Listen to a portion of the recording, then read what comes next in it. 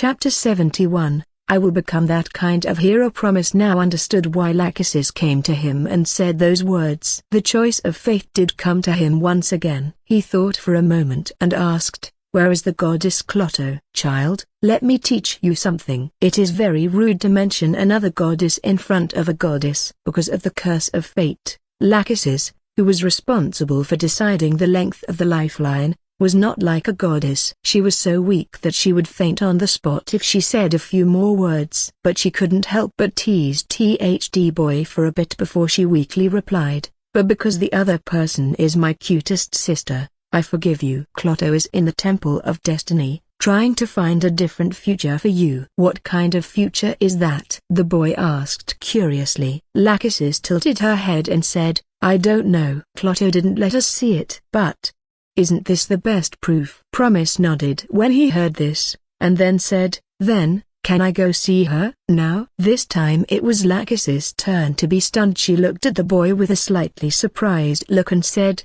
"Have you made a decision?" "Yeah." The latter nodded again. Are you really not going to reconsider it?" Lachesis was silent for a while, then asked, "After all, giving up is much easier. You only need to say one word, and you don't have to bear the fate of hundreds of thousands of people. This is much more cost-effective. And most importantly, even if you don't give up, what can you do?" This was the business of the goddess Persephone, who became the queen of the underworld, a fate no mortal should ever get involved in. However, not only did Promise wanted to get involved, he also wanted to take away the most beloved daughter from the hands of the main god, who could make the earth desolate and abduct her to be someone else's wife. Being his wife would be fine, but the place she would be abducted to was dark and gloomy, like a cage. It was the underworld that most gods despised, and it was a place where she would undoubtedly suffer. Not to mention a goddess, even if it were just an ordinary mother,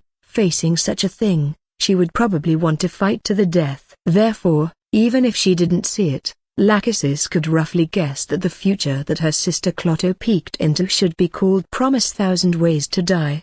Perhaps because of the surprise, Lachesis spoke so many words but her breathing was still even and she didn't faint on the spot. "You are right." Promise nodded and did not refute her. "After all, it was the fact. When I think about the fact that my choice now will determine the future fate of hundreds of thousands of people, and even the direction of the world, it's impossible to say that I don't care at all. And I only need to take a step back to let all of this go. But in that case, I won't be able to fulfill my promise to your sister, right?" If he give up his promise, can Athena and Hera avoid the future where Demeter, the goddess of agriculture, makes the earth barren?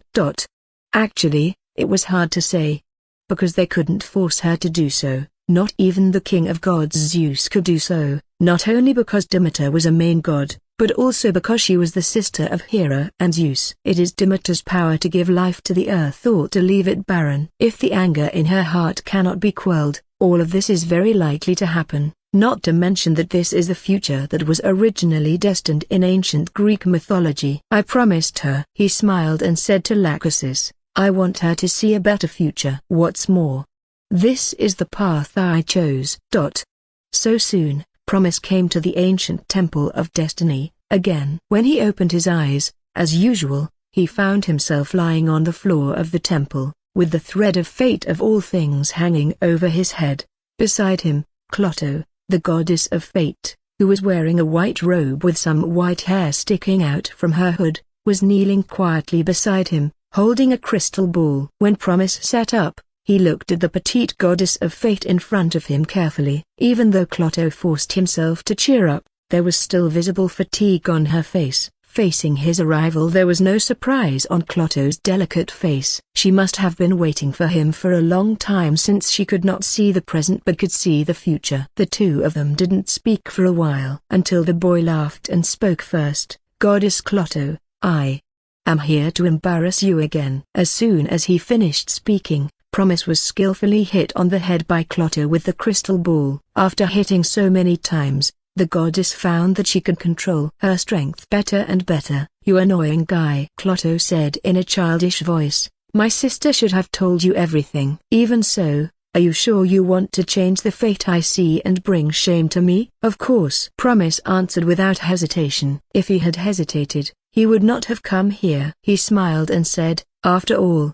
I promised you that I would let you see a more beautiful future. How can I go back on my word? Hearing this, Clotho was quiet for a while. If you only made a vow with me, without Athena and Themis, would you still make such a choice? Clotho said this softly, and her voice only became softer and softer, so soft it became inaudible. Huh? Promise blinked and looked at the petite goddess who was sitting in front of him, speaking in surprise. Goddess Clotho, what did you just say? Clotho did not answer. She was thinking whether she should hit the lyre in front of her again. Promise probably noticed it, so, in order to avoid being hit on the head again, he smiled and then suddenly said to Clotho seriously, Goddess Clotho, thank you. There is no need to continue, you just need to wait, just as we promised, you just need to wait for me to present the future to you. What you mean is that no matter what I do, there will be no results. Unlike the goddesses Athena and Themis, I will be humiliated by you anyway, so I should just give up, right? Clotho replied calmly. Although she tried hard to stay calm and appear to have the dignity of a goddess, she still pouted and looked unhappy, which made him laugh. Athena gave Promise the oracle and prepared trials for him, allowing him to become the shining star of the world step by step. Themis, the goddess of justice, gave him the sword to protect him on this journey. Although Clotho also gave a prophecy, the prophecy she gave had only one result, which was to be broken by the boy in various ways. No wonder she was unwilling to accept this. Moreover, there was that competitive spirit within Clotho herself towards Athena and Themis over Promise that she herself didn't realize. Of course not. As he spoke, Promise subconsciously reached out to pat Clotho's head, but gave up halfway. After all, no matter how delicate she looked, the one in front of him was still a goddess. Just as I am grateful to Goddess Athena and Themis, I am also grateful to you. Lachesis said that Clotho had been trying to find a different future for him, and Promise, who came here, saw with his own eyes how tired Clotho was now. After all, if it were a normal day, she would definitely try hard to keep a straight face and make herself look dignified. Hearing Promise's sincere words, Clotho looked down slightly, playing with the crystal ball in her hand for a moment before speaking. Though I believe it's impossible, I still want to ask you, are you really not going to give up? This time you are intervening in a matter between gods. Lady Demeter loves her daughter more than anyone else and cherishes the goddess Persephone. Anyone who wants to take her daughter away from her will surely pay a heavy price. Moreover, fate cannot be changed. Even if you really take Persephone away, the enraged Demeter will use her power to vent her anger on the entire world. By that time, Promise, who was supposed to be a bystander, would become the one who indirectly promoted all this and killed tens or even hundreds of thousands of lives. After all, the decision was in his hands now. Hades even gave him the invisibility helmet. And most importantly, because of the oath you made with the goddesses Athena and Themis, no one will come out to help you this time. They will even prevent other gods from getting involved, because this is the path you chose. Clotho said a lot. This scene was actually just like what happened between the moon goddess Artemis and the Pegasus. What she really wanted to hear was not his words, I will let you see a better future, but to hear the boy give up. But even so, Promise still smiled and answered without even hesitation, yes, this is exactly the path I have chosen, and I will become that kind of hero. Comment 8. Vote to left. Chapter 72. I will never give him to you.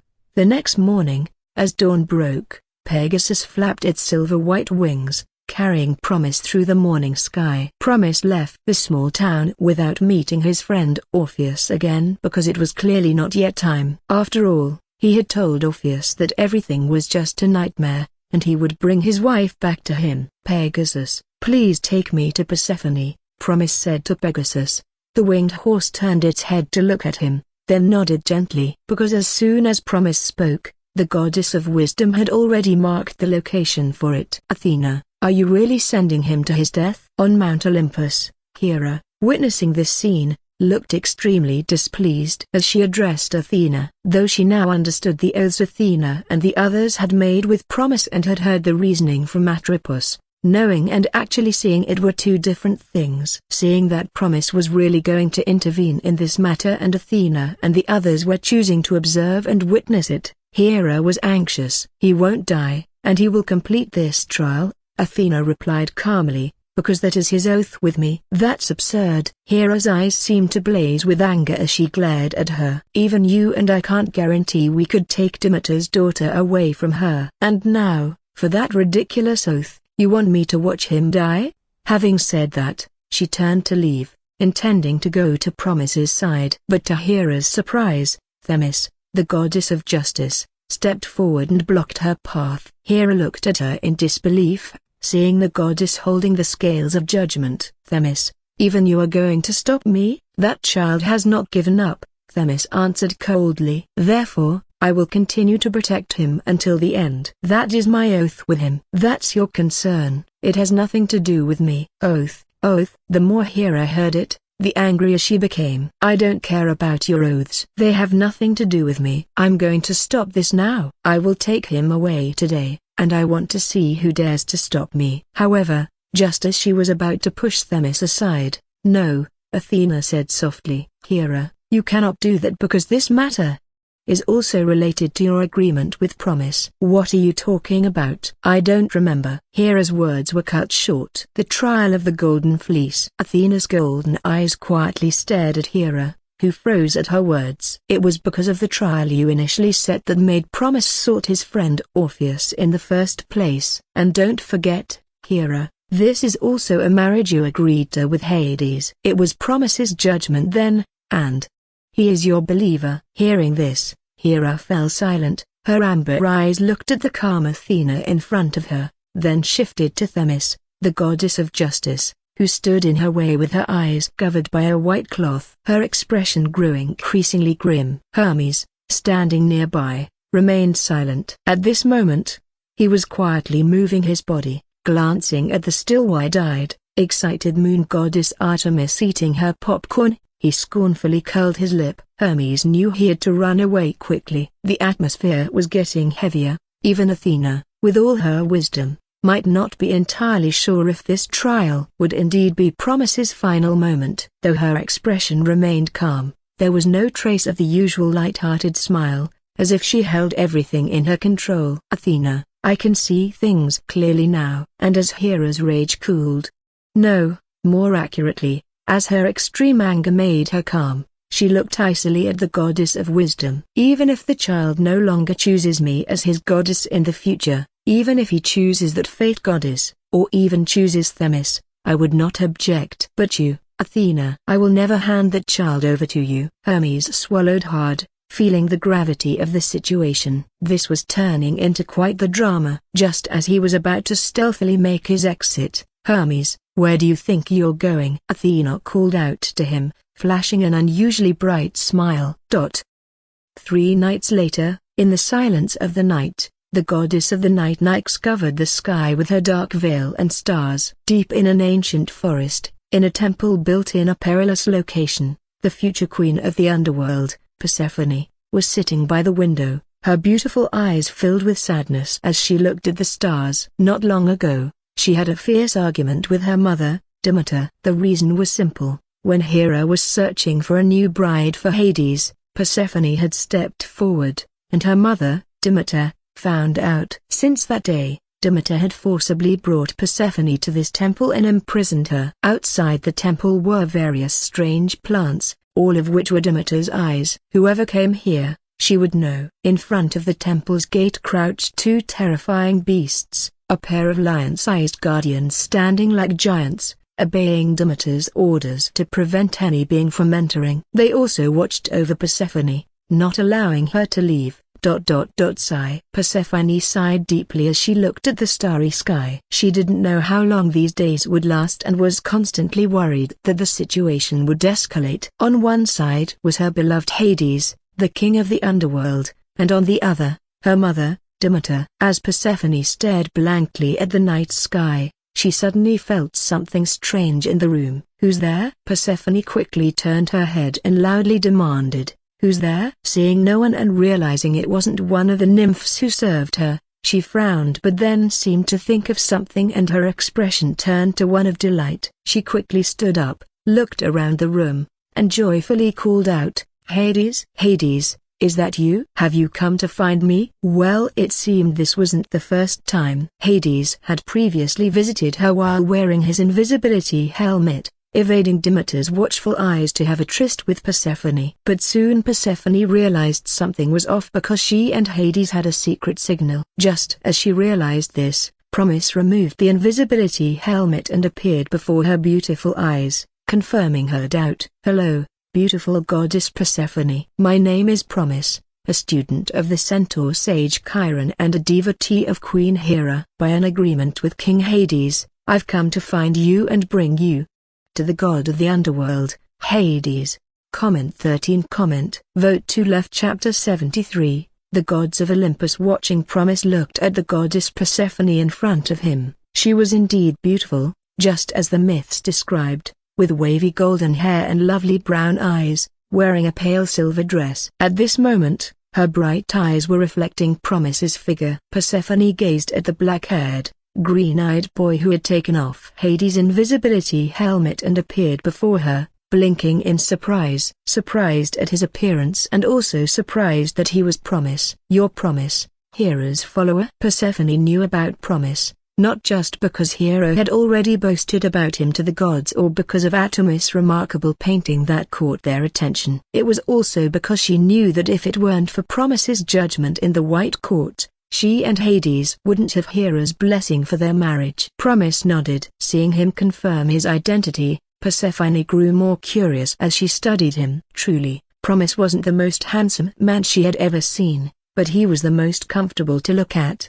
The experiences of over 6 months and the careful shaping by the wise goddess Athena, combined with his naturally artistic aura, made Persephone's eyes shine. Such a cute and delicate child. Persephone held her breath, fearing that a single breath might knock him down. After composing herself, she nervously pricked up her ears to listen for any sound outside the door. Only when she was sure no one had noticed did she let out a sigh of relief. She reached out, gently taking the boy's hand and pulling him closer before whispering, "Child, you said it was Hades who sent you?" Promise nodded again, while his green eyes observed Persephone closely. The primary purpose of his visit was to ask if she was willing to follow Hades to the underworld. After all, he remembered the original story of Greek mythology. In the myth, Persephone wasn't a willing participant but was taken by force by Hades, who used pomegranate seeds to make her stay. However, whether it was because Promise had altered fate from the beginning,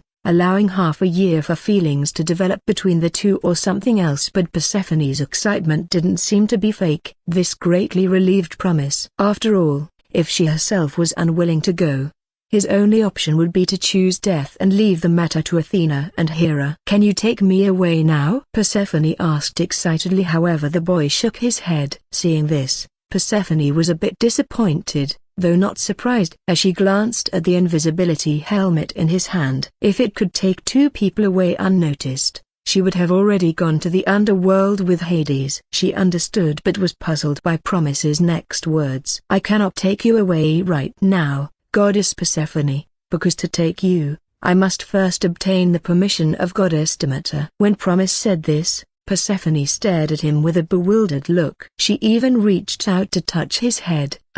Child, do you not know that this matter actually?" Persephone hesitated, her voice trailing off. "I know everything. Not only that, I am aware of the future of this matter. The goddess of fate has informed me of everything, and it is precisely because of this that I cannot just take you away." Before Persephone could continue her inquiries, Promise looked at her, his voice calm and serious as he spoke. "But Goddess Persephone, please believe me. I will bring you to Hades, even if it costs me my life." Hearing this, Persephone was stunned. Her first reaction was to think that Promise was lying, but her second reaction was the realization that he was telling the truth. Just as she was about to ask for more details, she sensed something and looked out the window at a distance. Quickly, she turned to Promise and said urgently, "Child, you must leave now. My mother is about to return. If she finds you here with Hades' helmet, she will not spare you." Hearing this, Promise did not panic. He glanced outside, thought for a moment, then nodded and disappeared using the invisibility helmet right before Persephone's eyes. Persephone turned around and quickly opened the door. She called Promise a few times, and when he did not respond, she sighed in relief, thinking he had left. What she didn't know was that Promise was actually still in the corner of her room. When Promise first met Persephone, he had already tested it. Unless he made a deliberate noise, no one could detect his presence. Otherwise, he wouldn't have been able to get past Demeter's watchful plants and the pair of guardian lions at the gate to reach Persephone so easily. After all, this invisibility helmet was on par with Zeus's lightning bolt and Poseidon's trident in terms of power. Standing quietly in the corner, Promise did not wait long. After about 10 minutes, he heard footsteps. Soon, the goddess Demeter, crowned with a wreath of golden wheat and with her hair in a braided bun, arrived. When Promise saw this noble goddess, he was surprised. She appeared to be a very gentle deity, with a kind and gentle demeanor, quite different from Hera's regal presence. Given her future actions of causing the earth to wither and imprisoning Persephone, Promise had always imagined Demeter to be a very strict goddess. "Are you still angry with me,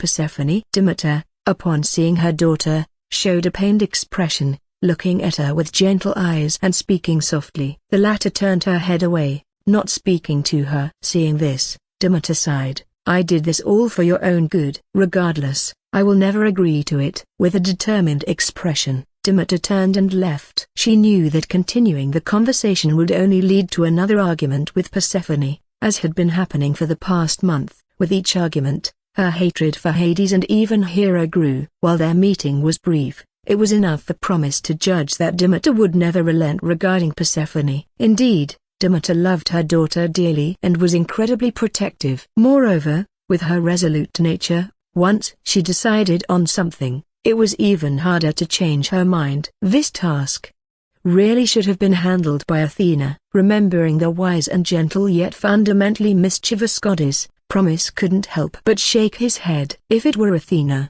she would have found a way. In normal circumstances, Athena would have rushed to guide him, giving divine instructions. But in this unique situation, she could only watch. Even other goddesses could only observe unless Promise actively sought their help. Because of this, somewhere on Mount Olympus, a certain deity was currently crying out in pain. Enjoying the spectacle and not fleeing immediately, thinking it was too interesting to leave, he brought this upon himself. Even Athena believed that only with her and Hera's intervention could the situation be resolved. So, at this moment, what Promise did not know was that the gods were all watching him intently, never looking away. Not only Athena and the others, but even Apollo had bid farewell to the laurel tree nymph Daphne and returned to Olympus. Thus, apart from the goddess of justice Themis and the three fates, the main gods of Olympus involved in this matter and watching it unfold numbered 7. In Greek mythology,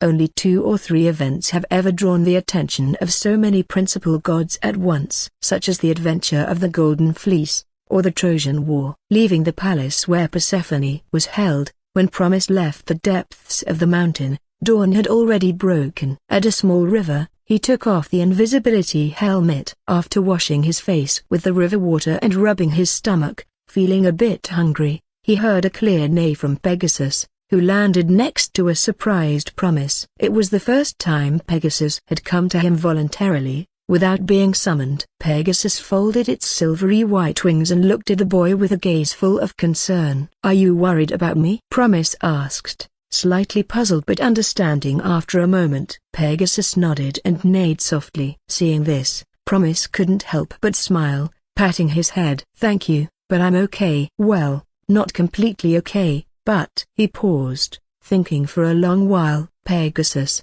can you take me to see someone?" Pegasus nodded, its hooves striking the ground. "I want to see someone. If this really is my end, I think I should at least say goodbye to him."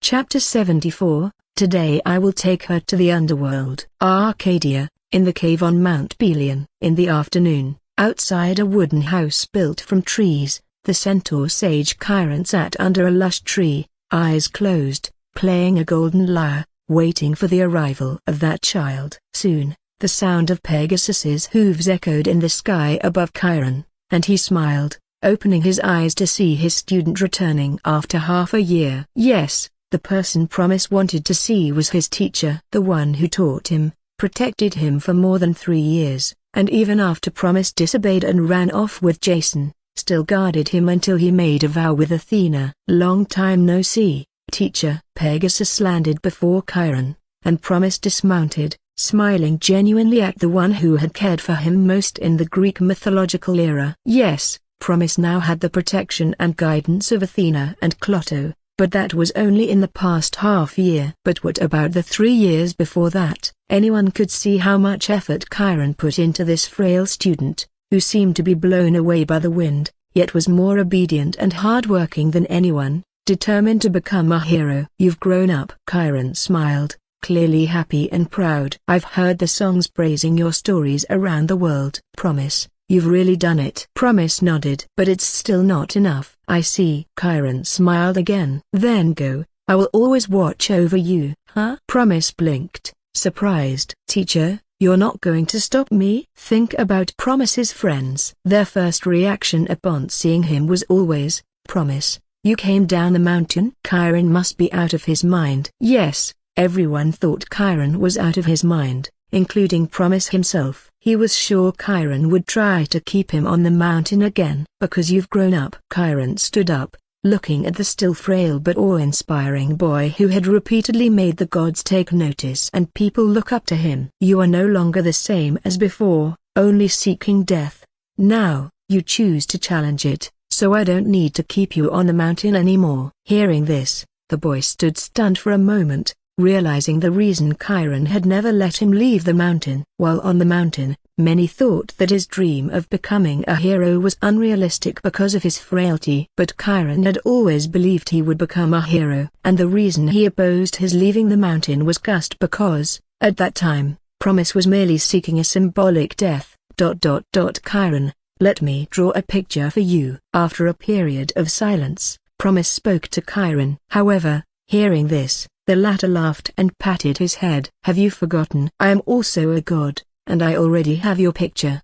Promise looked puzzled. Chiron smiled, looking at the young man who had gradually been sculpted into his current form. Your growth, to me as your teacher, is already the best painting you could give. Later, Promise prepared to leave. Sitting on Pegasus, looking at his teacher, who was smiling and seeing him off in the sunset, Promise thought for a long time, before speaking. Teacher Chiron, I will survive, because I have yet to change your fate. With that, Pegasus flapped its wings, carrying the boy into the sky under the setting sun. Athena, who had been watching over him, glanced at Hera beside her. Really, Hera, are you even jealous of this? Hera remained silent. But the goddess of justice Themis couldn't help but cover her mouth and chuckle. As the gods stared in disbelief at her smile, she calmly said, but Athena, I sense the same jealousy in you. The scene fell silent. Hera looked disdainfully at Athena. Hermes and Artemis wanted to laugh, but Hermes, with his bruised and battered face, found even a twitch of his mouth painful. So Artemis, surprisingly, managed to suppress her laughter. Later, the gods discussed what Promise might do next, but they couldn't reach a conclusion. Because on the surface, the best choice seemed to be for Promise to use Hades' helmet to secretly take Persephone when Demeter wasn't looking. This way, he could fulfill his promise to Hades and his friend, ending the matter and allowing Athena and the others to intervene. But even Artemis knew Promise wouldn't do that. And indeed, Promise never intended to do so from the beginning. Not only that, the boy made the choice that Athena and the others thought was the worst. That was the next day at dawn. Promise once again arrived outside the palace where Persephone was held, but this time he didn't wear Hades' invisibility helmet. Pegasus flew in plain sight over the ancient forest, visible to Demeter, and landed directly at the palace gates. The 2 giant lions guarding the palace, under Demeter's command, stood up, baring their sharp teeth, glaring at Promise and Pegasus. But sensing the divine auras on Promise, they hesitated and didn't attack immediately. Promise then tore apart the drawing of the 100-eyed giant Argus.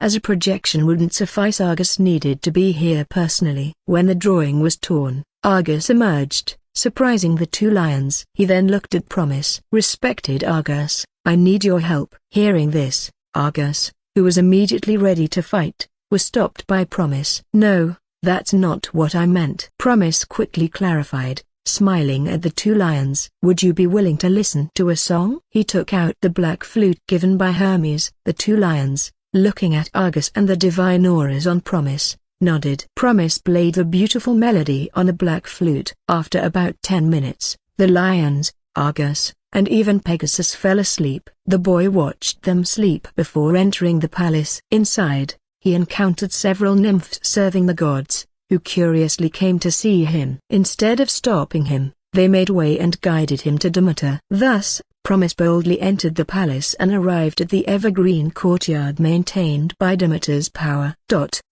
Demeter sat in a pavilion in the courtyard. The goddess Persephone loved flowers, all kinds of flowers, so the temple prepared by Demeter was actually very thoughtful and decorated with all kinds of beautiful flowers. One of the reasons why Hades, the god of the underworld, fell in love with Persephone was that she had the power to make flowers bloom even in the underworld. Persephone was the goddess of seeds. In Greek mythology, her presence in the underworld represented seeds sleeping in the dark soil, and her return to the surface symbolized the arrival of spring and the revival of life. Promise looked at the seated goddess Demeter, and then walked towards her lightly, and during this time the goddess did not even turn her head to look. Only after he finally arrived did she sigh quietly, turn her head and ask him, "Child, why can't my daughter understand her mother's painstaking efforts?" Hearing this, Promise did not answer immediately. The two looked at each other for a while, and Demeter smiled. Her smile was very gentle as she said, "Hera asked you to come. Is she planning to have you paint a picture to cheer up my daughter and me?" It was clear that she knew Promise. After Artemis' famous painting that night, it was hard not to know him, especially since Hera had initially boasted about him. Therefore, Demeter naturally made this assumption. She was quite pleased, thinking that a painting by Promise might indeed lift Persephone's spirits. In this regard, Promise could have avoided answering directly. Although he couldn't lie, he just had to tell some other truths. But the boy's answer was blunt. In fact, it was so straightforward that the gentle smile on Demeter's face froze in an instant. Promise shook his head and replied, "It was Hades, the god of the underworld, who asked me to come here." Hearing the name of Hades, the god of the underworld, Demeter was stunned, but before she could react, she heard the boy continue to speak softly. "He asked me to come here and take your daughter, the goddess Persephone, to the underworld."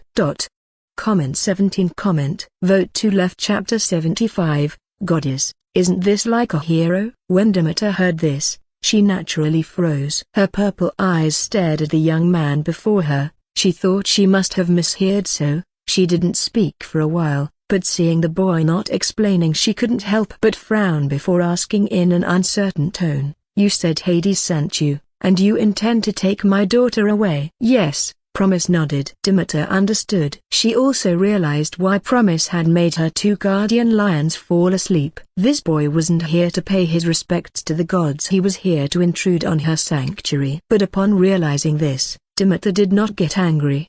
No, to be precise, in a fleeting moment of anger where she almost wanted to strike out, looking at Promise, that thought vanished quickly. Instead, she laughed. Just as she was about to say something, she heard Promise speak first. "Actually, the story is like this." Promise then recounted how he obtained the seven-stringed lyre from Apollo, sought out his friend Orpheus, learned about his plight, and ultimately made a deal with Hades in the underworld, explaining everything to Demeter. During this recounting, the goddess didn't interrupt him, and she seemed more intrigued as the story went on. When Promise finished, she blinked and couldn't help but urge, "And then?" "What happened next?" The boy did not answer, but looked at her with his emerald eyes, slightly subtle. Only then did Demeter realize the next was now a Promise had come to her. Feeling a bit embarrassed, Demeter smiled and then said to Promise, "My dear child, you might be mistaken. Hades probably didn't mean for you to come to me but to seek out Athena,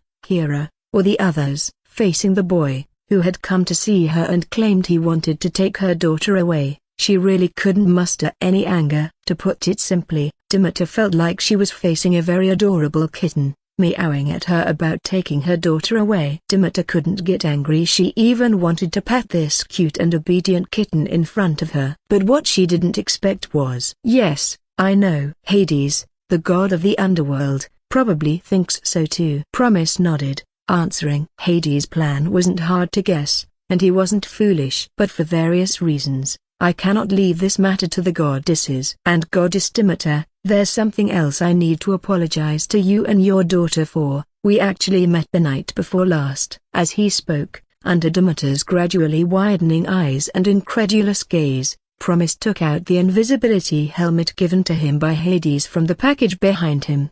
"The night before last, when you met with Persephone, I was actually the two." Demeter, stunned and staring at Promise, hadn't yet processed this when, "Wait, mother, don't harm this child." Persephone, who had been eavesdropping all along since the commotion caused by Promise summoning the 100-eyed giant wasn't smaller, couldn't hold back any longer. She anxiously ran out, standing in front of Promise, looking nervously at Demeter. The latter looked at Persephone, then at Promise behind her and the invisibility helmet in his hand. Her face finally turned grim, and her body started trembling. She felt fear, and for the first time, sensed a real threat from Promise. If Promise had given this helmet to Persephone the night before last, Demeter didn't dare think further. She stood up, glaring angrily at Promise. At this moment, if not for Persephone shielding Promise, Demeter might have already struck him down. "Hand it over," she demanded angrily. And then, "Okay, Goddess Demeter." Promise handed the invisibility helmet to her. In an instant, silence fell. The gods observing Promise, even Athena, were left with their mouths slightly agape. Bruised and still eating his melon, Hermes dropped his fruit. Persephone was utterly dumbfounded, staring at the helm, to the one thing that could free her from her mother's grip. After a moment of shock, she instinctively reached out to grab it. But Demeter reacted swiftly, taking the helmet and hugging it tightly, looking nervously at Persephone. "Mother, you.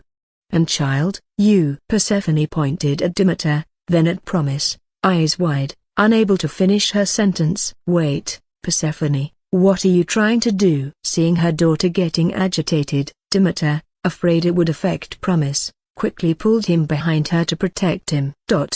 On Mount Olympus, Hera watched in bewilderment before turning to Athena, then to the expressionless Atropos, and asked, "Is this also what you foresaw?" "I don't know." Athena was equally confused. Due to the special nature of Promise's fate, with too many fatal outcomes, Athena had eventually stopped trying to foresee it. So she looked at Atropos. "I don't know either," Atropos said calmly. "My sister won't let me look.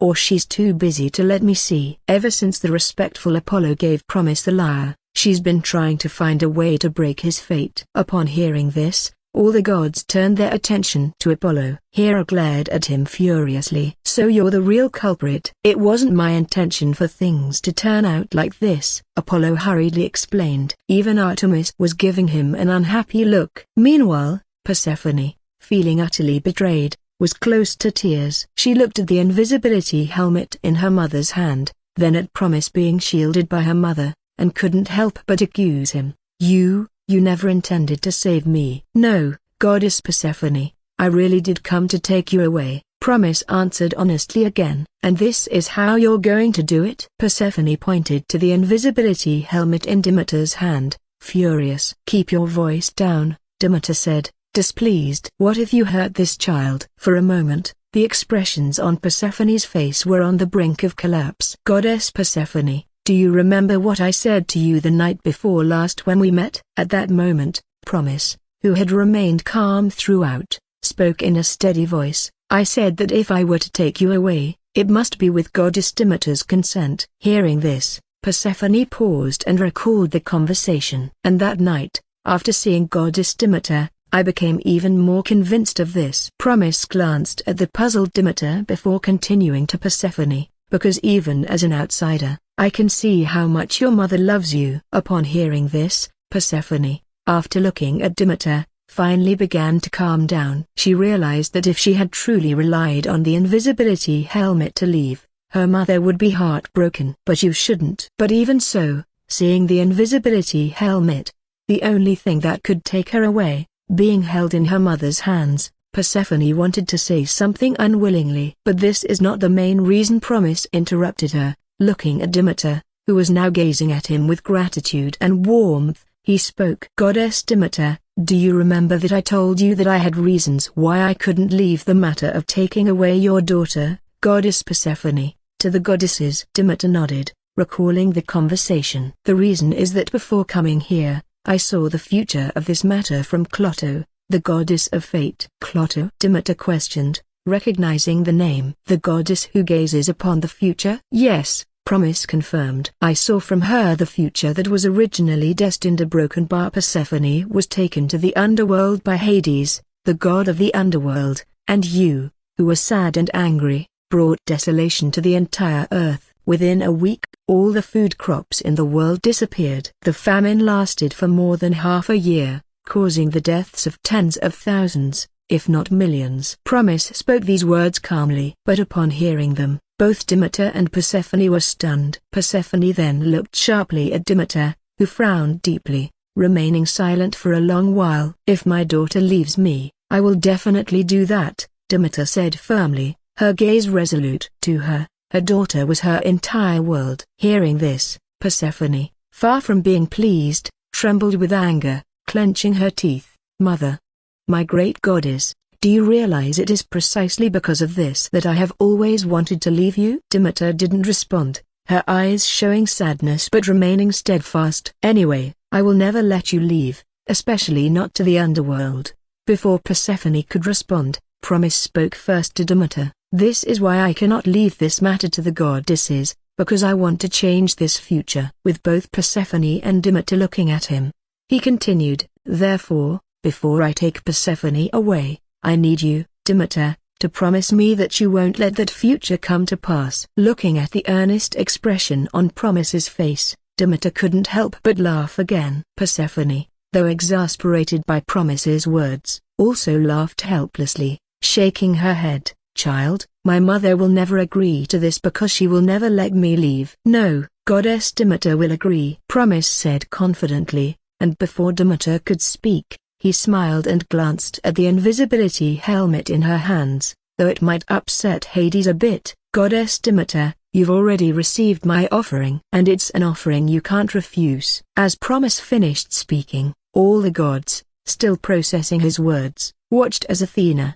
smiled. At that moment, she understood what Promise was doing. And it was something that gods couldn't do, but only a human could. Great Olympian deity, goddess of agriculture, Demeter, I, Promise, a student of the centaur Chiron, and faithful follower of Hera, present you with this special offering. Offering this special tribute. Promise took a few steps back, while Persephone and Demeter were still reacting. He performed a standard bow to Demeter and said, this is the helm of invisibility from Hades, capable of silently taking away your cherished daughter Persephone. And now, I present it to you. Therefore, Goddess Demeter, please bestow your favor, or granted trial to the one offering you this tribute that can fulfill his wish. And the favor, or trial, I seek is for you to vow that under no circumstances will you let the earth become barren, nor vent your anger on the world. Additionally, you must allow Persephone and Hades to meet so that I can fulfill my agreement with Hades. Demeter was stunned. She looked at the helm of invisibility in her hand, then at Promise who was bowing and presenting the tribute, standing at a loss. Persephone was also stunned for a while, and then, seeing her mother standing there with her mouth agape, not knowing what to say, she couldn't help but burst into laughter. She laughed happily, even somewhat heartily. How to put it, the situation Demeter encountered at this moment was like being scratched on the face by the sharp claws of a seemingly cute kitten. This left her standing there, unable to agree, nor disagree. If she didn't agree, she would have to return the helm of invisibility to Promise. After all, Athena and Hera were watching, and Demeter wasn't unaware of it. But if she returned the helm of invisibility to Promise, she probably wouldn't be able to close her eyes ever again. Yet if she agreed, after a long time, Demeter laughed helplessly. Child, you seem a bit greedy. Yes, I know, Promise nodded. And aren't you afraid of Hades blaming you? I'm not afraid.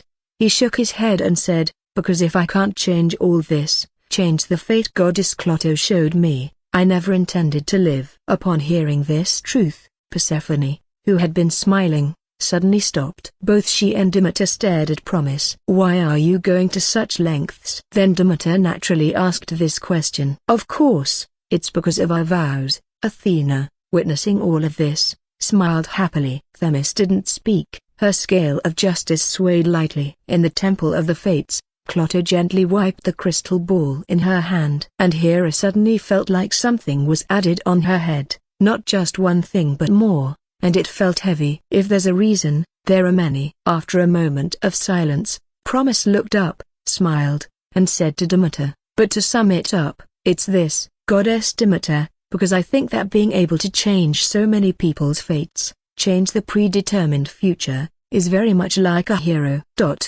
Comment 18 Comment Vote to Left Chapter 76 Trial. If I still don't agree, then what? Demeter, one of the 12 Olympian gods and the goddess of agriculture, asked Promise again. "Then I will abandon the matter of taking Persephone, and in exchange for this item, seek a favor from you, Demeter." "That is a vow." "Compassionate goddess, please vow not to let the future of barren earth occur." Promise's response was without hesitation. It was clear that he had already considered it in advance. Thus at this moment, whether it was Demeter or Persephone, or even the gods watching this scene, they all realized. Promise came to Demeter, not only for his agreement with Hades but mainly because of the future the fates had shown him, a future where countless lives would be lost. To change that destiny, he needed to offer the only item that could silently take Persephone away from Demeter. So, Persephone fell silent, staring at the helm of invisibility in her mother's hands, saying nothing more. Demeter also remained silent for a long time before she sighed softly and said, "I accept this tribute." As she spoke, her violet eyes reflected the frail youth in front of her. "I cannot hand my daughter over to Hades, but I cannot refuse the tribute you offer me either. And, Hera, you have a fine follower." The tone of envy made Hera, watching from Olympus, proudly puff out her chest. "Child, what I give you will not be a favor, but a trial." A favor would be a vow where Demeter would not allow the earth to become barren or vent her anger on the world. A trial meant that if Promise succeeded, she would not only fulfill her vow but also let Persephone and Hades meet. So, even Persephone looked at Demeter in surprise and astonishment. "My daughter, do not misunderstand. I said I would never accept your relationship with Hades," Demeter said calmly while looking at Promise with a gentle gaze. "I just don't want to make things difficult for this child. Moreover,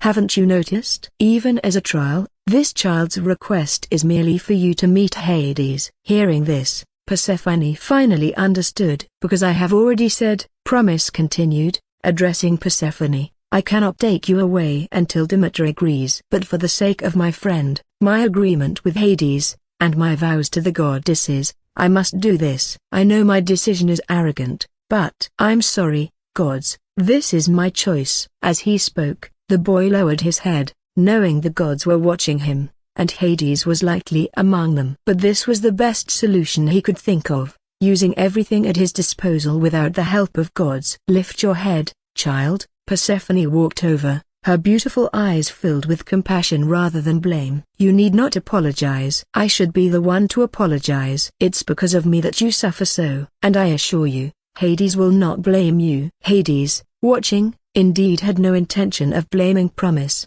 even though he used the helm of invisibility as a tribute. After all, he never thought Promise could truly help him, especially seeing the frail boy stand bravely before a major god, risking his life to change the world's fate. Who could say anything against him? However, Hades was angry, not at Promise, but at Hera and Athena for their inaction. "Thank you, Persephone," Promise said sincerely to the goddess who did not blame him. After all, he had essentially handed Persephone's hope over to her mother. Persephone smiled and shook her head, indicating it was fine. Then Promise looked at Demeter, his green eyes reflecting the goddess. "Goddess Demeter, what trial will it be?" Demeter met the boy's clear, bright gaze, her face showing a struggle. However, finally, in a somewhat ashamed tone, she said, "I'm sorry, child. Though I want to see you change fate and fulfill your promise to your friend, For my daughter's sake, the trial I give you will be one you cannot possibly complete." Taking a deep breath, she announced the trial she had devised. "You must reach Hades without the help of any gods. During this journey, as if Persephone has disappeared from the world,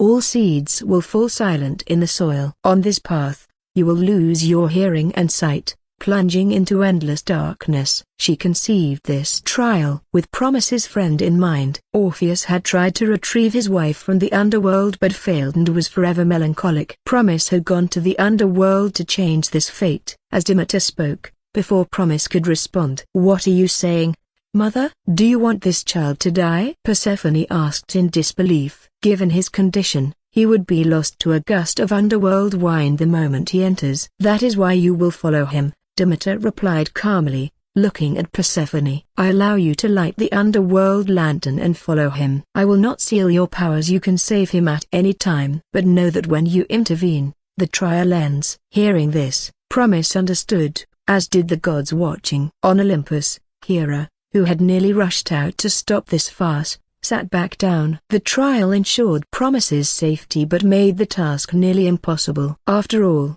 without hearing or sight, how could Promise reach Hades? Just Persephone following behind him was already an extremely unstable bomb. Demeter never intended to let Promise complete the trial. Her real intention was to use this opportunity to let Persephone see the underworld clearly. Hermes saw through Demeter's thoughts at a glance. Even though he was bruised and battered, he still did not forget his nature of eating melons as he spoke, and Demeter also knows that with Persephone's character, she will definitely take action when Promise is in danger. And if she takes action, it is equivalent to giving up the opportunity to meet Hades with her own hands. Hearing the words, Athena glanced at Hermes. She didn't object to what Hermes said, but she was thinking that since he was speaking so bluntly, it seemed that she had hit him too lightly just now. It seems that even Demeter likes Promise, so she doesn't intend to let him be in real danger. Apollo, the god of light, couldn't help laughing. Who wouldn't like him? Artemis nodded, recalling the painting that night. Hearing this, the gods present did not refute. After all, they gathered here because of Promise. Only Hermes secretly curled his lips at this moment. After all, he had just been severely beaten by Athena because of this boy. But even if time could go back, Hermes would probably... No, he would have definitely made the same choice. After all, these melons were really delicious. "That's great." Queen Hera, whose beautiful golden curly hair flowed out from under the crown, finally breathed a sigh of relief and said with a smile, "In this way, the child is finally safe." But before she could finish her words, Athena beside her sighed heavily. Her golden eyes stared at her in confusion as she said, "So, Hera, you should give up your position as soon as possible. You don't understand that child at all." Without waiting for Hera, who was glaring at her with wide eyes, to say anything, Athena continued, "Because even with such conditions and such an impossible trial, the child would never give up. Not only because this is the path he chose to become a hero, and this is the oath he made to us, but also because it is impossible for that child to let go of the fate that is entangled with him. Therefore, if he fails, there is only one possibility. That is, his blood will bloom like flowers on the road to the underworld." After saying this, she ignored Hera, who was stunned, and even Apollo and Artemis, who were also stunned beside him. Instead, she tilted her head and looked at the goddess of fate who had arrived here at some point and said, "Am I right, Clotho?" Hearing this, the eyes of the gods present naturally and subconsciously gathered on Atropos. But different from a few moments ago when she was standing alone at this time, beside her was her sister Clotho, holding the crystal ball as usual. That's right. At this time, Clotho had already walked out of the Temple of Destiny, and she no longer continued to look for the possibility of Promise's destiny, because they had already met before Promise went to the goddess Demeter, and when she came here, it meant that the number of people were finally together. The four gods whose fate was intertwined with Promise. Clotho. Hera also looked at her in surprise and said, "When did you come?" "Oh,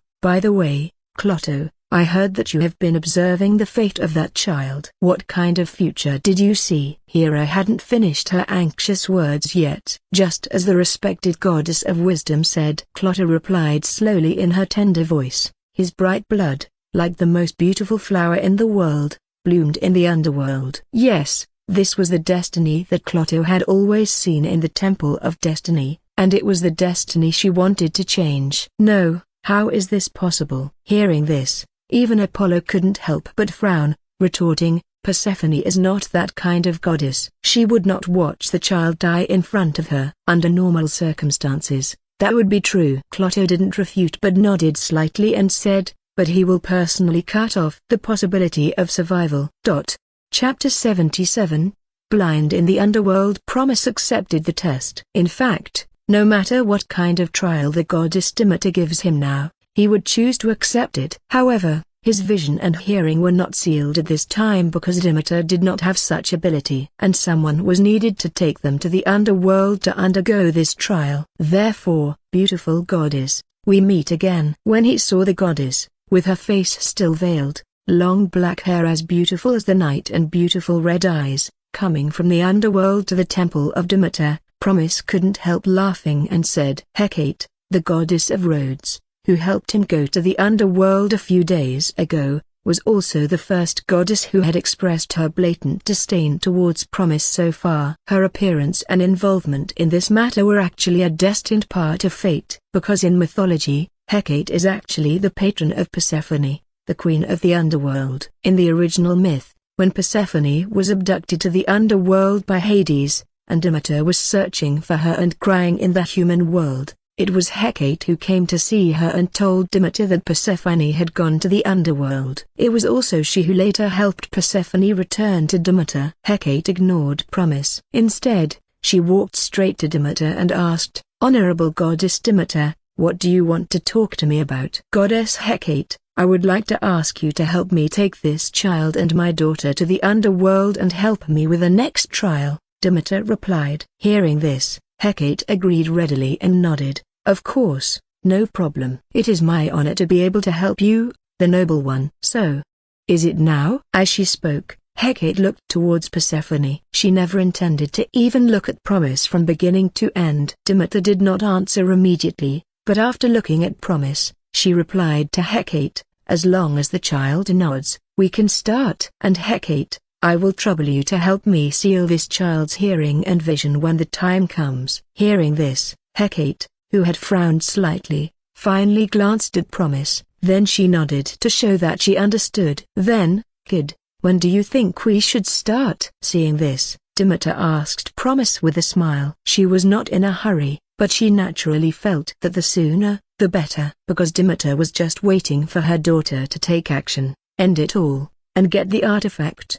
The invisibility helmet. Persephone on the side lowered her head. She actually roughly understood her mother's thoughts, but she did not choose to stop her because, in this way, Promise would no longer be involved in this matter. Soon, all eyes were focused on Promise again. After thinking for a while, the boy looked up at Demeter and said, Goddess Demeter, could you please wait for me for a while? It will be quick, right away. After Demeter nodded, Promise ran out of the temple. Demeter and Persephone saw this and followed. Although Hecate had no interest, she had no choice but to follow them when she saw them all leave. They followed Promise out of the courtyard, where it was spring all year round, and came to the gate of the temple. The giant lion, the 100-eyed giant and the Pegasus, who had been put to sleep by Promise's ink-colored shepherd's flute, had naturally woken up long ago. They were even communicating in a way that Promise couldn't understand, and they seemed very harmonious. Promise called back the Pegasus and took out something from the luggage it was carrying. When the goddesses who followed out found out what he took out, they were all slightly surprised. It was a golden lyre.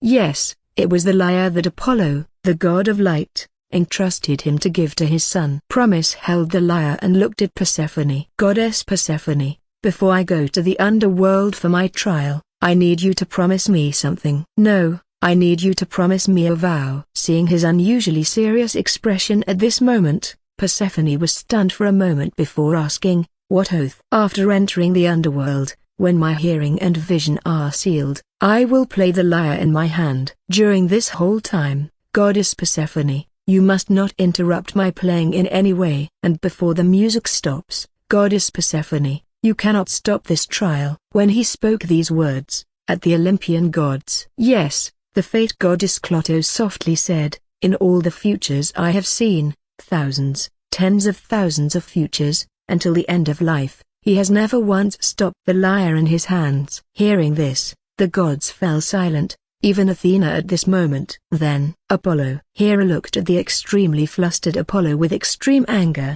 and the moon goddess Artemis glared at him as well. "Look at the mess you've made." "But, wait, I never thought things would turn out this way," Apollo replied in a panic. But the gods no longer had the heart to argue with him. "Stay away from little Promise, you." Moon goddess Artemis angrily left this remark, then said no more. Because at this moment, the goddess Persephone had already agreed with Promise, and made a vow. After all, the interruption of the lyre's sound is such a simple condition, even a mere stumble could interrupt the sound. Promise considered this, which was why he decided to borrow the divine artifact, the seventh-string lyre, so that even if he fell, it would not break. Demeter even laughed upon hearing Promise propose this condition, finding his serious look quite cute. Only the goddess Hecate, standing aside, seemed to sense something, her veiled red eyes slightly gazing at Promise for a while. And upon hearing Persephone make the trial vow,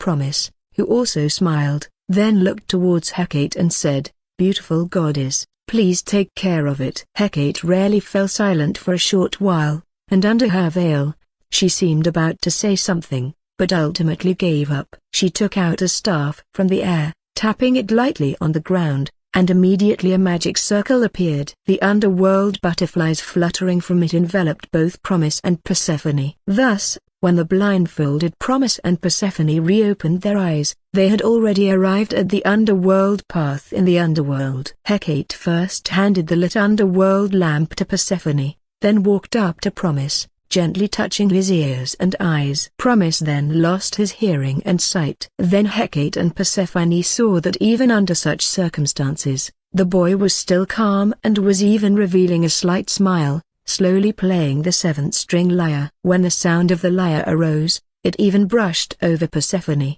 who had just arrived in the underworld for the first time, gazing at this eternally dark land of the dead, her brow furrowed and afraid. Surprised by the recovery, Persephone seemed shocked by the beauty of the music played by Promise. After all, even if it could not make trees and stones weep and rejoice, Promise's skill had once conquered the moon goddess Artemis. After that, Hecate left. Although she departed, her gaze obviously lingered there. Not just her, but when Promise came here, even the underworld king Hades, the night goddess Nyx, and many underworld gods curiously looked over. After all, when Promise entered the underworld, officially beginning this trial, how could the gaze of Athena, Hera, and others possibly be hidden from the gods of the underworld? Sensing this, the night goddess Nyx naturally recalled that night when Promise used his own body as a canvas. That night, the gods similarly turned their eyes towards him. Thus,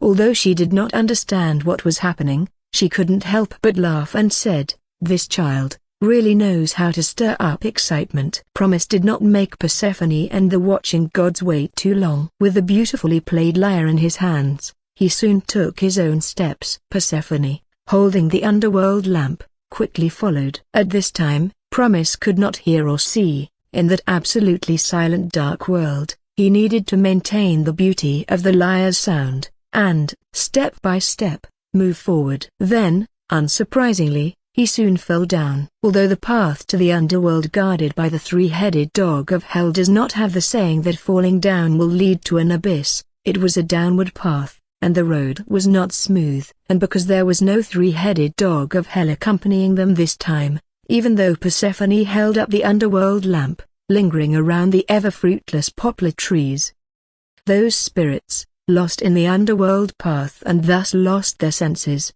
forever unable to rest, began to converge, floating ominously around them. They smelled the scent of the living, issued terrifying roars, and tried to tear the two apart. Although she knew they couldn't harm themselves, and the light of the underworld lamp prevented them from approaching. Seeing and hearing this terrifying scene made Persephone's face turn a bit pale. She instinctively moved closer to Promise, and due to her bump, the boy fell down, but even though he fell, the sound of the lyre did not stop. Realizing this, Persephone hurriedly apologized. Promise did not respond. After all, he could hear nothing now. However, even so, Persephone soon sharply noticed that the boy's lyre sound became even softer, as if to soothe her fears, telling her not to be afraid, which made the goddess, realizing this later, feel ashamed. She then breathed more steadily and tried her best to lift the underworld lamp, seemingly to light the way in the underworld for Promise. But naturally, Promise could not see,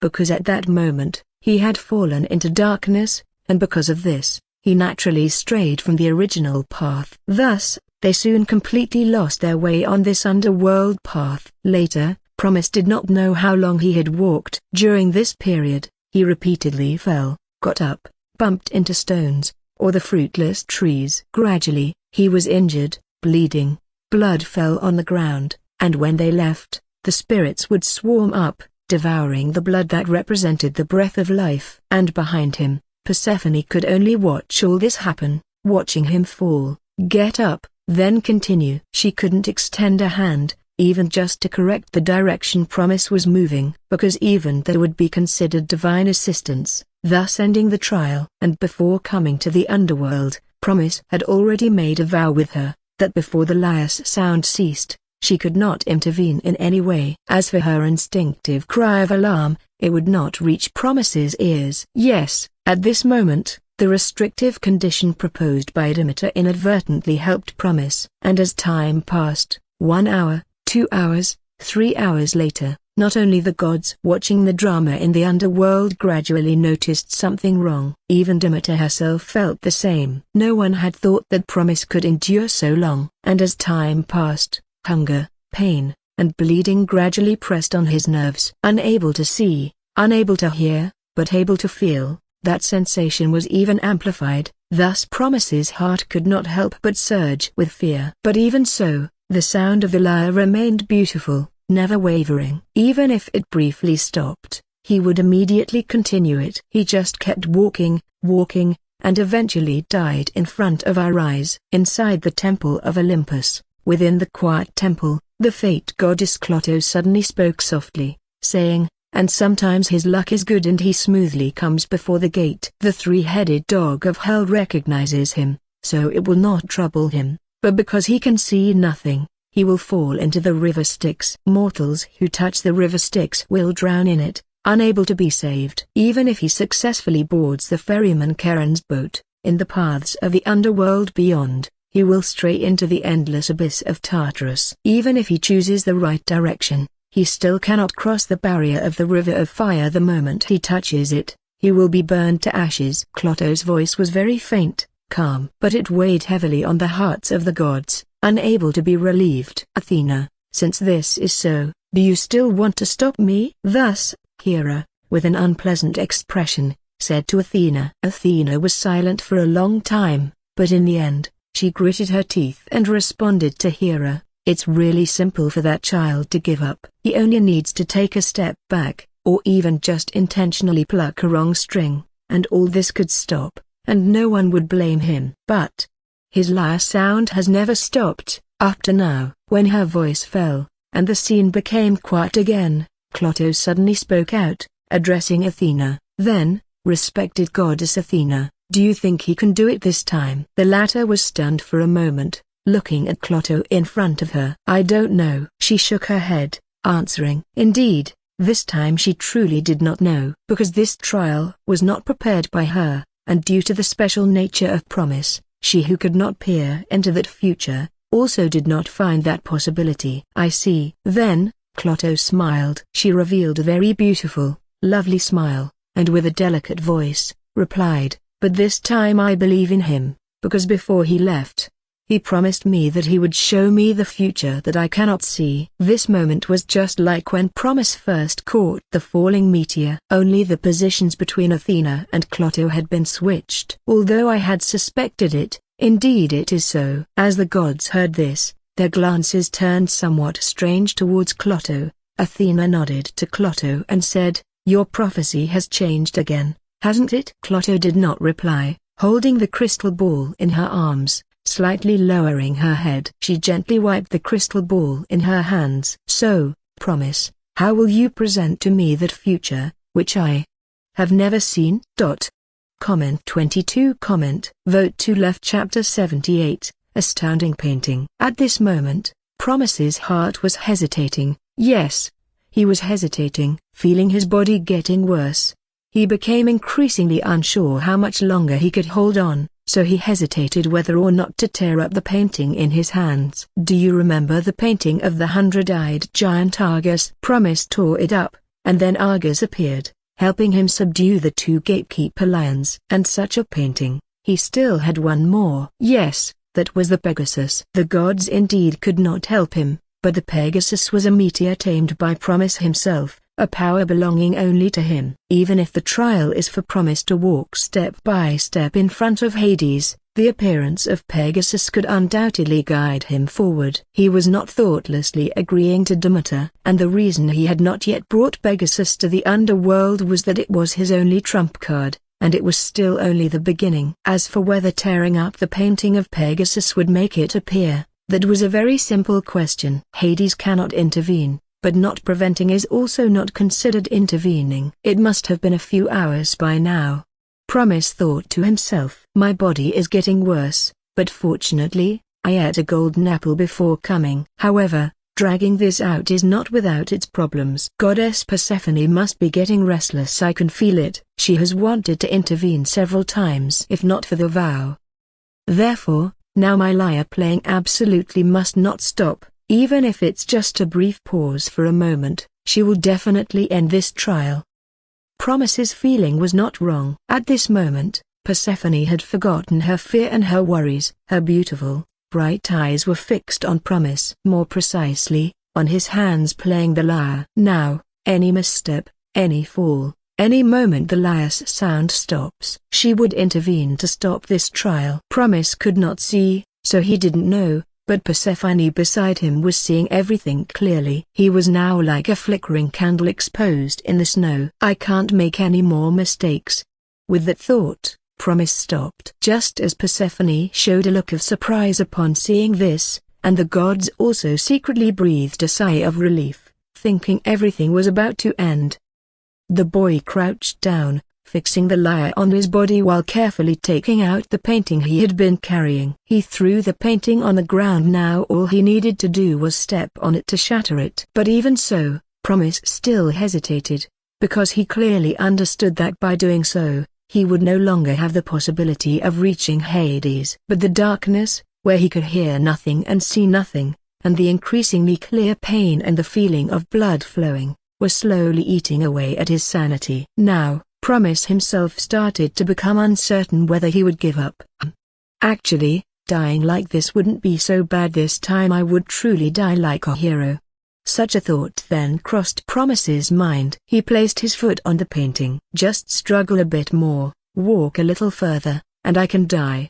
Promise began to think. But just as he was about to take action, Promise, you've grown up. You are no longer like before, only seeking death, but now when facing death, you choose to challenge it, so I naturally don't need to keep you on the mountain. Promise suddenly remembered the conversation he had had with his teacher Charon. Then, "Teacher, I'd like to draw a painting for you." "No need, because your growth, to me, is already the best painting."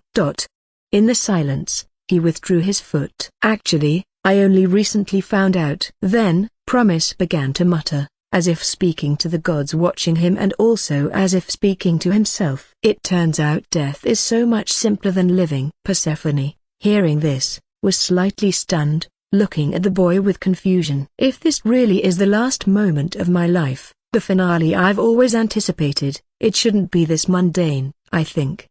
At the very least, I should draw a painting. This painting should be dedicated to all of you who have been watching me, the goddesses I made vows with, my teachers, my friends, and myself. But now I have no brush, and no canvas, so what should I do? Let's do it this way then." As he spoke, Promise smiled, and then he broke the painting under his foot. Pegasus burst out from the painting, unfolding its silvery white wings in the underworld under the astonished gaze of Goddess Persephone and the gods watching this scene. Protecting beside Promise. Promise played his 7th-string lyre, his face once again revealing a gentle, soft smile, and the sound of the lyre became more joyful. Just like that night when the night sky was my canvas, only this time, the canvas is not the night sky, but the darkness I'm currently plunged into. And I am that paintbrush. Using darkness as the canvas and himself as the paintbrush. Promise smiled, his golden lyre playing a joyful melody, and then he took a gentle step forward. At that moment, he felt that wonderful sensation. The same feeling as when he had once depicted the goddess of wisdom and drawn Pegasus and the 100-eyed giant. A step forward, like a drop of water falling into a lake as smooth as a mirror, causing spreading ripples. Those ripples spread out from under his feet. The surrounding darkness was gradually sketched out, and with the ripples spreading, the eternally dark underworld began to be transformed into a painting. That painting, visible to Promise, who could see nothing, plunged into darkness. Thus, the unseen and unheard boy saw. He saw the entire underworld being painted and presented. And not just that, as the ripples spread further and further, Promise felt tangible gazes. Thus, he saw the gods on Mount Olympus, who were watching him in surprise. They occupied the corner of the painting. Their expressions of astonishment varied, some standing, some sitting. Promise also saw the goddess Hecate, who had actually been hiding not far away, watching this scene all along. She really is a beautiful goddess. Seeing her face beneath the veil for the first time, Promise couldn't help but think this. At this point, a painting centered around the boy appeared. Then Promise took another step. As he stepped out, the pleasant sound of the lyre began to resonate in the ears of all the creatures watching this scene. Under that sound of the lyre, even the deranged spirits halted. Light broke through the underworld, shining upon Promise. That force healed the wounds on his body. Seeing this scene unfold, Athena and others naturally turned their gaze instantly to Apollo. It wasn't me. Apollo, who was equally surprised by such scene, waved his hands and said, "The boy's lyre playing called the 7th-string lyre to respond to him." Promise naturally also saw this sunlight, and he understood that it was the 7th-string lyre in his hands responding to him. Then, he looked into the distance at the underworld and smiled. "Goddess Persephone, let's go," Promise softly said to Persephone,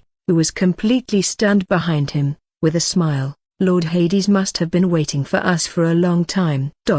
Chapter 79. Since it's a painting, it must be beautiful. Mount Olympus, within the temple. What exactly happened? The majestic goddess, Queen Hera, looked into the underworld at the smiling boy who seemed to be part of the painting. Her eyes filled with confusion. At this moment, she actually felt some changes vaguely but didn't understand them. Even the clever and cunning Hermes was equally puzzled at this time. On the other hand, Artemis tilted her head, her expression one of surprise, as if she had realized something. Because she had seen Promise enter the painting before, and at that time, she even rescued her adorable little follower Atalanta, who had accidentally entered the painting. And Artemis is so far, besides Athena, the second chief god who has received a painting from Promise. Thus, the only one who completely understood what was happening at this moment was Athena, who naturally smiled. Her flawless face at this moment blossomed into a beautifully picturesque smile. She stood up. He did it once again. As the gods heard her and instinctively looked towards her, she said with emotion, "He has once again performed a miracle that even astonishes me." "What exactly is going on, Athena?" Hera, also standing up, couldn't help but ask. Athena glanced at her, then at the gaze of the gods converging on her, and finally at the silent fate goddess standing next to her sister, holding the crystal ball. Smiling, her golden eyes gazed into the underworld where Promise, stepping forward again and playing the joyful lyre as she said, "He is painting a picture." "Painting?" Hera, slightly startled, recalled Promise's recent words. "Yes, a painting." Athena nodded, remembering the first painting she had received from him. That was also the first painting Promise had offered to the gods, depicting the truest side of the goddess of wisdom. In the simplest terms, That meant that on that day, he had already completely understood the legendary goddess of wisdom. Because that child was thinking, if today was truly his finale, the ending he anticipated, then it should not be so mundane, but rather magnificent. So he painted it out, using the falling darkness as the canvas, and himself as the paintbrush, depicting everything centered around him at this moment, a painting dedicated to all who watch and care about him, and also to himself. Everything in the underworld was now displayed on Promise's canvas.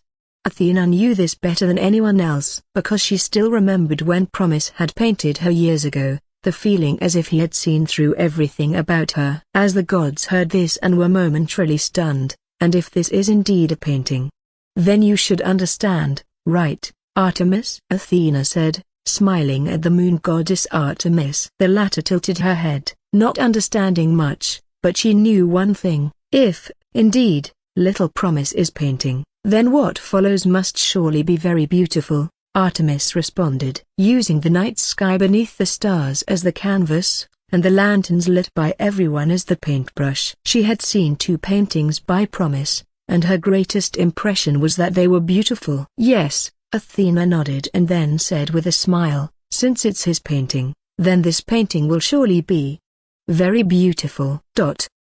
At this moment, in the eternally dark underworld, on the path of no return in the underworld, Goddess Persephone, could you do me a favor? Just as Persephone was still dazed, looking at the Promise and unable to react to everything before her, Promise suddenly spoke up. He smiled, saying, not to help me complete this trial, but I hope, Goddess Persephone, that you could help embellish my painting at this moment. Hearing his gentle voice, Persephone came back to her senses. Her beautiful bright eyes stared at the young man before her, who, although still appeared fragile, no longer had the imminent feeling of extinguishing and even now seemed like the light illuminating the eternally dark underworld, so dazzling and striking.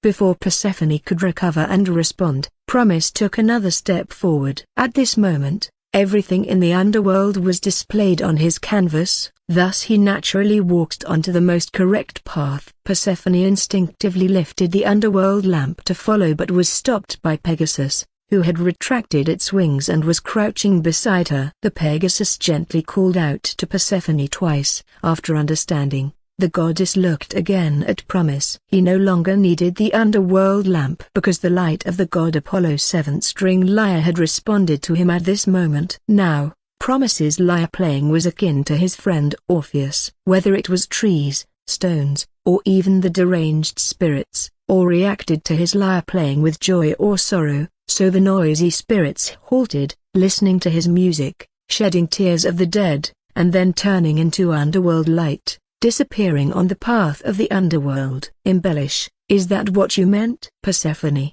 witnessing this corner of the painting unfold before her, seemed to understand something. Then she sat upon Pegasus, who spread its wings, taking her into the skies above the underworld. Then Persephone scattered seeds across the entire underworld. No underworld god came forward to stop this, and some even helped in secret, because such a spectacle was something that the gods of the underworld seldom see in their lifetimes. Goddess Persephone, the daughter of Demeter, the goddess of agriculture, and herself a goddess of seeds, represents the slumber of seeds in the underworld and their awakening and sprouting in the human world. Thus, she is also the only goddess in Greek mythology who can make the underworld bloom. Under her divine power, diverse flowers blossomed along the path of the underworld, decorating the eternally dark realm. These flowers laid beside Promise, making it seem as if at this moment, he was not walking on the path of the underworld, but rather in a garden where it is always spring. The gods watched the boy playing the 7th-string lyre,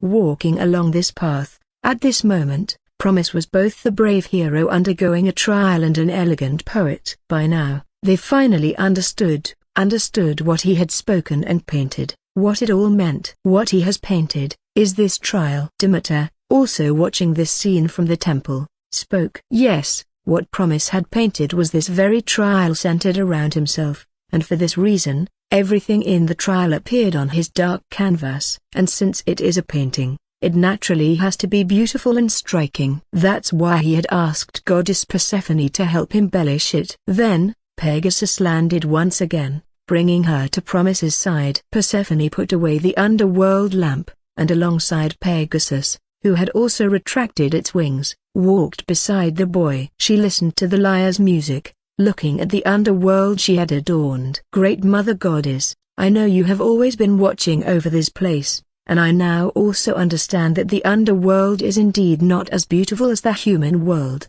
Persephone looked towards the distant human world, as if gazing at Goddess Demeter from afar, and said, "But I still wish to accompany this child to the presence of Hades, and I am also willing to stay here because I believe the underworld should also have a beautiful place, so that those children who suffered in the human world can find a happy paradise here when they come to the underworld." Elysium, that is the only place in the Greek underworld where flowers bloom, a place where only pure souls may enter, and it is where the future temple of the Queen of the Underworld, Goddess Persephone, would be. Demeter, upon hearing this, did not respond. She could not. At this moment, she could only watch with a complex expression, along with the other gods, as Promise completed his painting. Promise arrived at the gates of the underworld. He smiled and greeted the hellhound guarding the gate, promising that next time he would bring it many, many honey cakes. He approached the River of Sorrow,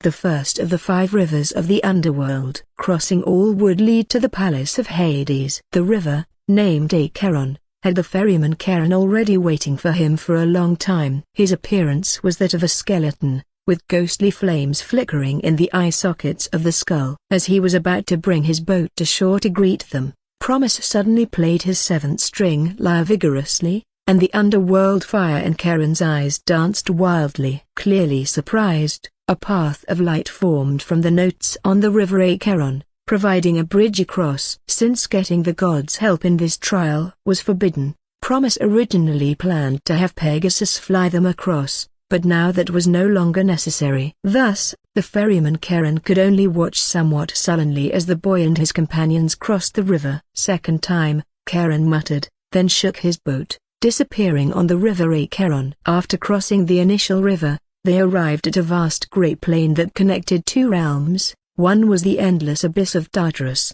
where even gods could be imprisoned, and the other was the Temple of Truth where the underworld judges resided. In the futures Clotho had seen, Promise had often mistakenly walked toward the abyss of Tartarus. But now, with everything in the underworld displayed on the boy dollar painting, he naturally continued sculpting this moment into his painting, crossing the Great Plains and the Temple of Truth, arriving at a river of fire, the most dangerous river in the underworld. It is an ever-burning fire of the underworld, consuming not the body but the soul, causing immense pain even to a goddess like Persephone if touched. Thus, at this moment, even Hades was very anxious, and several times he almost stepped out of his palace. But what the gods did not anticipate was that this clearly most dangerous obstacle was bypassed effortlessly by Promise, as the river of fire itself diverted around them, revealing a path for them to proceed. Maybe we should just gift this lyre to Promise permanently. It seems more fitting for him. Comment 18. Vote to left. Chapter 80, Days in the Underworld. Inside the temple on Mount Olympus, Hermes witnessed the scene with a subtle expression and couldn't help but speak. Incidentally, the 7th-string lyre of Apollo, the god of light, was crafted by him and given to Apollo. Upon hearing Hermes' suggestion, Apollo did not object. In fact, he nodded, showing an expression that seemed to agree. I also think that's a good idea. At this moment, the gods had already realized that everything had ended. The outcome of the trial needed no further discussion. Demeter felt the same way. Her violet eyes watched everything unfold with a complex expression. She was somewhat sad, yet also excited. Sad because her daughter was ultimately by Hades' side, but excited because she had truly witnessed that fragile child create an unbelievable miracle. He not only changed his fate but also painted such a beautiful picture, just like that night, making the gods turn their heads in awe once again. Thus, ultimately, Promise, along with Persephone and Pegasus, arrived before Hades, who had been waiting for them for a long time. The trial thus concluded. Within the grand temple illuminated by divine fire, the goddess Hecate silently emerged. She approached Promise, touched his ears and eyes again, restoring his lost hearing and sight. The latter opened his emerald eyes, looked at the goddess before him, stopped playing the lyre, and quietly thanked her, saying, "Thank you, beautiful goddess." Hecate did not respond, but this time she quietly watched Promise for a while before turning to leave. Promise. Persephone, standing behind him, softly called out to him. Even the Hades above, the lover she had not seen for a long time, was now ignored. Turning around at the sound of his name, Promise looked at the goddess. At this moment, her face was filled with excitement, even covering her mouth, tears twinkling in her eyes. Naturally, no one could understand better than Persephone how difficult the path Promise had walked was. Following him, she had wanted more than anyone for Promise to give up. Seeing this, Promise instead smiled and asked, "Goddess Persephone, do you think this painting is still beautiful?" The goddess paused for a moment, then nodded vigorously. "That's great," Promise said with a relieved smile, apologetically adding, "I thought perhaps you were angry. I'm sorry for bringing you to the underworld and for such an unpleasant experience." When Hades, the god of the underworld, heard this, even his face, which was as gloomy as ever, couldn't help but twitch. He was still there. "It's fine, no problem at all. I'm not angry. How could I be angry? I'm very happy, extremely happy." As she spoke, Persephone stammered, unable to find the right words, then abruptly hugged the boy and began to cry right there in the temple. Seeing this, Hades, the god of the underworld, glanced at the unscrupulous guys who were peeping outside, and waved his hand to block their view. "How stingy." The gods cursed together. Back on Mount Olympus, in the temple, the gods, who had cursed almost together, looked at each other and then burst into laughter. At this moment they laughed very happily because the stone that had been blocking their hearts had finally disappeared. Queen Hera was laughing too, but unnoticed by anyone. Her expression was slightly complex, especially when she looked at Athena. Even though she had said she would never let Promise go to Athena, and even now she still felt that she was Promise's goddess. But having witnessed the trial and the miracle Promise created, those moments as dazzling as stars, the not-so-foolish Hera had realized that Athena had always been truthful. Among all the gods, for this boy, who yearned to be a hero and desired a magnificent finale, Athena truly was the most suitable goddess for him. She couldn't let this continue. Feeling a sense of urgency, Hera finally made up her mind and quietly left the temple without the other gods noticing. And then she went to a place she thought she would never set foot in her entire life, the temple of her daughter, the goddess of craftsmanship, Hephaestus. 3 days later, Promise was still in the underworld, in the palace of Hades. During these 3 days, he had a good stay in the palace of Hades. And the nymphs of the underworld were very hospitable, to the extent that it was almost overwhelming for Promise. If not for Persephone always watching over him, Promise even wondered. Not just wondered, he was certain they would have tried every means to devour him. "Promise, Promise, where are you?" In the palace, just as Promise was wandering around, he heard Persephone calling him. "I'm here, goddess Persephone." After responding, he soon saw Persephone hurrying towards him, with Hades silently following behind her. "My child, you're here." After quickly reaching Promise's side, Persephone expertly hugged him, checked to make sure he was all right, and then said, "How did you suddenly disappear?" "You're not allowed to leave my side again. Do you know how dangerous it is here?" Seeing Persephone earnestly speaking, Promise glanced at Hades. At that moment, in the eyes of the god, he saw clear frustration, speechlessness, and a hint of jealousy. Promise felt helpless about this. If not for his firm protest during these 3 days, even consuming golden apples to outright avoid sleep, Persephone would have tried to sneak into his bed at night, practically wanting to stick with him all day. Promise knew Persephone had no other intentions. She was just overly protective because of what happened the previous 2 days. "But goddess sister, you came here to find Hades, didn't you?" Thus, a helpless Promise gave Hades a knowing wink, his face a picture of innocence. This prompted Hades to glare at him irritably. Well, I think I better leave." Feeling that things might soon become problematic if he stayed, Promise discreetly extricated himself from Persephone. Without waiting for her to express her discontent, he quickly approached Hades and respectfully asked, "Honorable Lord Hades, have you found Eurydice?" Eurydice was the wife of Promise's friend. Upon hearing this, Hades, realizing Promise's intentions, quickly nodded. "She's already found and will be here soon." Before Hades could finish, "Promise?" a voice full of surprise and incredulity suddenly rang out. Then the beautiful nymph Eurydice, looking astonished, was brought over by a few other nymphs. Eurydice naturally recognized Promise. After all, she had been by his friend's side when Promise was studying, and even sang alongside him when he learned the lyre. "Why are you in the underworld? Could it be?" Eurydice started, her face suddenly turning pale. It's not what you think. You're really lucky." The nymphs quickly explained Promise's actions to Eurydice before he could speak, leaving her stunned and looking at the bot in disbelief. Seeing this, Promise turned to Hades and said, "Thank you, Honorable Lord Hades." "No problem. This was after all our agreement." Hades shook his head, his deep voice authoritatively replying to Promise. Just as he finished, "Hades, why do you keep doing this? Didn't I tell you to speak softly and gently when you talk to the child?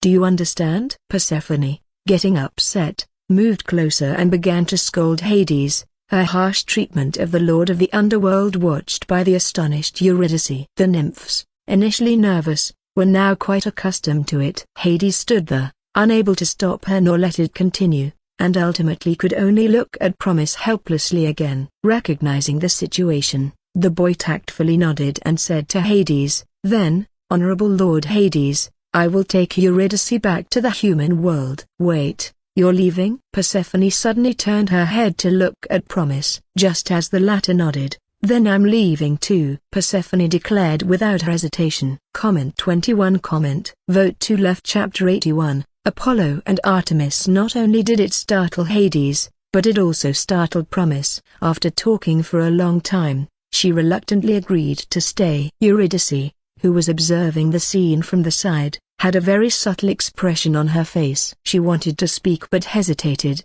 not knowing what to say. "Additionally, esteemed Lord of the Underworld, because of my promise to the agricultural goddess Demeter, I will return in 10 days to escort the goddess Persephone." Before leaving, Promise turned back to remind Hades. The latter nodded, readily agreeing without making things difficult for him. After all, he now deeply understood that if he dared to do otherwise, Persephone would definitely pack up and leave immediately. "So, who is that goddess?" After leaving the temple, led by the nymphs, Eurydice couldn't contain her curiosity any longer and asked Promise. "She is the goddess Persephone, the daughter of the main goddess Demeter," Promise replied, notably not referring to her as the queen of the underworld. "Oh.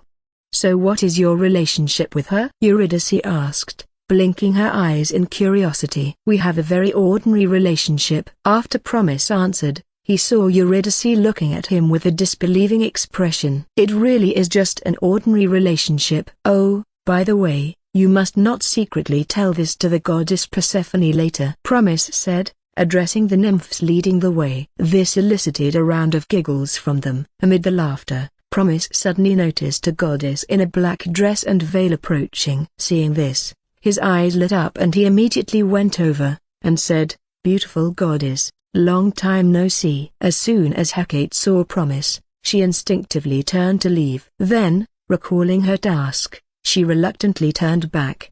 Before Promise could continue speaking, she took out her staff and lightly tapped it on the ground, causing a magic circle to appear, enveloping Promise and Eurydice. "I'll fetch you in 10 days," she said, and the next moment, they were suddenly surrounded by an emerging swarm of underworld butterflies. When they opened their eyes again, they had returned to the human world, standing at the same fork in the road outside the small town where Promise had first entered the underworld. And it was now early morning, with the first light of dawn just illuminating the entire world. Did I really return to the human world just like this? Eurydice reached out her hand as if trying to grasp the dawn, staring at the beautiful world before her in disbelief. "Let's go, Eurydice," Promise said with a smile. "We need to tell Orpheus that the nightmare is finally over."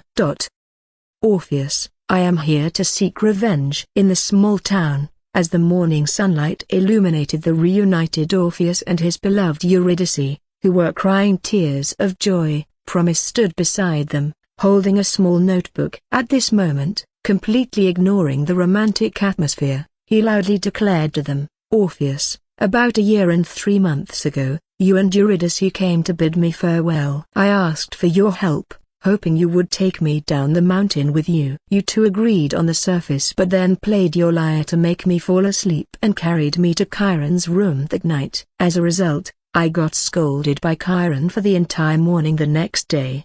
Having finished speaking, Promise closed the notebook and looked at the two stunned individuals with her green eyes, huffing, so, Orpheus and Eurydice, you two must now accept my revenge immediately. Promise, what kind of revenge do you want? At that moment, a gentle male voice suddenly sounded from behind him. Let me think. He frowned and tilted his head, pondering. Thus, he didn't notice the surprised and incredulous expressions on Orpheus and Eurydice's faces as they looked behind him. Got it. Promise quickly looked up at the two and said, your punishment will be to work for me without pay. Both of you must board the ship with me, and our ship still lacks a departure song. I'll compose it and call it Bink's Sake. With Chopper already on board, and now having a musician as well, Promise felt quite satisfied and nodded cheerfully. Does little Promise like to drink? A pleasant voice called out from behind. Not really, and Chiron has always forbidden me to drink. Promise was answering when he noticed the odd expressions on his friends' faces. They kept glancing behind him and signaling with their eyes. Just as a puzzled Promise was about to turn her head, he felt an arm wrap around his neck. And then, a familiar, soft laugh followed, accompanied by a warm embrace. Then don't drink, because you won't be cute if you do. Oh, wait. If little Promise's face turns red and he stumbles around after drinking, that might actually be really cute. Promise froze, realizing who had grabbed him. While his body remained tense, trying to understand why she was here. Yes, it would be very cute, the gentle male voice echoed. The radiant god of light, Apollo, came into Promise's view. Trembling slightly, the boy looked at Apollo, who was smiling as he approached his, and then glanced at the moon goddess Artemis, who had him in a hold. Seeing her pure, sky-blue eyes, Promise felt his heartbeat slow. Why are you? I've come to see you, little Promise. Are you happy? Happy? Then, with Orpheus in shock and Eurydice's expression turning odd as she recalled the events in the underworld, Artemis nuzzled Promise's face. Apollo, standing nearby, merely smiled. Not only did he stop her but he actually seemed a bit pleased. The atmosphere suddenly became very cheerful. Except for Promise, whose green eyes gradually lost their sparkle. Oh my god, how did these two end up together? Although they were siblings, having them here together was just too terrifying. Suppressing the urge to scream, he forced a polite yet awkward smile at Artemis, trying to gently break free from her embrace. But to his despair, he found that his weak strength was utterly incapable of moving her arm wrapped around his neck. Where's Athena? Oh right, Athena has no more golden apples. What about Hera, my dear Clotho? Where are you all? Save me. Even Pegasus would do. Where did that guy go to graze now? Honored father and beautiful goddess Artemis,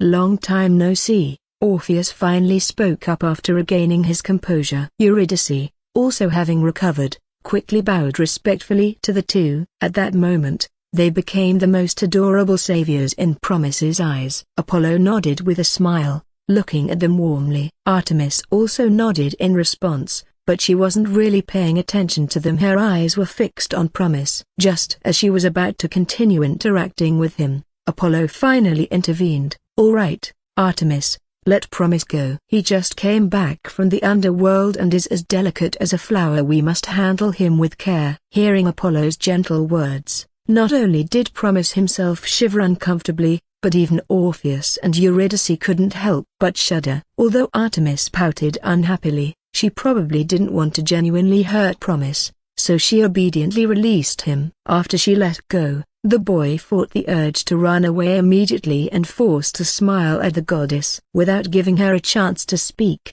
he suddenly acted as if he remembered something, took out the lyre, and stepped back a couple of paces. With an apologetic look, he said to Apollo, "I'm sorry, Honorable God of Light Apollo. I used the lyre you entrusted to me to give to Orpheus without your permission. I'm willing to accept any punishment for that." "No, child, I've seen everything you've done so far with my own eyes. How could I punish you?" Apollo responded gently, his eyes soft as he looked at Promise. He then glanced around, realizing this wasn't the best place for a conversation. So he smiled and waved his hand. The sudden burst of dazzling light made everyone instinctively close their eyes. When they opened them again, they found themselves in Apollo's sanctuary. By a clear, mirror-like pool, a silver laurel tree was trembling. Upon seeing her, Promise's eyes lit up. "Goddess Daphne, long time no see." A kindred spirit at last, someone to share the attention with. Chapter 82,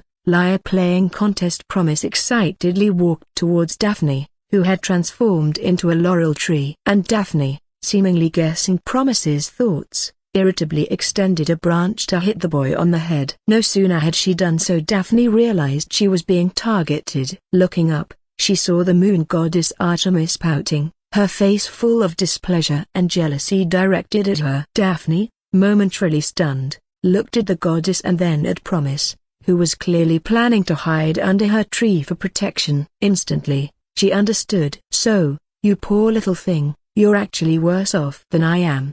Thinking about this, she couldn't help but tremble, as if laughing. "Ah, my love, Daphne, are you welcoming me back?" At this moment, Apollo walked over, his face full of joy. He gently caressed Daphne's form and spoke tenderly, "Don't worry, from now on, we will never be separated again." Daphne froze, while the smile now shifted to Promise's face. Eurydice blinked at this scene and then looked at her lover, Orpheus, who seemed indifferent, not minding at all. After all, Orpheus, though not particularly close to Apollo, didn't dislike him. Unlike Asclepius, Apollo's other child and the future god of medicine, who despised his father the most. "Lord Apollo, your lyre." After laughing for a while and realizing that Daphne couldn't bear the burden forever, Promise brought out the lyre, ending this brief farce. However, Apollo did not take the lyre and just took a look at it. Instead, his gaze softened as he looked at Promise for a moment, then turned to Orpheus and Eurydice, saying, "My children, do you know what Promise did to allow you to be reunited?" Without waiting for a response, Apollo gently recounted the events, playing the lyre softly as he spoke. It was as if he were a bard singing the tales of heroes. "A broken bar, and thus, this child altered your original fate, allowing you to reunite now." A few minutes later, Apollo stopped playing, and even the laurel tree Daphne was completely immersed in Apollo's story. "Now, my children, knowing all this, do you understand what you should do next?" With that said, he looked earnestly at the deeply moved Orpheus and the tearful Eurydice. "Promise, such a great favor. Even if I became an ox or a horse to serve you all my life, it wouldn't be enough to repay it," Orpheus said with emotion. "Hearing this, who wants you to become an ox or a horse?" Promise replied, not with happiness but disdain, "And I didn't help you guys for such deep reasons. I reunited you just to make my revenge easier." The boy had just finished speaking when the moon goddess Artemis couldn't help but laugh. After all, this moment of Promise's revenge was so similar to the night of the hunting sacrifice when Actaeon was turned into a giant stag. Little Promise can be quite stubborn sometimes, but this stubbornness is cute too. I really like it. As she spoke, Artemis gently poked Promise's cheek. "Maybe I should be more straightforward in the future."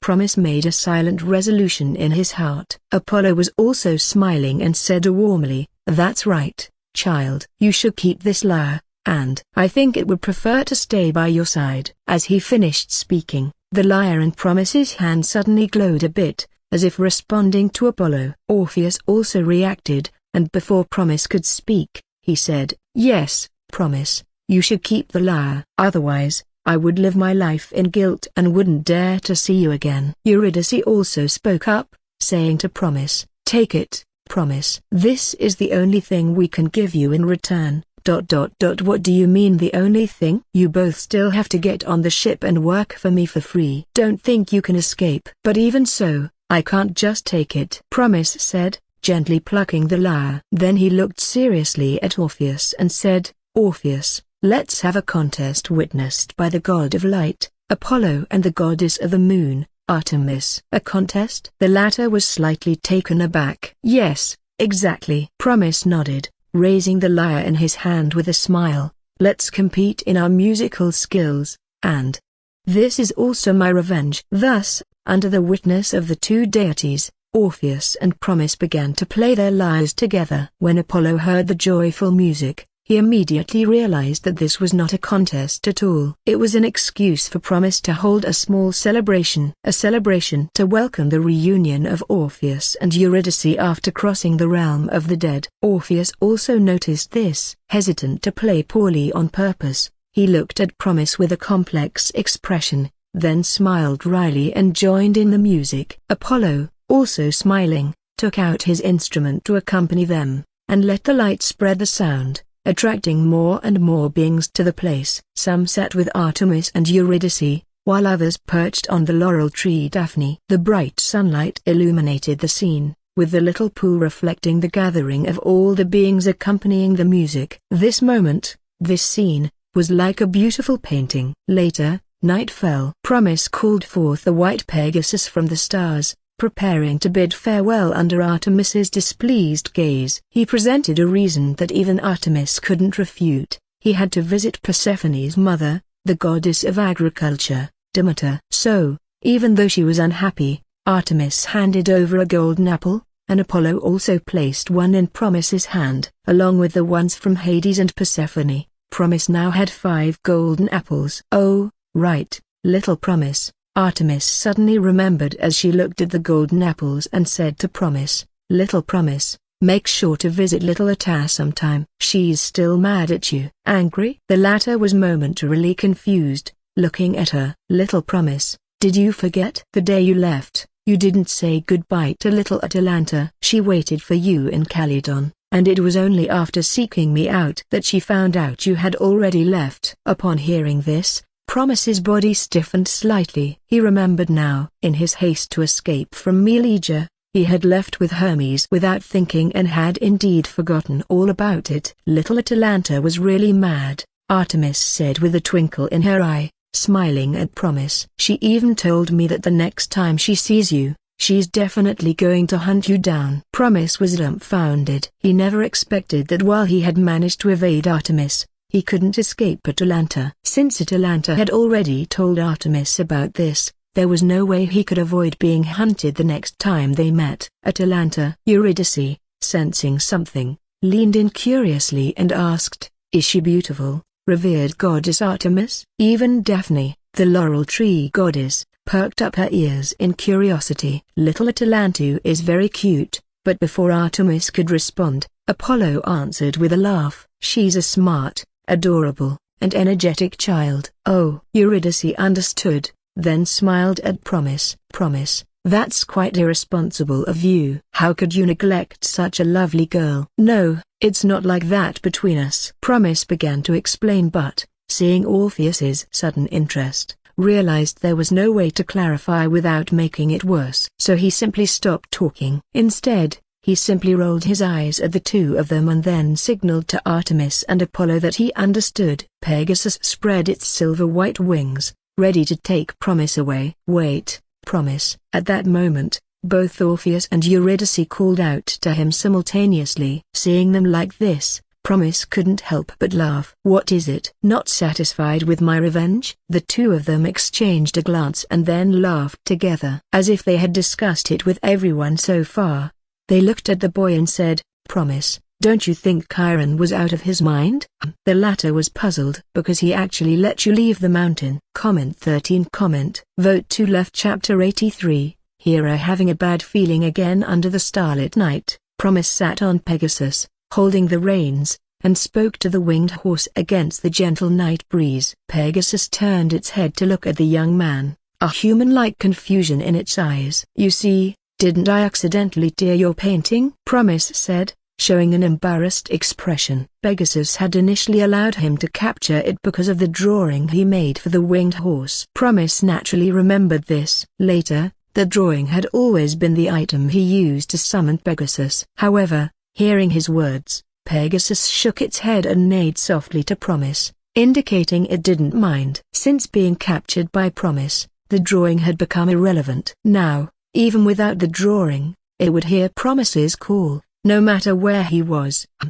How about this? Once I get a pen and some canvas, I'll draw you another one, okay? Promise misunderstood Pegasus's intentions. Seeing it wasn't upset, he sighed in relief. Pegasus nodded. Having a new drawing would be good, just like back in the underworld, so it could be summoned in times of danger. But speaking of pens and canvas, do you think I should find some time to visit Goddess Athena? Promise spoke. She mentioned it to me some time ago, but I haven't heard anything since. Indeed, since the incident with the Caledonian boar, he hadn't seen her. Thinking about all the recent events without her around to witness the chaos, Promise felt a bit strange. Pegasus didn't respond and continued on its way. It considered itself a very smart horse, knowing when to speak and when to graze ear. Understanding this perfectly. Later, Promise, drowsy and nodding off, gradually fell asleep. What he didn't know was that as soon as he fell asleep, Pegasus halted because a chariot in the night sky approached. It was the chariot of Nyx, the primordial goddess of night in Greek mythology. From the chariot, Nyx, adorned in a garment dotted with the night sky and stars,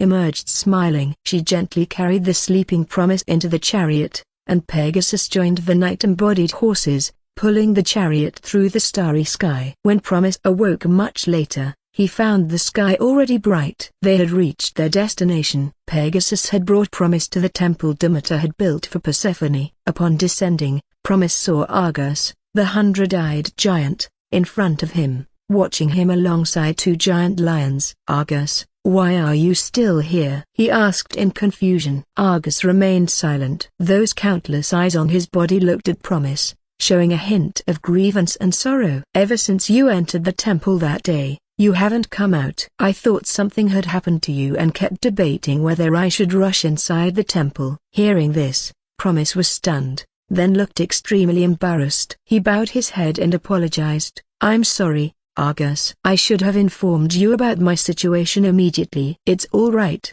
the latter shook his head and stood up. "As long as you're safe, I can face the esteemed hero without shame." As Argus turned and walked away, his massive frame made the ground tremble with each step. "Forget it, I'll find a time to make it up to him later," Promise thought as he watched Argus's departing figure. Focusing on the temple before him, he shook his head and didn't pursue Argus since more pressing matters were waiting for him. Just as he was about to say something to the two giant lions guarding the entrance, they opened the doors for him and lay down obediently, wagging their tails as if to welcome him. Once inside the temple, Promise found the nymphs even more enthusiastic than last time, chattering around him just as they had in the underworld. He dealt with their exuberance until, "Ahem! What are you all doing?" A gentle yet displeased voice rang out, immediately silencing the nymphs. They quickly stepped away from Promise and stood to the sides, heads bowed.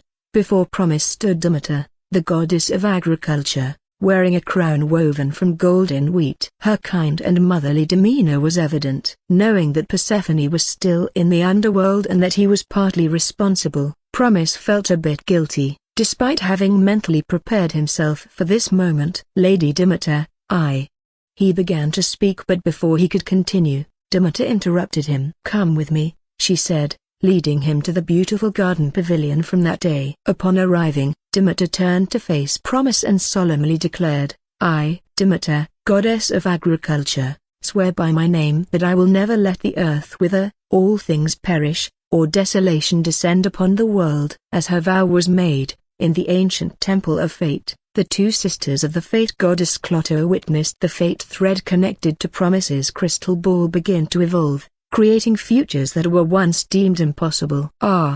It seems we'll be busy for a while," sighed the sickly Lachesis, though she smiled despite her complaint. "Sorry, sisters." Clotho, holding the crystal ball, apologized, feeling embarrassed. "Oh, it's all right. After all, it's for our dear sister and that little troublemaker of yours," Lachesis reassured, waving off the apology. Then, she added thoughtfully, but next time, when you see him, be sure to give him a good scolding for always causing trouble. Clotho nodded gently. All right, I'll hit him with the ball. Your strength is like a gentle tap. Even Atropos, who usually showed no emotion, twitched her lips slightly, wanting to speak but ultimately saying nothing. After all, she was their sister. Lady Demeter. Promise was naturally surprised by her vow. You completed the trial I gave you. My daughter's absence grieves me deeply, but I find I cannot be angry with you, Demeter said, her gaze complex yet gentle. She had witnessed Promise's journey to her,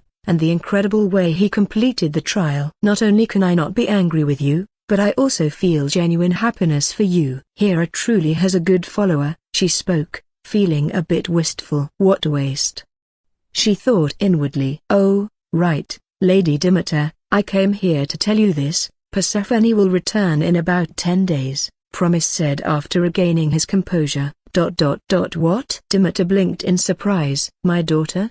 She will return? Her eyes widened in disbelief. Of course, because I promised you, Lady Demeter. Promise nodded. Even if I were to take Persephone away, it would have to be with your consent. He paused slightly before continuing with a smile. Lady Demeter, you don't think I'm someone who goes back on their word, do you? No, not at all. Demeter quickly shook her head, saying, I never thought that. It's just that my daughter? She managed to leave and yet is willing to return. I truly didn't expect this. Promise blinked at Demeter, realizing he had a rough understanding of the mother-daughter relationship. It wasn't surprising that Demeter thought Persephone wouldn't return. After all, during their journey in the underworld, Persephone had said she didn't mind its terrors and was willing to stay there. Is that so? Demeter's expression softened, no longer clouded by initial sadness and confusion. She smiled genuinely. So, my daughter is really coming back. With that, she looked at Promise, the last trace of estrangement disappearing from her eyes. Instead, they shone with the affectionate gaze of a mother looking at her beloved child. Unable to contain herself, she reached out to Promise and beckoned, Come here, child. Holding his hand, Demeter led Promise to sit down in the pavilion. She looked at him with motherly affection and asked, Did you suffer in the underworld? Suffer? Promise recalled his time in the underworld and couldn't help but nod. Indeed, he had suffered, always fearing Hades might throw him into the river Styx. Speaking of which, didn't a hero once bathe in the river Styx and become invulnerable? As Promise suddenly remembered this, a voice interrupted his thoughts. Sister, you didn't do anything to Promise, did you? Flowing golden curls spilled from her crown as Hera, the most esteemed goddess of Olympus, arrived. Unlike her usual dignified and elegant self, at this moment, she looked quite flustered. I heard that child Promise came to see you again. Promise, are you all right? Did Hera, who was anxious to ask if Promise was hurt and if Demeter had taken out her anger on him, saw the scene in the pavilion. Demeter was sitting next to Promise, speaking to him with concern. As Hera stood there blinking, Demeter noticed her and smiled warmly. Hera, you're just in time. I have something I wanted to discuss with you. And seeing her joyful and urgent expression, the goddess had a bad feeling. It was the same feeling she had when she realized Athena was eyeing her possessions. Comment 11. Vote to left. Chapter 84, Hera's jealousy in the Temple of Demeter, the goddess of agriculture. Hera, who had just arrived, wore a peculiar expression as she watched Demeter fuss over and care for Promise. However, seeing him safe, she sighed in relief but couldn't help feeling amused, so she found an excuse to send Promise away temporarily. Then she walked along the temple corridor with Demeter. Hera, is there something you need? Demeter asked gently. Her face was kind, lacking the majesty and dignity that Hera exuded, but she radiated more of a maternal glow. Sister Demeter, I won't hide it from you any longer, Hera said, the sunlight falling on her beautiful golden hair as her amber eyes looked at Demeter. Although Promise has already told you the general situation, there are still some things he hasn't mentioned. Or rather, he doesn't know. And those things, I only understood after consulting the goddess of fate. Sister Demeter, do you know that in the fate Promise changed this time, it actually included you as well? As Hera's words fell, she looked at Demeter, who was slightly stunned and confused. Organizing her thoughts, Hera gently relayed what she had learned from the goddess of fate. It turns out that when Persephone was forcibly taken to the underworld by Hades, Demeter learned the truth from the goddess Hecate and sought Zeus's help, but to no avail. She left Olympus in anger, causing the earth to wither and the world to become barren. During her time wandering the mortal world, Demeter's days were far from pleasant. Demeter caused the land to wither to force the gods to compromise, hoping her daughter Persephone could return to her side. She changed her appearance and sealed most of her divine power. Unexpectedly, Poseidon discovered her disguised form and recognized her identity. Olympus's myths were notoriously chaotic. Seeing this as a good opportunity, Poseidon boldly expressed his love, desire, for Demeter. Naturally, the latter refused and disguised herself as a mare to hide. But even then, Poseidon did not let her go. Later, while wandering the mortal world, Demeter encountered two children she adored and wanted to make immortal to replace Persephone and stay with her. However, due to an accident, she ended up burning them to death with her own hands. After a long time had passed and many people had died, the gods could no longer receive offerings, forcing Zeus to finally relent and personally visit Hades. Eventually, an agreement was reached allowing Persephone to freely travel between the underworld and the mortal world, spending half of each year in each. Only then did Demeter return. However, after her return, in the future shown to me by the goddess of fate, I never saw you smile again, Hera said with a complex expression, looking at Demeter. Her eyes no longer held the current gentleness. By the time Hera finished explaining everything, Demeter had long stopped walking. She stood in the temple corridor, her purple eyes staring in shock at Hera. Realizing Hera wasn't lying, Demeter's face went through a series of emotions as surprise, anger, and finally relief. Such fates, even if seen by the fates, are usually not spoken of. Their powers are special, but they do not dare to casually discuss the main gods. Hera was informed because she, as the queen of the gods, actively sought the information, and it concerned a severed fate, so the goddess of fate revealed it truthfully. I understand now. After a long while, Demeter, having calmed her emotions, nodded to Hera with a somewhat grim face. I now understand what that child has done for me. But, the reason you're telling me all this is to ask me not to trouble Promise over the matter with Persephone, right? Yes, Hera confirmed without hesitation. But what surprised me is that you don't blame him at all. In fact, I even want to make him my child, Demeter interrupted, her face softening into a smile. If I only had the thought before. Now I'm determined to fight you for him. Having said this, she expected Hera to be furious, but to her surprise, she merely rolled her eyes. Seeing this, Demeter was taken aback. After all, who doesn't know about Hera's jealousy? Hera, aren't you angry? Demeter asked curiously, blinking her eyes. Of course I'm angry. But what's the use of being angry? Besides, seeing how you look at Promise, I had already guessed, Hera said, pouting, and I'm getting used to it. You aren't even the biggest threat. Used to it? Demeter questioned, puzzled. Yes, Athena, Themis, and even the youngest Fate, Clotho. Especially Athena, she's the worst. Hera grumbled, recalling Athena's arrogant demeanor and the scene where the three of them declared their vows with Promise in the Temple of Olympus. It really made her blood boil. Seeing Hera finally reveal her jealousy and anger, with flames almost appearing in her eyes, Demeter nodded, feeling that this was the normal situation. Looking at it this way, Promise is really popular. She spoke, recalling the recent days. Demeter couldn't help but smile as she nodded, but it's understandable. After all, he's such a cute and excellent child. It's natural for him to be endearing. Hearing her heartfelt praise, Hera couldn't help but puff out her chest and proudly responded,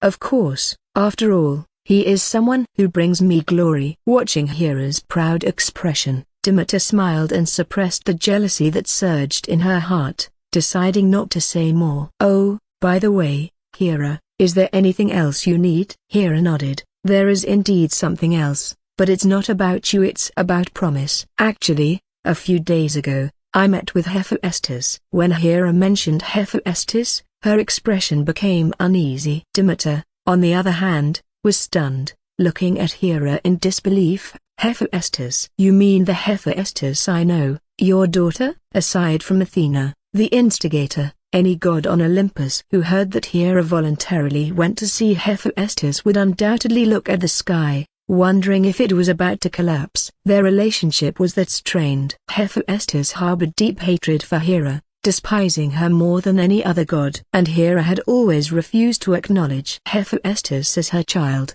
fearing her. Promise needs a brush and canvas, and only she can create the artifact he needs, Hera explained with a sigh. Hearing this explanation, Demeter was even more shocked, realizing just how much Hera valued Promise. Even when Ares and Aphrodite were caught and humiliated, Hera had never pleaded for Ares. In fact, as far as Demeter could remember, this was the first time Hera had personally met Hephaestus. I'm sorry, Hera, Demeter said after regaining her senses, showing an embarrassed smile under Hera's puzzled gaze. I now fully understand how much you like that child. If it were anyone else, I would have given up by now. But after all that's happened, I really can't let go of him.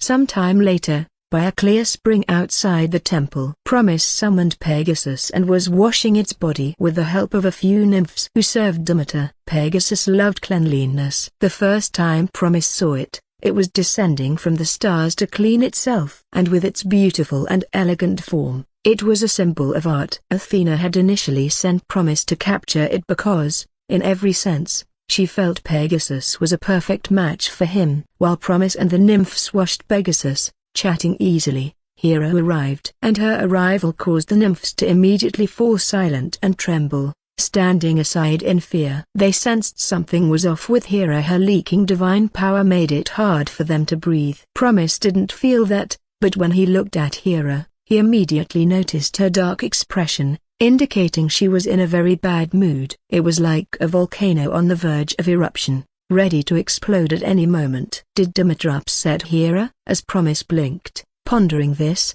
Hera walked over, scanning the nymphs who all lowered their heads, not daring to look at her. She suppressed her anger, and said, "You may leave." In the next second, they disappeared from Promise's sight, running at a speed that rivaled Pegasus. Finally, Promise sensed something was wrong. After the nymphs left, he noticed Hera's gaze on him was somewhat hostile. So, he instinctively reached out for a lifeline, hoping to find some comfort from Pegasus. But his hand grasped nothing. Turning to look, "You guy, when did you run off to graze again? You fat steed, stop eating, or you won't be able to fly soon." Great Hera, hello, I'm just cleaning." Pegasus. Promise swallowed nervously, but before he could finish speaking, Pegasus gave a soft neigh. In the next second, it flapped its wings and, without waiting for a response, took off into the sky at top speed, abandoning the grass it had been eating. Now, with both Pegasus and the nymphs gone, only Promise and Hera remained. Hera stood there, dressed in luxurious clothing, with her lips pursed, and amber eyes staring at the boy full displeasure and even a hint of resentment that made his scalp tingle with anxiety. He realized he had seen Hera like this before, back during the Caledonian boar hunt night, when Athena had helped him finish the hunt and Hera suddenly appeared with Artemis. "So, I'm not Zeus. Why do I feel like I'm being caught in a scandal by Hera?" Chapter 85, Take this with you. Beautiful and kind Hera, what brings you here? Promise cautiously asked, breaking the silence as Hera continued to look at him without speaking. Hera did not respond immediately. Instead, she looked around and walked over to a large stone, motioning for Promise to come over. Once he approached, she made him sit down. Understanding that something was off, Promise obediently sat down. Hera immediately reached out and, though she didn't use much force, grabbed his cheeks with a fierce expression. "Promise, you, Hera began. But then she hesitated. She realized she couldn't really blame Promise for anything. After all, he wasn't actively seeking out the gods. They were the ones drawn to him. He was just walking his own path, and the gods, smelling the trail, had gathered around him. Including herself, Hera thought, as she realized she was no different. Unable to voice her frustration, she vented by roughly pinching Promise's cheeks. Promise sat there obediently, letting Hera take out her anger. When her expression softened a bit, He spoke again. "Great Hera, have I done something to upset you?" Looking at Promise, whose cheeks were now red from her pinching and whose green eyes were filled with confusion, Hera, who had been very angry, couldn't help but laugh. "Yes, I'm very angry. To be precise, I'm very jealous." She glared at him and said, "Usually, to maintain her dignified image as the queen of the gods, Hera wouldn't be this honest. But perhaps due to Demeter's words earlier or the recent events at the Olympian temple, she let her guard down this time." "Promise, I'm your goddess, right?" "Yes, of course, you are my goddess, Great Hera." The boy nodded. "Then why don't we have an oath?" Hera's face was filled with jealousy as she looked at Promise. "Athena aside, there's also Themis and that fate goddess." "Promise, when did you get involved with so many goddesses behind my back?" "So, I'm not Zeus." "Hera, what are you trying to do by acting like a legal wife who is dissatisfied with the existence of a mistress?" Promise was really speechless at this moment. But when he saw her staring at him, as if the day would not end until she gave him an explanation, he could only rack his brains to think. Because in the current situation, there was actually no point in thinking of a vow immediately. It would not satisfy Hera. Hera is jealous and extremely possessive. What she cared about was not why she didn't have a promise with him, but whether she was the first in his heart. "Therefore, Honorable Queen Hera, I have never wanted to hide anything from you, and although I have never made a vow to you, you are the only goddess I believe in." Promise looked up, blinked his emerald eyes, and spoke to Hera sincerely. If Hermes were here at this moment, he would definitely not be stingy with his applause and would have apologized as his answer. Because Promise's words were true, and at the same time, they gave Hera a feeling that could not be completely considered an illusion. That was, there was no need for a vow between them at all. After all, she was the only goddess that Promise believed in. So after he finished speaking, Hera was slightly stunned, and then the dissatisfaction and jealousy in her eyes naturally dissipated for the most part. She even showed a beautiful smile like a painting because of the sudden surge of joy and peace of mind. Looking at that smile, even Promise was even stunned for a moment, because it was indeed beautiful. One have to knows that Hera was the goddess that Zeus was willing to share his power with. So, of course, she was beautiful. "So I promise that I am your goddess, and you will only believe in me, right?" It was as if all the dissatisfaction and worries in recent times were suddenly vented. At this moment, Hera was so happy that she didn't even have the shadow of the queen of the past. My broken bar. Promise nodded slightly and said, "Of course I believe in you. I am your loyal believer, the Honorable Queen Hera." "After all, apart from you, I really can't think of who to believe in for the time being." Apart from Hera, he could not find anyone else. Athena was the goddess of pleasure and also a virgin goddess. Not to mention Artemis and Apollo, even Demeter had Persephone, the unstable bomb. After a circle, if Hera didn't want Promise, then he would have to go to Clotho, hug her tightly and humiliate her. Clotho is indeed more fragrant and softer, but Hera is a main god after all, and the queen of Olympus at that. Not to mention if there is a conflict, what will happen to the Golden Fleece in the future? "So you won't suddenly start to believe in Athena, and sisters Themis and Demeter, right?" Hera said, and looked at Promise warily. "I will never suddenly betray my faith in you, Queen Hera." While Promise was answering and making the assurance,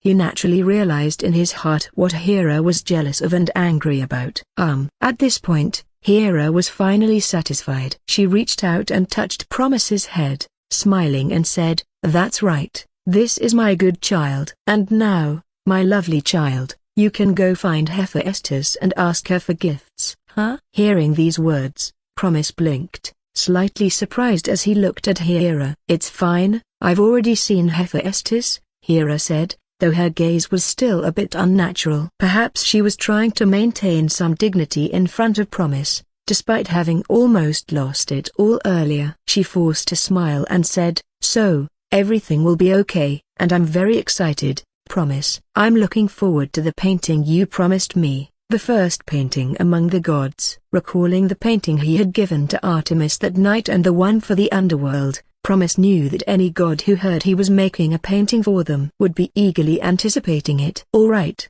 Goddess Hera." "So," he nodded, preparing to summon Pegasus back, while inwardly wondering if he should sharpen a knife. It was his mount, after all. How could it sell out its master like this? Wait, Promise. Demeter suddenly appeared, emerging from the shadows under a nearby tree, as if she had been eavesdropping all along. Her smile was knowing as she looked at Hera. Hera, however, didn't feel embarrassed at all. Instead, she instinctively placed Promise behind her, looking at her with a wary expression. Given what Demeter had just said, if it weren't for the fact that she was her elder sister and one of the culprits because of whom Demeter had just lost her daughter, Hera had almost been unable to resist calling down a lightning bolt on her.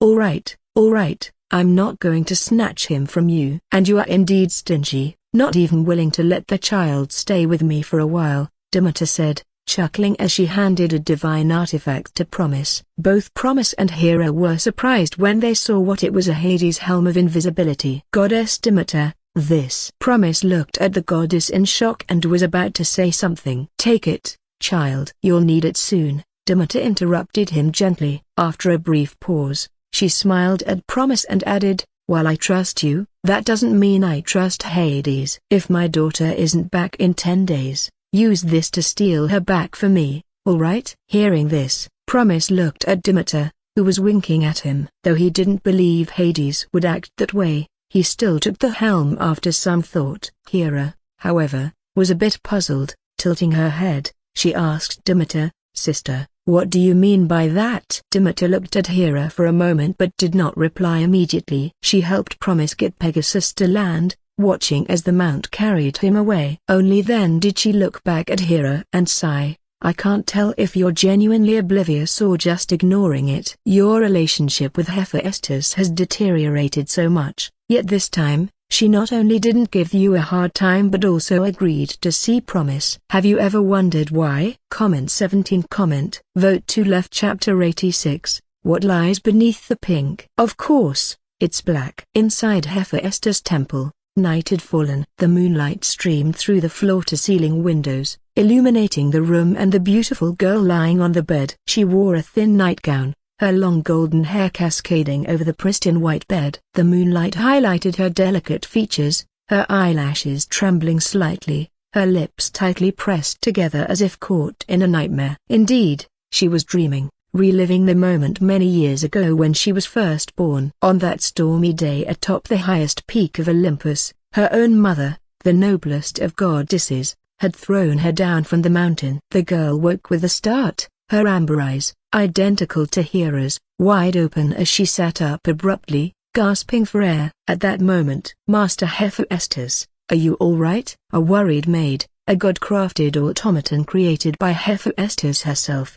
entered the room. Seeing the girl's face, which bore a striking resemblance to Hera's, the maid's expression changed. She trembled and lowered her head, unable to continue looking. At this moment, the girl wasn't wearing her usual mask. One side of her face was flawless, while the other was marred by a birthmark that looked like burning flames. This girl, who appeared to be a miniature version of Hera, was none other than the god of fire and craftsmanship, Hephaestus. Hephaestus didn't speak, her eyes coldly fixed on the automaton for a while before she hesitated. Eventually, she didn't dismantle it as she usually would. Instead, she picked up a black half-mask from beside the bed, covering the marred side of her face. Her voice was icy as she asked, how long was I asleep? Master Hephaestus, you just lay down. The maid's voice trembled as she replied, her head still bowed. The maid feared for her fate, expecting Hephaestus to dismantle her. In Hephaestus' eyes, these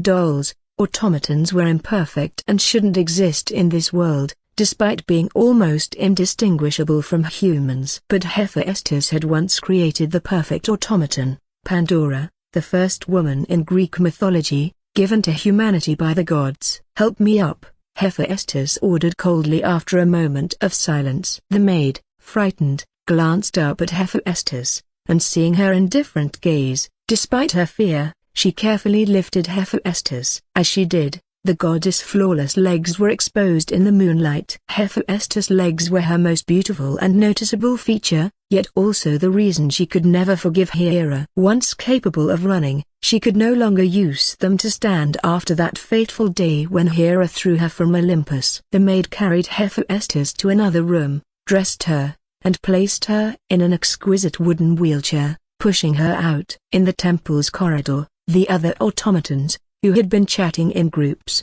fell silent, trembling and lowering their heads as Hephaestus passed, not daring to meet her gaze. Hephaestus was known for her volcanic temper, unpredictable as an erupting volcano. Has Hera's follower arrived? As the maid cautiously pushed Hephaestus through the corridor, the latter suddenly asked. The maid hesitated, then quickly replied, "Not yet, but he should be close." A sister saw him approaching on Pegasus. Hephaestus nodded slightly, her expression mocking yet complex. "Athena told me about it early on, but I still can't believe my mother, who has avoided me for centuries, would come to see me because of a mere mortal." The maid kept her head down, not daring to respond, knowing a single wrong word could be dangerous. At the same time, she also felt a twinge of pity for the boy she had yet to meet. What Hera didn't know was that Hephaestus' unexpected willingness to meet Promise wasn't due to her request. Athena had already approached her about Promise's situation half a year ago. Few knew that Athena and Hephaestus had always had a good relationship. Perhaps it was because Hephaestus helped bring Athena out of Zeus' head,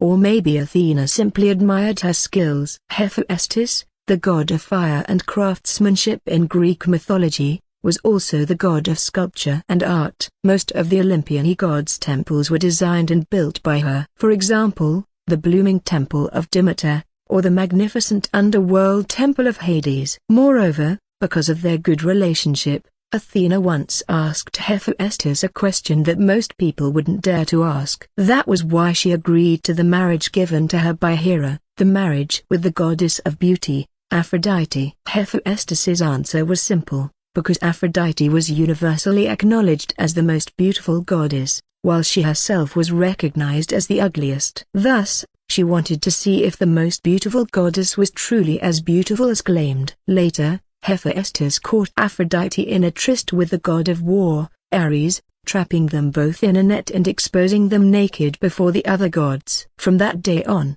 Aphrodite never came to see her husband again. "It's been so long since I last saw my mother, so long that I almost thought I'd forgotten about that past." The nightmare. As Hephaestus spoke, her voice was so cold it made the maid behind her shiver, yet Hephaestus was smiling, and her smile was bright. "That's why I'm really looking forward to meeting that human. What's his name again? Let me think. Oh, I remember now, he's called Promise, right?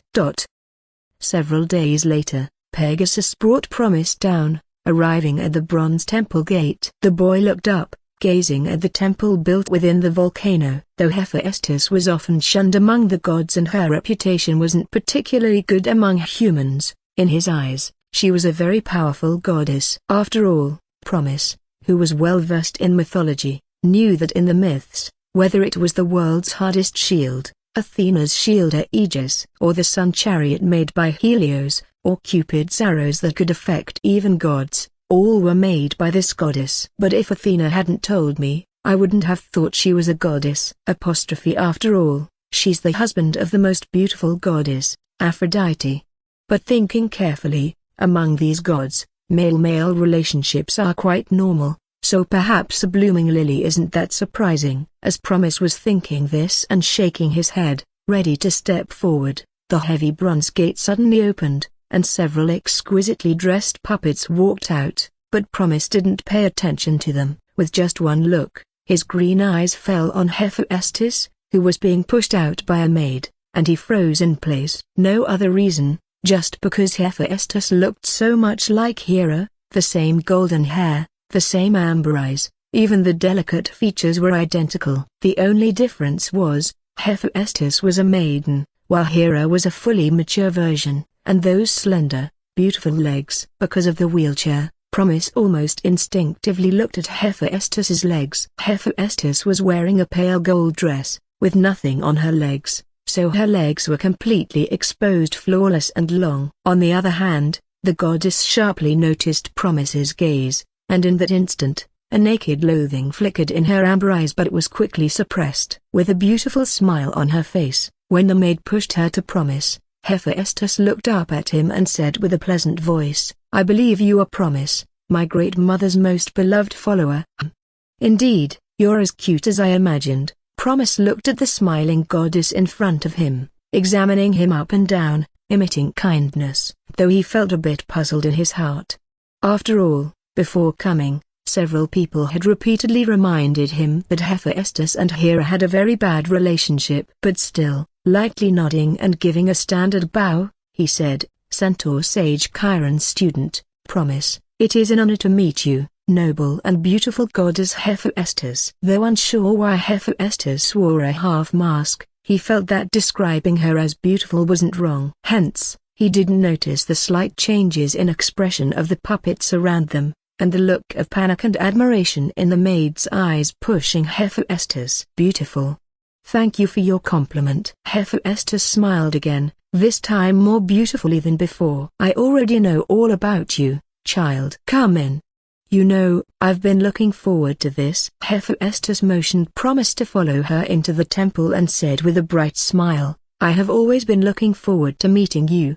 Having said this, she entered the temple with the boy. Pegasus was taken to another place by the other two puppets. And just as Promise entered the temple alone, the bronze door slowly closed. "Athena, I really don't understand this time. You let Promise enter the temple like this. Aren't you afraid that the child will never get out again?" In the dark, Hermes, who was bruised and battered but still insisted on joining in the fun, couldn't help but say something to the goddess, who was standing beside him in a flawless white dress. Hearing this, Athena glanced at him. She knew that Hermes' injuries had healed long ago, and the reason why he was still like this was simply to gain some sympathy and avoid being beaten. In other words, even though he knew there was a high probability that he would be beaten, Hermes still insisted on fighting on the front line. "Hephaestus will not kill the child because simply killing him would be too easy for Hera," Athena explained calmly. "She has waited hundreds of years for this opportunity to torture Hera." When Hermes heard this,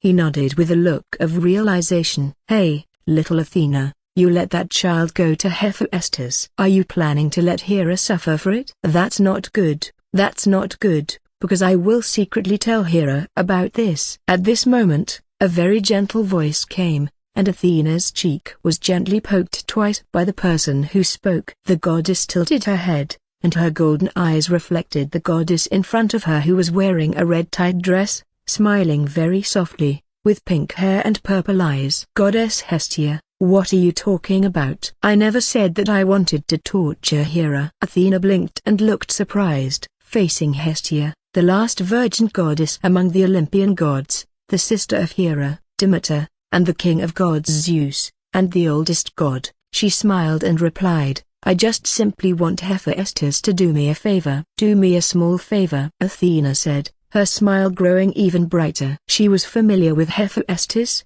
so in a sense, there was no need for Hera to go there in person. Athena had a great chance of getting the artifact needed for her promise from Hephaestus, but she didn't do it. First of all, it would be better if Hera went to find Hephaestus in person. The second was that Athena knew very well how much Hephaestus hated Hera. "What help?" Hestia blinked and asked curiously with her head tilted. However, hearing this, Athena just smiled without saying anything. "This is easy. Hephaestus will never tolerate Promise's belief in Hera, so she will definitely sabotage this, and Athena will have the opportunity to take advantage of it." Hermes, who had fully reacted, had just said this when he was met with Athena's narrow death stare the next second. Seeing this, he was stunned and hurriedly looked at Hestia, and was about to ask her for help. But he found that Hestia was also looking at him at this moment, and her smile was very bright. Her pink hair swaying gently in the breeze.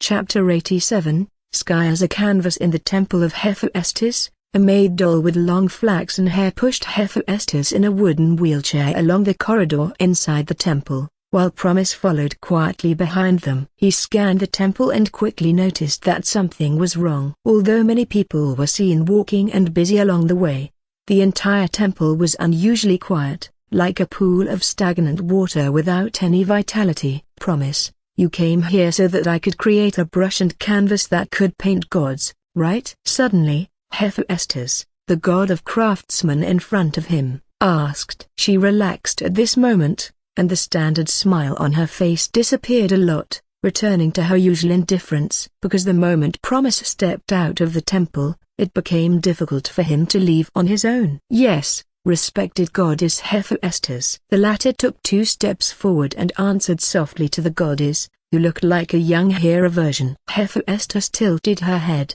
her amber eyes reflecting the bath beside him. Only at this moment did she truly take in the young man in front of her. And at first sight, she didn't dislike Promise, but this time it was not because of her looks or fragility. Looking at him, who seemed to be born with artistic aura and was kissed passionately by the goddess of art, Hephaestus, the god of forging and sculpture, naturally had some good feelings towards Promise. You seem very much looking forward to it, Hephaestus asked again, although Promise's hair was tied with Athena's silver thread, preventing the gods from seeing his thoughts. Hephaestus saw urgency and expectation in his eyes. Hearing this, the boy was slightly stunned, then smiled shyly and nodded calmly before replying, "Yes, goddess Hephaestus, to be honest, I am indeed looking forward to it. Ever since the goddess of wisdom told me about you, I have been looking forward to meeting you and getting a paintbrush and canvas from you." Lies are useless to God,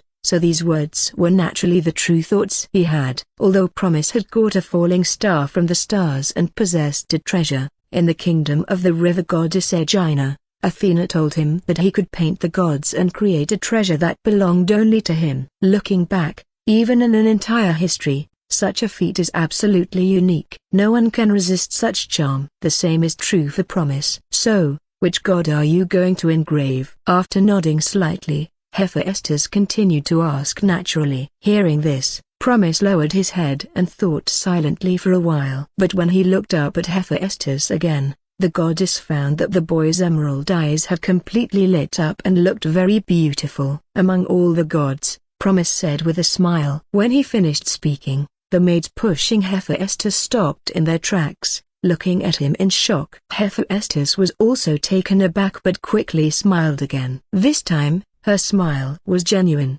unlike the previous forced ones. I actually didn't have such an idea at first. After all, it sounded a bit too unrealistic. My life was originally just about pursuing a magnificent ending, so I chose to go down the mountain from teacher Chiron. And it still is, in a way. Promise continued with a calm tone, speaking extraordinary words as if they were ordinary. But I've come this far, and looking back, I see that I've painted many pictures. Artemis, the moon goddess Apollo, the god of light Athena, the goddess of wisdom and Hera, the noble queen of the gods. I've already depicted them now. I just need the final step. Since my pursuit has always been an extraordinary life and a dazzling end like a shooting star that leaves a mark in the night sky as it falls, why not make my life even more spectacular this time? The centaur sage Chiron had once said that Promise had changed and no longer needed to stay on the mountain. For now, he no longer chased after death blindly but had truly gained the resolve to face death with a smile. The value of life has never been about its length but whether the journey was exciting. At least for heroes, this is true. I will forge for you a brush that can paint the entire pantheon and a canvas that can hold them, Hephaestus responded. Thank you, goddess Hephaestus. Promise's eyes brightened as he hurriedly expressed his gratitude. There's no need. Hephaestus shook her head. I don't need thanks because, for me, using what I forge well is the greatest form of gratitude. Moreover, I must admit, your idea moved me, even reigniting a long-lost inspiration and desire to forge. She paused, then looked Promise up and down, nodding. No wonder so many gods pay attention to you. You are indeed likable in many ways. With that, Hephaestus glanced at the maid behind her. The maid snapped out of her daze and hurriedly pushed Hephaestus forward. At this moment, Promise also felt relieved, though he was still somewhat puzzled and confused. He found Hephaestus to be quite approachable and gentle, Nothing like the terrifying figure described by Athena and Hera. Promise didn't realize at the time that he had inadvertently avoided a death flag. His response not only excluded Hera but also gave Hephaestus a perfect answer beyond her expectations. After leading Promise into the temple, Hephaestus left, instructing her dolls to take care of him while she departed with the assistance of her maid. What Promise didn't expect was Hephaestus's astonishing efficiency. He had prepared for a long wait. Considering these were two divine artifacts capable of painting the gods and preserving their images eternally, the difficulty of their creation seemed immense, and Promise had already waited a long time just to meet Hephaestus. He thought he might have to wait another month or two or even go on a quest for materials to get the artifacts he desired. But to his surprise, it only took a week. During that week, since his initial meeting with Hephaestus, Promise hadn't seen her. Although he was taken care of by the dolls, they avoided him as much as possible. Even when he tried to talk to them, they would be scared to the point of tears. Though the dolls had no souls, they were otherwise indistinguishable from humans, with their own thoughts and emotions. They already knew that Promise was a follower of Hera. Even the rumors that reached them piqued their curiosity about him. They were more afraid of their capricious master disassembling them. To Hephaestus, these imperfect dolls shouldn't exist in the world. Their continued existence was a testament to her divine mercy. Thus, a week passed. One night, while Promise was eating food nervously served by a trembling maid doll, the door suddenly opened, and an exhausted Hephaestus was wheeled into the room by her maid. Promise was unaware that, at that moment, the surrounding tremors had ceased. The volcano had been erupting, the earth rumbling constantly during this time. Hephaestus had been tirelessly swinging her hammer in her divine forge. "This is the artifact you requested." Under Promise's wide-eyed, shocked gaze, Hephaestus placed a white feather quill in front of him. Although clearly tired, her amber eyes shone with excitement, and she wore a radiant smile. "It's been a long time since I've enjoyed forging so much. Designing the brush wasn't difficult,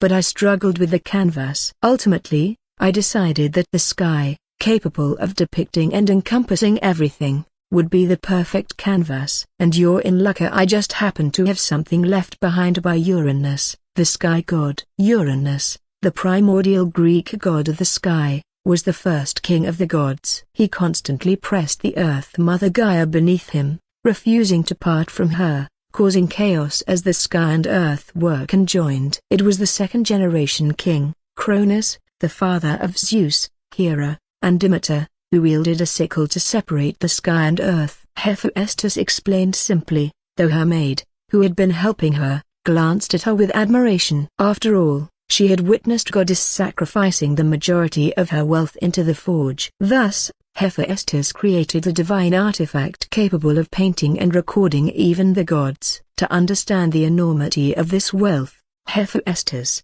as the god who forged temples for the main gods and weapons for heroes, had accumulated mountains of wealth in her temple. The maid, witnessing all this, couldn't decide whether her mistress hated or liked Promise. In truth, the matter wasn't so complicated. Hephaestus didn't care about the wealth she sacrificed. Her greatest joy as a god was forging, and when she forged, she aimed for perfection, even if the person was a follower of Hera. As the god of forging, she wouldn't compromise. Hephaestus proudly and boastfully said to Promise, "Promise, do you know? This is one of my finest creations, comparable to the Aegis shield I forged for Athena. It has no canvas because the sky is its canvas. When you paint with it, the image will appear in your hand. You won't need any dye, so it will produce any color you need. So now, Promise, take it up. Hold this creation I'm proud of, and before me, display a painting with it." Gradually coming back to his senses,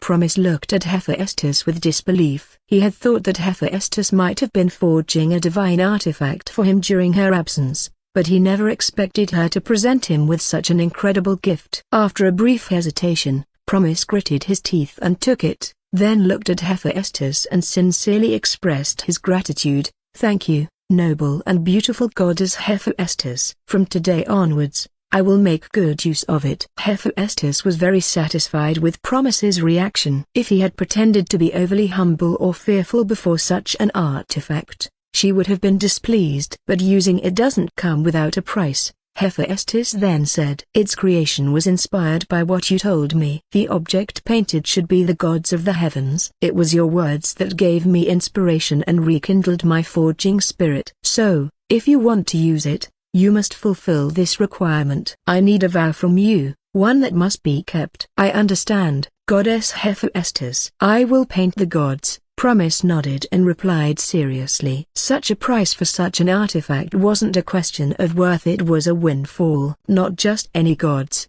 but the main gods, Hephaestus corrected. Since you have already depicted 4 main gods, my requirement is that you complete the rest. Swear to me that you will paint all the remaining main gods, including my father, the great god King Zeus. Only then will it truly belong to you. Hearing this, Promise hesitated for a moment. What, are you afraid? Hephaestus smiled. Didn't you say you wanted an extraordinary life? Isn't this extraordinary enough? I understand, Goddess Hephaestus. Promise exhaled slowly, then smiled and said, I vow to you, I will use this brush to paint the gods of Olympus. Good. Hephaestus nodded in satisfaction. Then let's begin now. Hephaestus smiled and said, start with me, Promise. Show me your ability, and don't disappoint me. She knew Promise's abilities well. Whether it was Artemis using the night sky as a canvas or the events involving Hades and Persephone, she could hardly remain unaware. At this moment,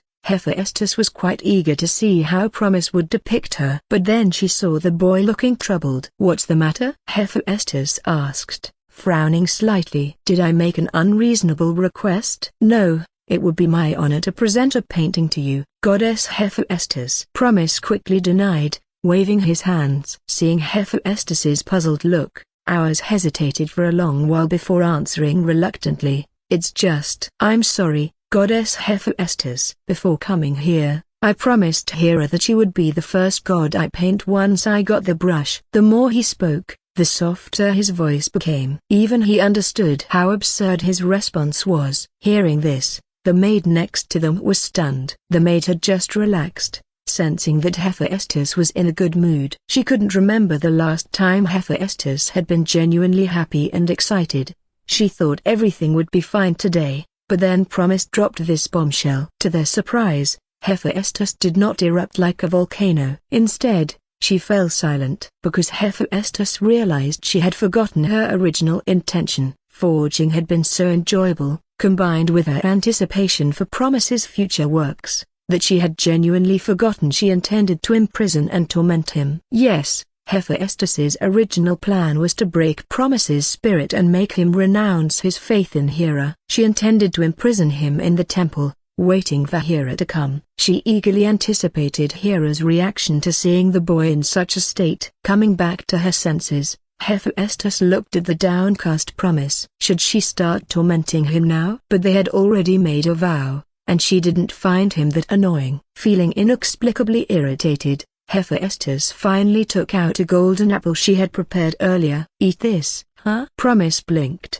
looking at the golden apple Hephaestus handed him. He wanted to say he wasn't hungry and save it for later, but Hephaestus's gaze, though calm, allowed no refusal. Feeling guilty, Promise had no choice but to take the apple and bite into it in front of her. Then he rolled his eyes and fainted. Comment 16.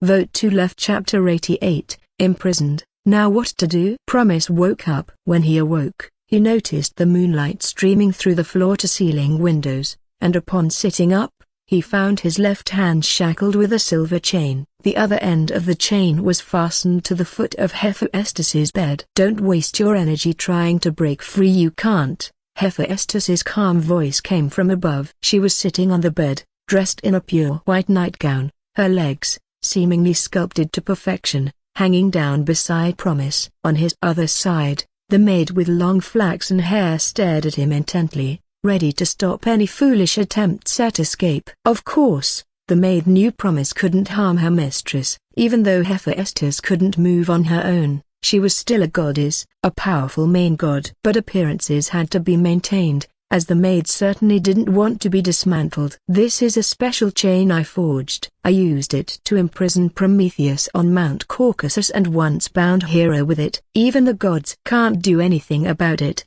Hephaestus said with a slight smirk, her voice tinged with pride. Promise naturally knew Prometheus. He had stolen fire for humans and was ordered by Zeus to be chained to a steep cliff, never able to sleep, his weary knees unable to bend. Every day, an eagle would come to peck at his liver, which would regenerate only to be devoured again. And the chain that bound Prometheus, which could seal divine power, was forged by Hephaestus. So Prometheus wasn't surprising, but Hera, the noble queen Hera. Promise blinked his emerald eyes, curiously looking at Hephaestus. He didn't know Hera had ever been bound. Well, it seemed he didn't know much Greek mythology. Seeing this, the maid was quite puzzled. Even though Promise realized he was imprisoned, he didn't seem panicked. It seems you don't know, Hephaestus said, her smirk growing as she eagerly began to explain.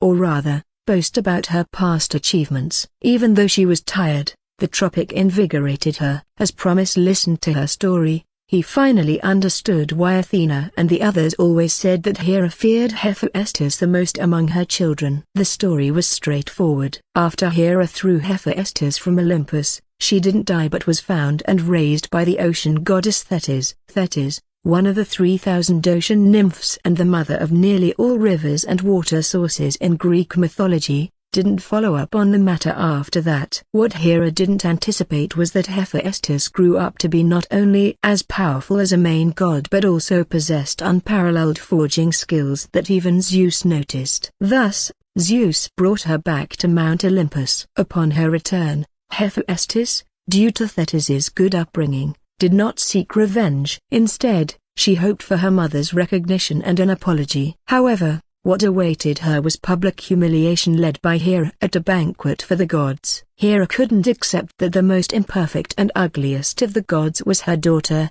with a limp and a birthmark on her face. Humiliated, Hephaestus silently left the banquet. Hephaestus then crafted a beautiful, resplendent throne for Hera, one that perfectly matched her status as queen. When Hera received the gift, she was immediately captivated and instantly sat down on it, without a second thought. And that was a mistake. Just as she did so, chains emerged and bound her tightly. Under the constraints of those chains, even the noble queen Hera lost all her divine power, becoming an ordinary woman. Any deity who touched those chains would lose their powers. Trying to break them with other divine weapons, like Zeus's thunderbolts or Poseidon's trident, risked harming Hera herself. So, in the end, Hera had to publicly apologize to Hephaestus in front of all the gods. Only then did the gods acknowledge Hephaestus's status as an Olympian main god, and the matter was resolved. After hearing all this, Promise first glanced at the maid beside him, who had closed her eyes, looking resigned. Then he looked at the silver chain on his hand. So this chain is. In this end, he raised his left hand slightly, and the chain made a crisp sound as it moved. That's right, Hephaestus nodded. The same type. Hearing this, I feel somewhat honored, Promise couldn't help but remark. After all, one was Queen Hera, and the other was Prometheus, the god of foresight. And then it was him. Then, does that make you happy? Hephaestus tilted her head and asked Promise. However, the boy, after thinking for a moment, surprisingly smiled at Hephaestus. She was momentarily taken aback, then couldn't help but laugh. Covering her mouth slightly with her hand, she chuckled, "You really are unexpectedly cute and interesting. Did you guess it before you ate that golden apple?" In that situation, it was obvious that the golden apple shouldn't be eaten. Promise admitted honestly. Though he always felt that the goddess Hephaestus didn't seem as dangerous as Athena and Hera made her out to be, Promise naturally couldn't ignore their warnings. "Then why did you eat it?" Hephaestus blinked. The maid beside them also opened her eyes, curious to hear Promise's answer. "I received the thing I wanted most from you,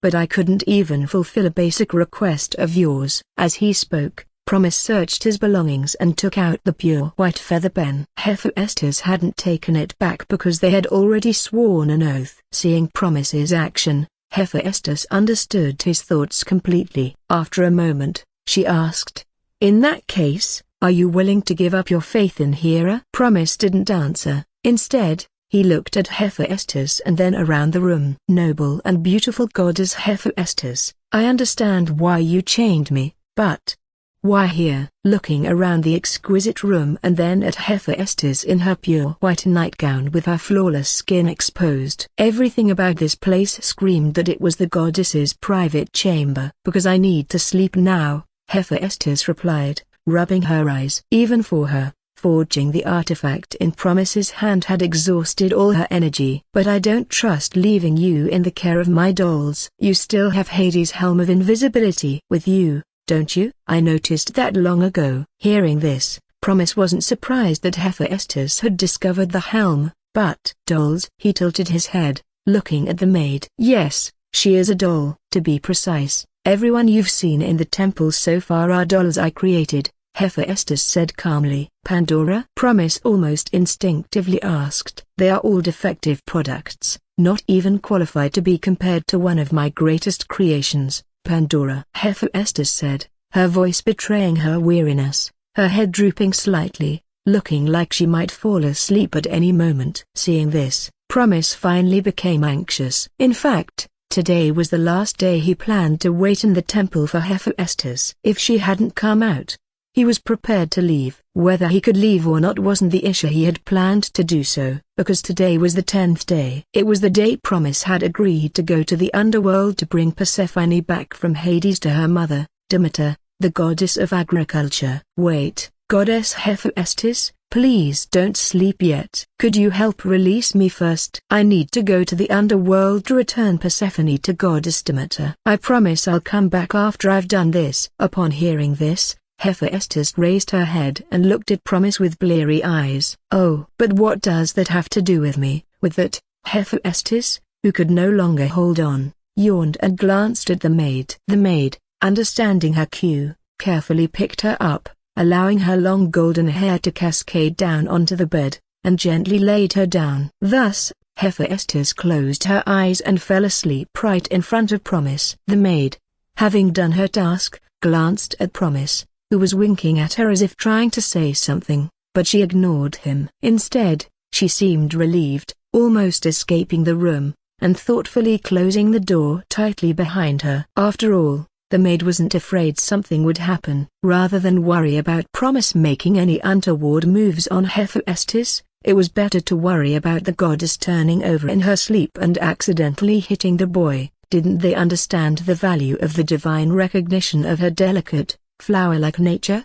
Sitting on the edge of the bed, Promise pulled at the chain on his hand, listening to its crisp clinking sound. He looked at the sleeping Hephaestus, bathed in the moonlight streaming through the floor-to-ceiling window. "So, what do I do now?" Chapter 89, Escaped, but not completely. The moonlight shone through the window, illuminating the sleeping goddess. Even as she slept, one side of her face was covered by a black mask, hiding her features. But at such a close distance, with her completely unguarded, Promise had to admit that his eyes found it hard to leave her. Hephaestus might be considered the ugliest of the gods, but her ugliness came entirely from her crippled legs and the flame-like mark on her face. To the gods, this made her ugly. And being the child of Hera and Zeus, she was expected to be perfect. "Should I wake her?" Promise muttered, feeling conflicted as he looked at the sleeping goddess. After all, he harbored no ill feelings toward Hephaestus. On the contrary,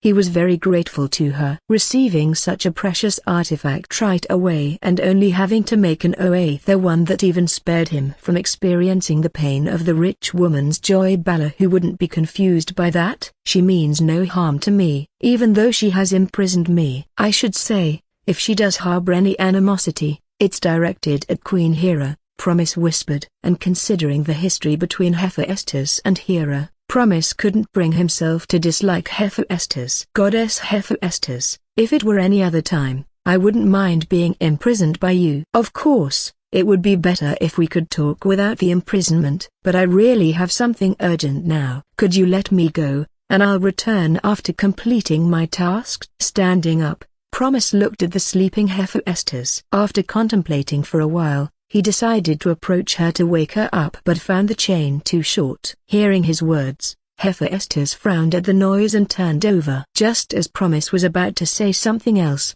The maid outside the door hesitated, wondering if she should enter to remind him to keep quiet. If he woke Hephaestus, she might slap him in annoyance, making imprisonment unnecessary. Suddenly, Promise noticed the moonlight outside the window vanish as if something had blocked it, plunging the room into darkness. More precisely, the moonlight was blocked from his sight, turning his view pitch black. It was now past midnight, and the appointed time had arrived. A death's head moth, fluttering its wings, emerged from the darkness of the underworld, flying through the window to land before Promise. Its luminescence activated the magic left by the goddess on Promise. Yes, the chain in Promise's hand indeed nullified any divine power, but this wasn't divine power, it was magic. To be precise, it was the magic left by Hecate, the goddess of crossroads. As a small magical ripple passed, it did not awaken Hephaestus from her deep sleep. She had locked Promise in her room to prevent Athena,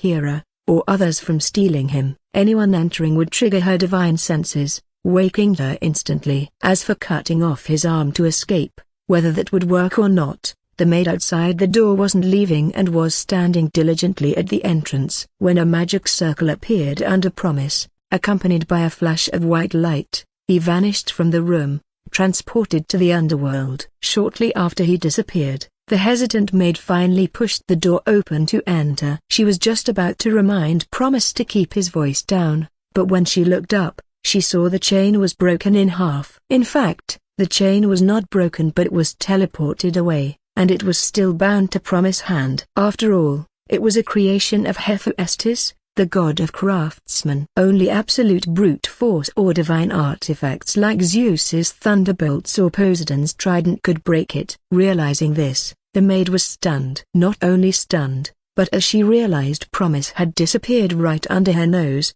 she felt like the sky was falling. Whether to wake Hephaestus or not, she knew clearly she was in deep trouble. Struggling so long, she still couldn't escape her fate of being dismantled. When Promise opened his eyes and recovered from the familiar after-effects of teleportation, he found himself in an unexpected situation. He was inside a temple, which did not resemble the underworld temple of Hades. In fact, it didn't look like an underworld temple at all. Above the temple hung a magically created miniature sun, bathing the surroundings in bright sunlight. Various beautiful, blooming flowers were neatly arranged around the temple. The temple seemed rather deserted, as there were only two people inside. One tended to the flowers, and the other was a recluse. To be precise, due to a certain goddess's extreme seclusion, if no one called on her, she wouldn't leave her room for hundreds of years, making the temple appear abandoned. The current vibrant and beautiful state of the temple was entirely due to the efforts of a young girl who had traveled here to study. Promise quickly noticed her. She seemed to be in a good mood,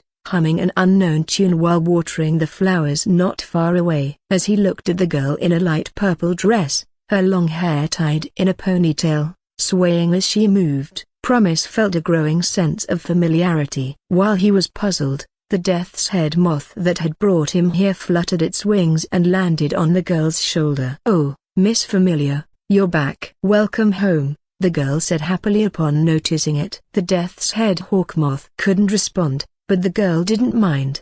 Having a companion, even one that couldn't speak, was enough for her. Though she came here to study, her teacher was notoriously unreliable, leaving her to study mostly on her own. It was normal to see her teacher only once every month or two. And in the underworld, the girl couldn't even remember the last time she saw a living person. Therefore, "Miss Familiar, are you trying to tell me something?" Seeing the moth fluttering its wings as if urging her, the confused girl turned to look in Promise's direction as if sensing something. The moment she turned and their eyes met, Promise finally understood where the familiarity came from. Both of them were stunned, eyes widening slightly. The girl was shocked to see a third person in her teacher's temple. Promise was equally shocked because he knew this girl very well due to his transmigrator's knowledge. Her name was Medea. She was the student of Hecate, the goddess of crossroads, and the princess of Colchis, the end point of the Golden Fleece journey. Yes,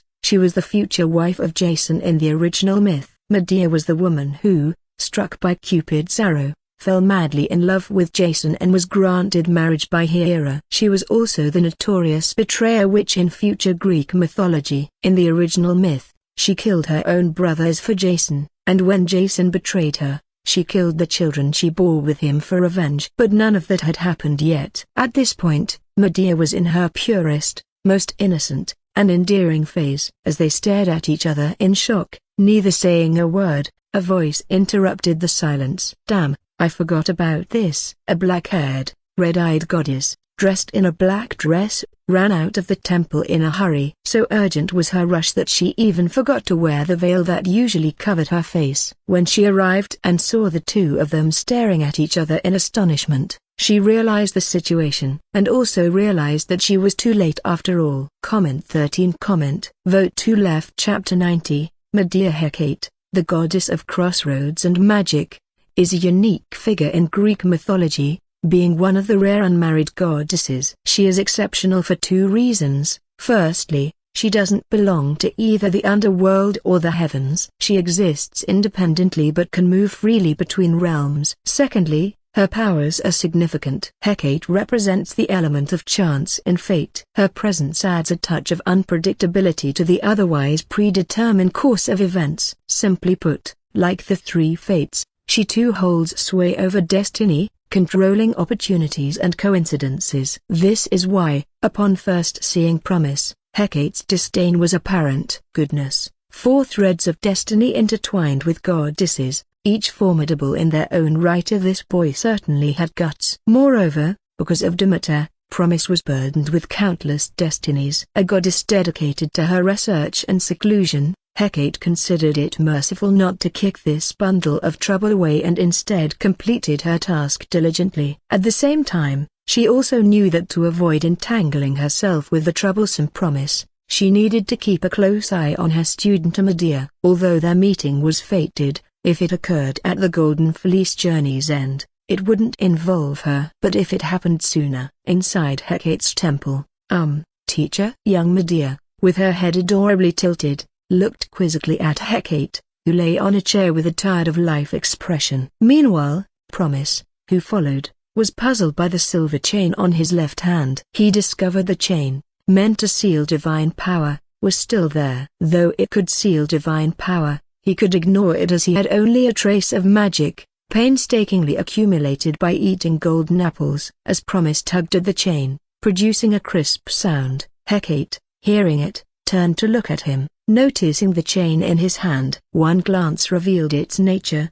causing her red eyes to widen as she sprang up. "Wait, what is that on your hand?" "No, were you imprisoned by a goddess, and I accidentally rescued you?" "Ah. Thank you, beautiful Hecate," Promise said with a radiant smile, to which Medea, listening, blinked in surprise. "Don't tell me, the goddess who imprisoned you is Hera's troublesome daughter, Hephaestus?" Hecate had secretly observed that scandalous event, where Hephaestus, exhausted, imprisoned a powerless, weeping Hera. No god dared mention it afterward. "Hecate, you're amazing," Promise praised, not sparing any compliments. Indeed, she had managed to bring Promise out despite the god's inability to break the chain. Although it was mainly exploiting a loophole and Hephaestus's exhaustion, it was impressive. However, Hecate's expression showed no joy from the praise. Her face nearly betrayed her emotions. She considered taking her staff and sending Promise back like a golf ball. Seeing Promise still bound by the chain, merely transported, Hecate knew Hephaestus could easily recall him by cracking the spell. Even if she couldn't, bringing the remaining half near Promise would rebind him. "Wait, aren't you Hera's loyal follower, and she favors you so much? You've got guts. No wonder Hephaestus imprisoned you." Hecate, feeling emotional about this, suddenly thought of the trial in the underworld. She glanced at Medea, who was blinking curiously and listening beside her, and suddenly she felt that the world was dark again. She really didn't want to get involved with such a troublesome guy. Promise found Hecate's expressive nature amusing. He have seen so many goddesses so far, but none of them were like the goddess in front of him, who was free from the burden of being a goddess. The expressions on her face were so rich. "Forget it, never mind. The worst that can happen is that after I send you two away, I will close the temple and keep it for hundreds of years before I can go out again. Hecate finally made up her mind and cheered herself up again. With a firm resolve, let things be as they may. Then she looked at Medea beside her and said, Medea, you've always wanted to see him, right? Now that you've seen him, why don't you go over and say hello to him, huh? The latter looked at Hecate in confusion. Remember the spectacle I showed you that night? The painting in the night sky. Medea remembered everything instantly after hearing the words, as if she understood something. She looked at the teacher with wide eyes, then tilted her head to look at Promise in great surprise. Yes, he's the one who painted it. Hecate then looked at Promise. She's my student, Medea. Do you know her? Promise thought for a moment and then nodded honestly. Not only did he know Medea, but he knew her very well. Good. Since you know each other, that makes it easier. I'll leave her to you. You two can handle things yourselves. After saying this, Hecate got up and left. And what she said before she left made Medea blush. After all, entrusting herself over to Promise or something. What nonsense was the teacher talking about? Left alone, Promise and Medea naturally met each other's gaze. Medea, looking at the handsome young man with clear green eyes, recalled he was the one who had created that painting under the night sky, and her ears turned bright red. She was so nervous that she couldn't speak for a while. When she finally calmed down, she bowed her head and said in a flustered voice, I'm very sorry, my teacher. She's not usually like this. Medea was so nervous that she was incoherent and didn't know what to say for a moment. But Hecate was not like this on weekdays. She speaks very little, and it usually takes a long time for her to go out and meet Medea to guide her with the doubts she has accumulated in her studies. Seeing her so flustered, Promise couldn't help but laugh. Even though Medea would become the witch who betrayed her family and killed her brother and children, he knew that right now, she was just a pure, lovable girl. It's fine. This isn't my first time meeting Hecate. Oh, by the way, my name is Promise, and I am a student of the centaur sage Chiron, he said, initiating a conversation with Medea, his gentle voice and warm smile gradually easing her nerves. As Promise learned that Medea had been in the temple for years, rarely going out and having no one to talk to, he sensed her curiosity and longing for the outside world. So he started sharing his own experiences, telling her how he was persecuted on Mount Chiron and now sought revenge. He also told Medea about his quest for the Golden Fleece, under the witness of Queen Hera. Medea was clearly surprised, wanting to say something but holding back. Promise didn't press her. When Hecate asked Promise if he knew Medea, he realized the goddess knew about the Golden Fleece and probably everything else, explaining her initial reaction. Time passed quickly, and before they knew it, half a day had gone by. It was likely the happiest time Medea had ever had during her stay at the temple. Once she relaxed, she even complained to Promise about her teacher's neglect and laissez-faire attitude. The difference between her and the reliable centaur sage Chiron was just too big. Half a day later, Hecate returned and took Promise away. Giving her student half a day was the best she could do, as Hades and Persephone were still waiting for Promise. Goodbye, Medea. See you next time. Yes. See you next time, Promise. Medea replied earnestly. Hecate watched this but said nothing. On the way to Hades, she couldn't help but tell Promise, you troublesome little fellow, stay away from my student. Goddess Hecate, what do you want me to do? Don't ask me. The goddess couldn't help showing a depressed look after hearing this as she said, I don't know either. Your future is a mess, and I can't figure it out. It's a wonder that the three goddesses of fate are so kind that they hadn't beaten you to death. Hearing this, Promise suddenly remembered something. The White Court trial and the resurrection of those people had exhausted the three goddesses of fate. So what about the matter of Goddess Demeter this time? By the way, esteemed Hecate, do you know what the three goddesses of fate like? He had a feeling that when he saw Clotho again, she'd be furious and might even throw a crystal ball at him. Oh no, he was actually looking forward to it. Comment 12 Comment Vote to Left Chapter 91, Mother Demeter, I'm your daughter. How would I know? If you really don't know what to dedicate, then dedicate yourself to them. Hecate answered casually. After arriving at the designated location, accompanied by a familiar feeling, he was embraced by a group of flying Hades butterflies.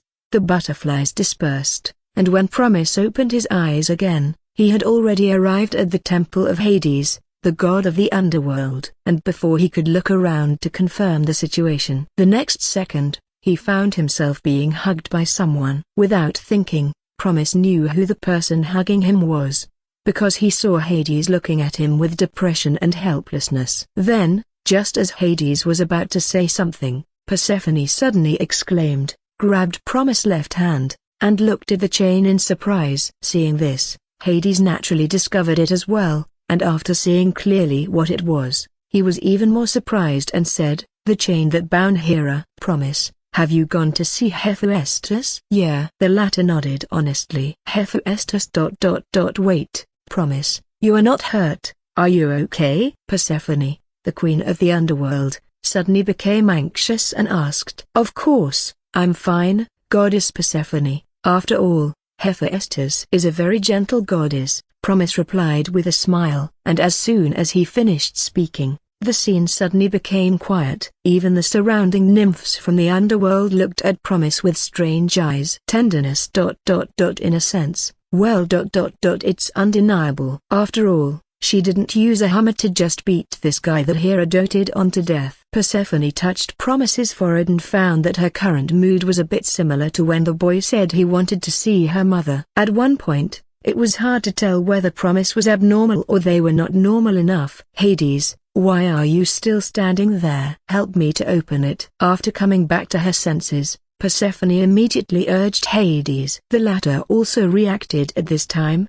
turning around and preparing to get his weapon. But he was stopped by Promise, when the boy indicated that this was all that was left for now and that after returning Persephone to the goddess Demeter, he would return to Hephaestus and continue to be imprisoned by her. Even Hades couldn't help himself and wanted to untie the silver thread left by Athena on Promise's body to see what was going on in his head. Actually, I went to see the goddess Hephaestus for a divine artifact, and the goddess of wisdom told me that only the goddess Hephaestus could do it. In fact, now, the goddess Hephaestus has handed over the artifact to me and made a vow with me. Promise explained and then took out the pure white feather paintbrush. He knew it must be very precious. After all, Hephaestus himself admitted that it was one of the most outstanding works. Although for various reasons, he couldn't feel it intuitively. But the gods were different. Just as she saw the paintbrush, even Hecate was moved, her face full of shock. You're really lucky to be just imprisoned. Hecate,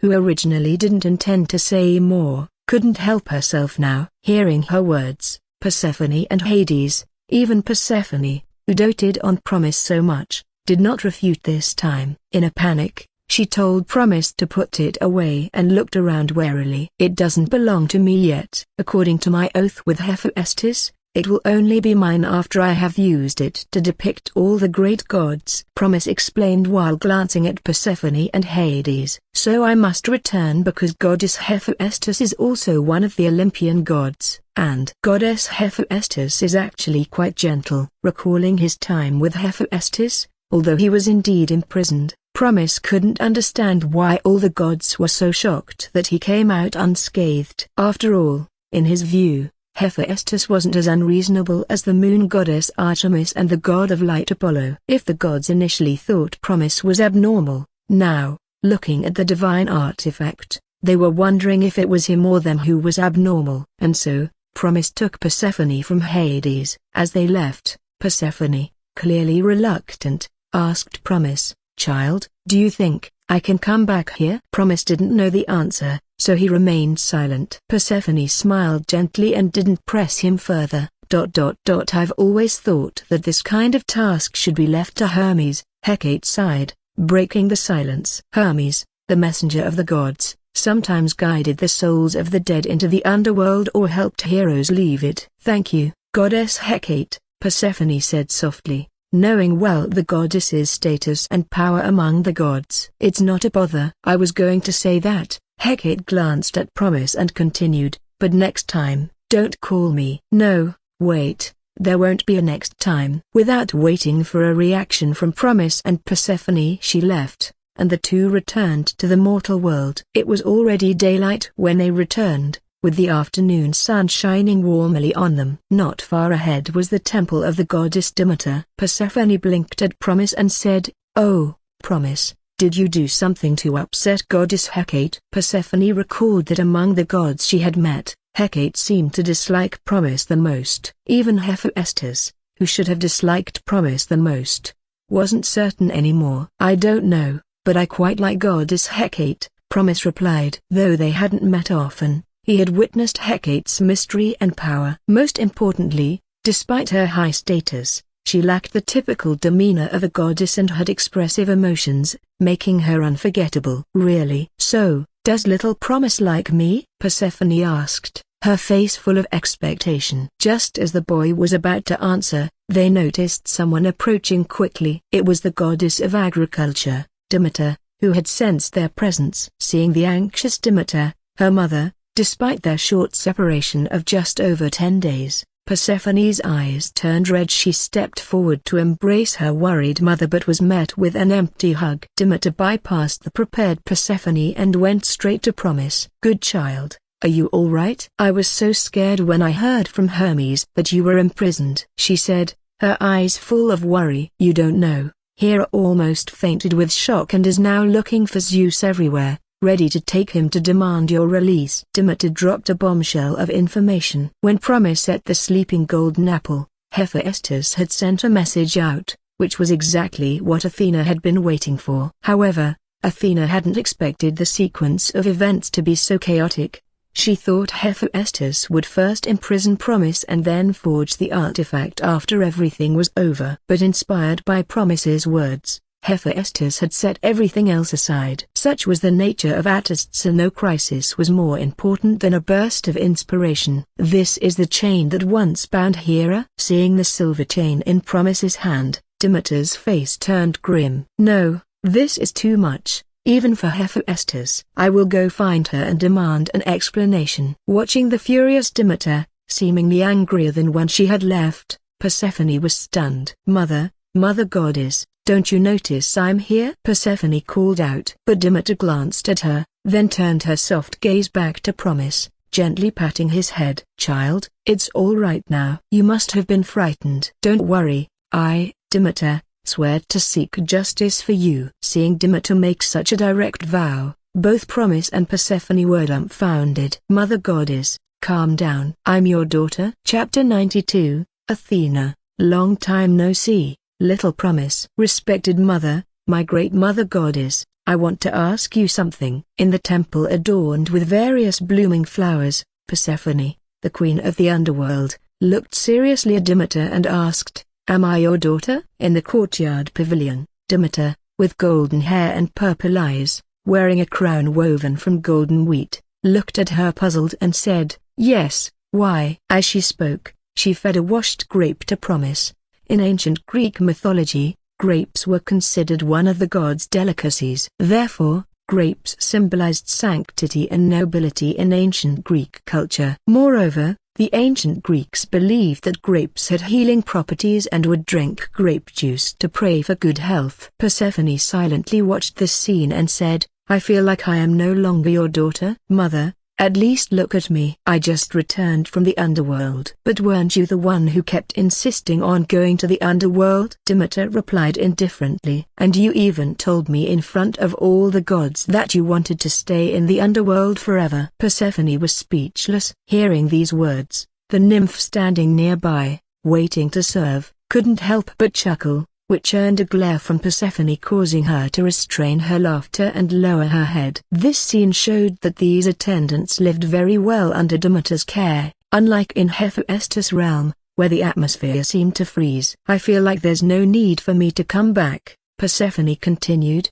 feeling downcast. "You don't have to come back." Demeter's indifferent answer silenced the atmosphere completely. At this point, Promise, who hadn't spoken, blinked while watching the mother and daughter bicker. As an observer, he could naturally understand the situation at a glance. Demeter couldn't possibly be indifferent to Persephone, so she was expressing her displeasure in this way. Although most of the problems had been resolved, and everyone's fate had changed, with the three fates working frantically to complete nearly impossible tasks, Demeter had not yet relented. Even though Persephone's role as the queen of the underworld had been tacitly approved by the gods, Demeter had not given her consent, which was why Promise brought her back. Later, Persephone, who was angry with Demeter, ran away. Once Persephone was gone, Demeter stopped pampering Promise, and looked at the direction where she went with her purple eyes. After a long time, she smiled and looked at Promise, softly saying, "I thought you would persuade me." The boy shook his head without speaking. "Are you no longer planning to persuade me to let my daughter stay with Hades?" Promise responded, "I never intended to. Though I don't really have the right to say this, given that it was me who took goddess Persephone to the underworld, whatever my reasons might have been." Hearing this, Demeter affectionately patted his head. "No, you certainly have the right. You not only completed the difficult trial I set for you but also, child, do you know that you changed my originally tragic fate?" Promise was taken aback and looked at her in confusion. Demeter couldn't reveal the conversation she had with Hera or her original future. This was one reason why she was so fond of Promise. After experiencing so much and hearing her express her wish in the underworld, I actually had already compromised. In the boy's surprised gaze, the goddess softly said, "I originally intended to let her witness the ugliness of the underworld so that she would give up staying by my side forever and being protected by me, but I didn't expect that she would show me her growth and determination instead. At that moment, I understood she had grown up and I shouldn't keep her by my side forever. Now,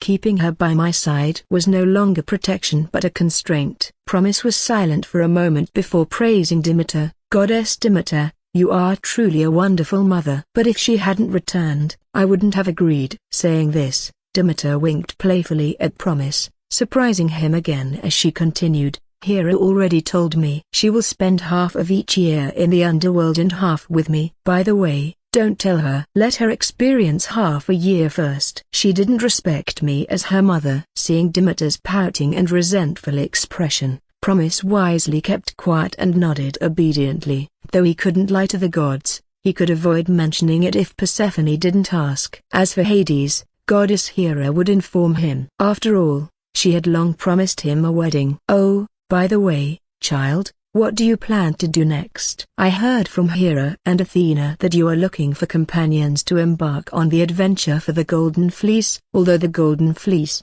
famous throughout Greece, couldn't compare to the artifact in Promise's possession, it was still Hera's trial. Promise nodded but then shook his head, answering Demeter, "Yes, goddess Demeter, I have been preparing for the Golden Fleece adventure. But before that, I plan to return to goddess Hephaestus." Leaving Hephaestus was accidental. As the magic goddess Hecate left was time to send Promise out of the underworld, leaving a trace behind. Because she found it troublesome, Hecate left this task to her familiar, the underworld butterfly. In other words, if Hecate had paid more attention and noticed Promise's situation, he wouldn't have left so easily. After meeting Medea, Hecate didn't know if sealing her temple doors would help. "Child, you plan to go back?" Demeter was shocked and confused by Promise's response. Hera was already anxious to find Zeus. "You managed to sneak out and now want to return and be imprisoned again?" "Yes." The boy nodded and took out the artifact, explaining the situation to Demeter. Though returning meant imprisonment, the oath with Hephaestus to complete the carving of the Olympian gods was a must to obtain the artifact. Due to the oath,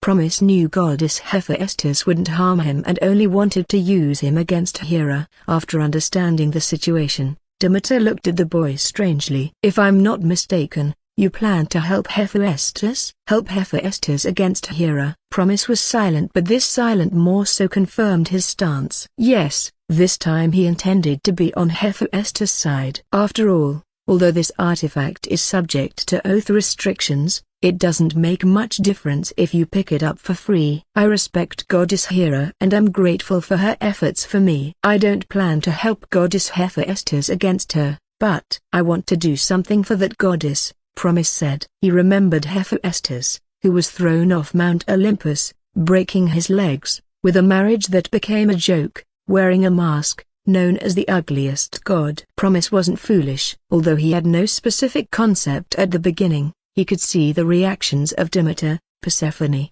and even Hades. From their shocked look he had naturally determined that the artifact goddess Hephaestus had made for him was a creation that even the gods would marvel at. Therefore, under the influence of these circumstances, Promise really cannot remain indifferent. Seeing his determined expression, Demeter, knowing he had made up his mind, didn't say more. "Then I bless you." Smiling, she gently said, "I've witnessed the miracles you've created, and I'm one of them. So I believe you will create another miracle." "Thank you, Goddess Demeter." Although Promise answered like this, there was actually some confusion in his eyes, because he actually hasn't figured out what to do after returning to Goddess Hephaestus. After all, he couldn't really stay there imprisoned forever and wait for Hera to rescue him. He had to complete his heroic journey and then have a glorious ending. Oh, if at this time it would be nice if a beautiful and wise goddess appeared at this time, just like she did before,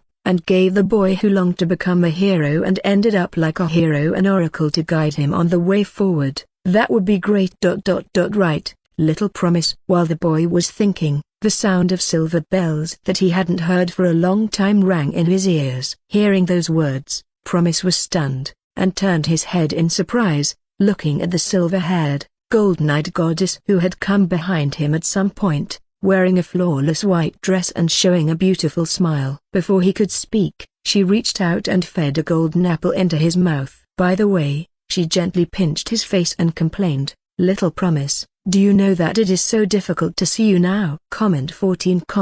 Vote to left. Chapter 93, Goddess, I have returned for your imprisonment. Promise, how about dedicating this painting to me? So, your dream is to become a hero and fall like a meteor, leaving an indelible mark on the world. Is that so? Then I, Athena, will grant you such honor. I swear to you, I, Athena, the goddess of wisdom, will witness and guide you to become the most brilliant star in this world. And at the end of your journey, I will prepare the grandest finale that will astonish gods, humans, and all living beings. In the courtyard of the Temple of Demeter, bright sunlight fell on Athena, who was dressed in a flawless white gown. Her waist-length silver hair fluttered in the breeze, and her beautiful golden eyes, although slightly displeased, were mostly filled with joy as she looked at the young man before her. Indeed, it had been a long time since they last met. Since their farewell during the Caledonian incident, whether it was the 100-eyed giant Argus and Io, god Apollo and the laurel goddess Daphne, or the seven-stringed lyre, Orpheus and his wife, or the current underworld gods Hades and Persephone, and the agricultural goddess Demeter. All these events throughout this journey, Promise knew she was always watching over him, but he had not seen the flawless goddess who guided him all this way for a long time. Athena?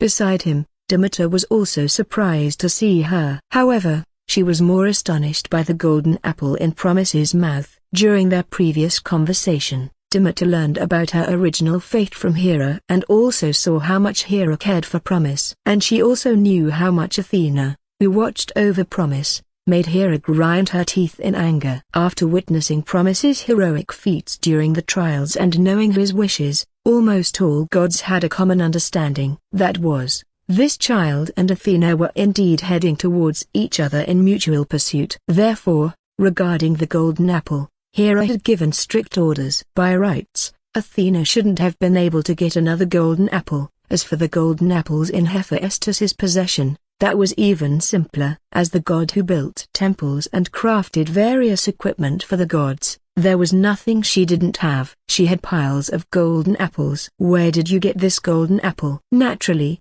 Demeter was curious and asked Athena. Oh, it was given to me by the goddess Hestia, replied Athena casually while pinching Promise's face, venting her accumulated dissatisfaction. Hearing this, Demeter recalled the warm and gentle smile of her pink-haired elder sister and instantly understood. She nodded. So it was from our elder sister. Then there's no problem. Hestia indeed dared to give and would give, and Hera would be too frustrated to make a fuss. After all, she was their eldest sister. Upon hearing Hestia's name, Promise couldn't help but blink. After all, she was the last of the three great virgin goddesses of ancient Greek mythology. The three great virgin goddesses of ancient Greek mythology, the goddess of wisdom Athena, the love-struck and foolish moon goddess Artemis, and the eldest sister of the gods, Hestia.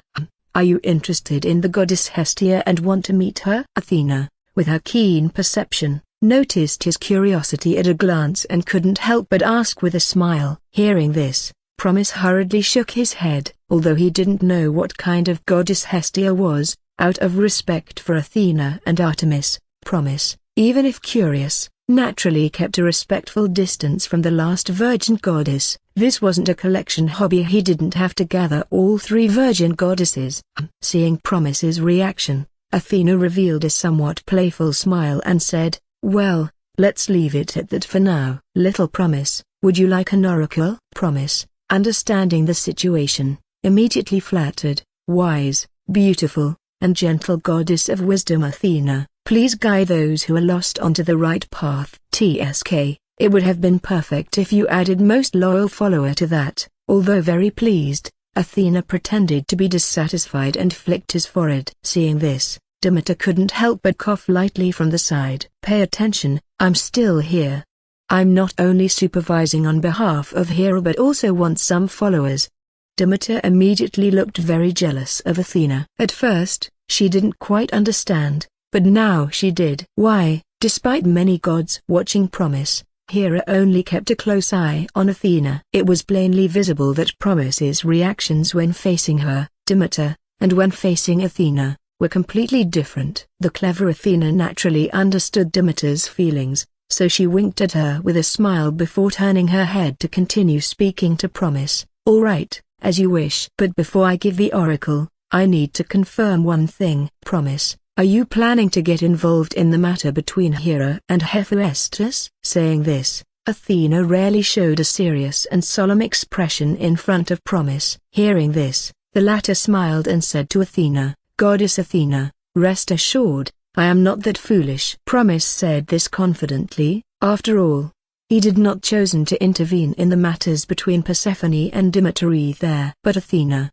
for some reason, rolled her eyes at him, as if those golden eyes had seen through something. "Suit yourself, for with your nature, even if you possess the artifact, you won't use it unless you do something with it." Athena pinched Promise's face again, causing Demeter, who was watching from the side, to sigh and look melancholically into the distance. "Hera, I feel like your follower has already run off with someone else.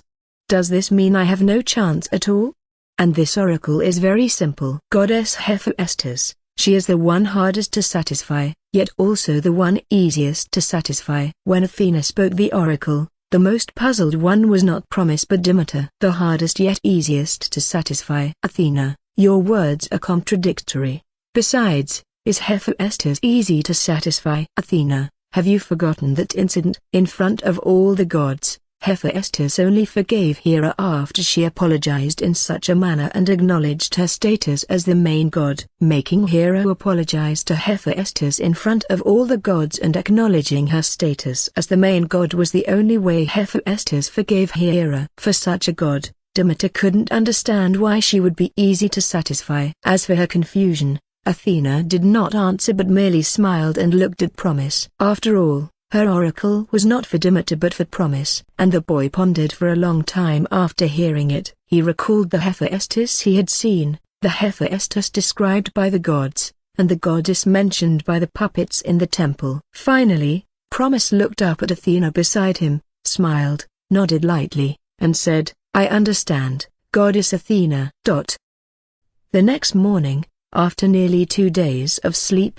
Hephaestus had already opened her eyes and sat on the bedside without expression. Looking at the seemingly broken chains beside her, she remained silent. The room was very quiet, so quiet that the trembling maid kneeling on the ground could hear her own heartbeat clearly. In the end, she hadn't dared to wake Hephaestus at that time. Though she tried a few times, she didn't have the courage. During this period, the maid frantically had her sisters search for Promise, trying to bring him back, but there was no news until now. She had hoped that Goddess Hephaestus could sleep longer this time. In fact, given Hephaestus's severe exhaustion, sleeping for a month wouldn't be unusual. But she woke up after just 2 days. The reason for waking up was simple. Hephaestus kept thinking about Promise. So, despite her fatigue, after a short rest, She still managed to open her eyes with difficulty. "Where is he?" Hephaestus's amber eyes quietly stared at the broken chains for a long time before she asked indifferently. That indifferent tone made the maid tremble uncontrollably. After a while,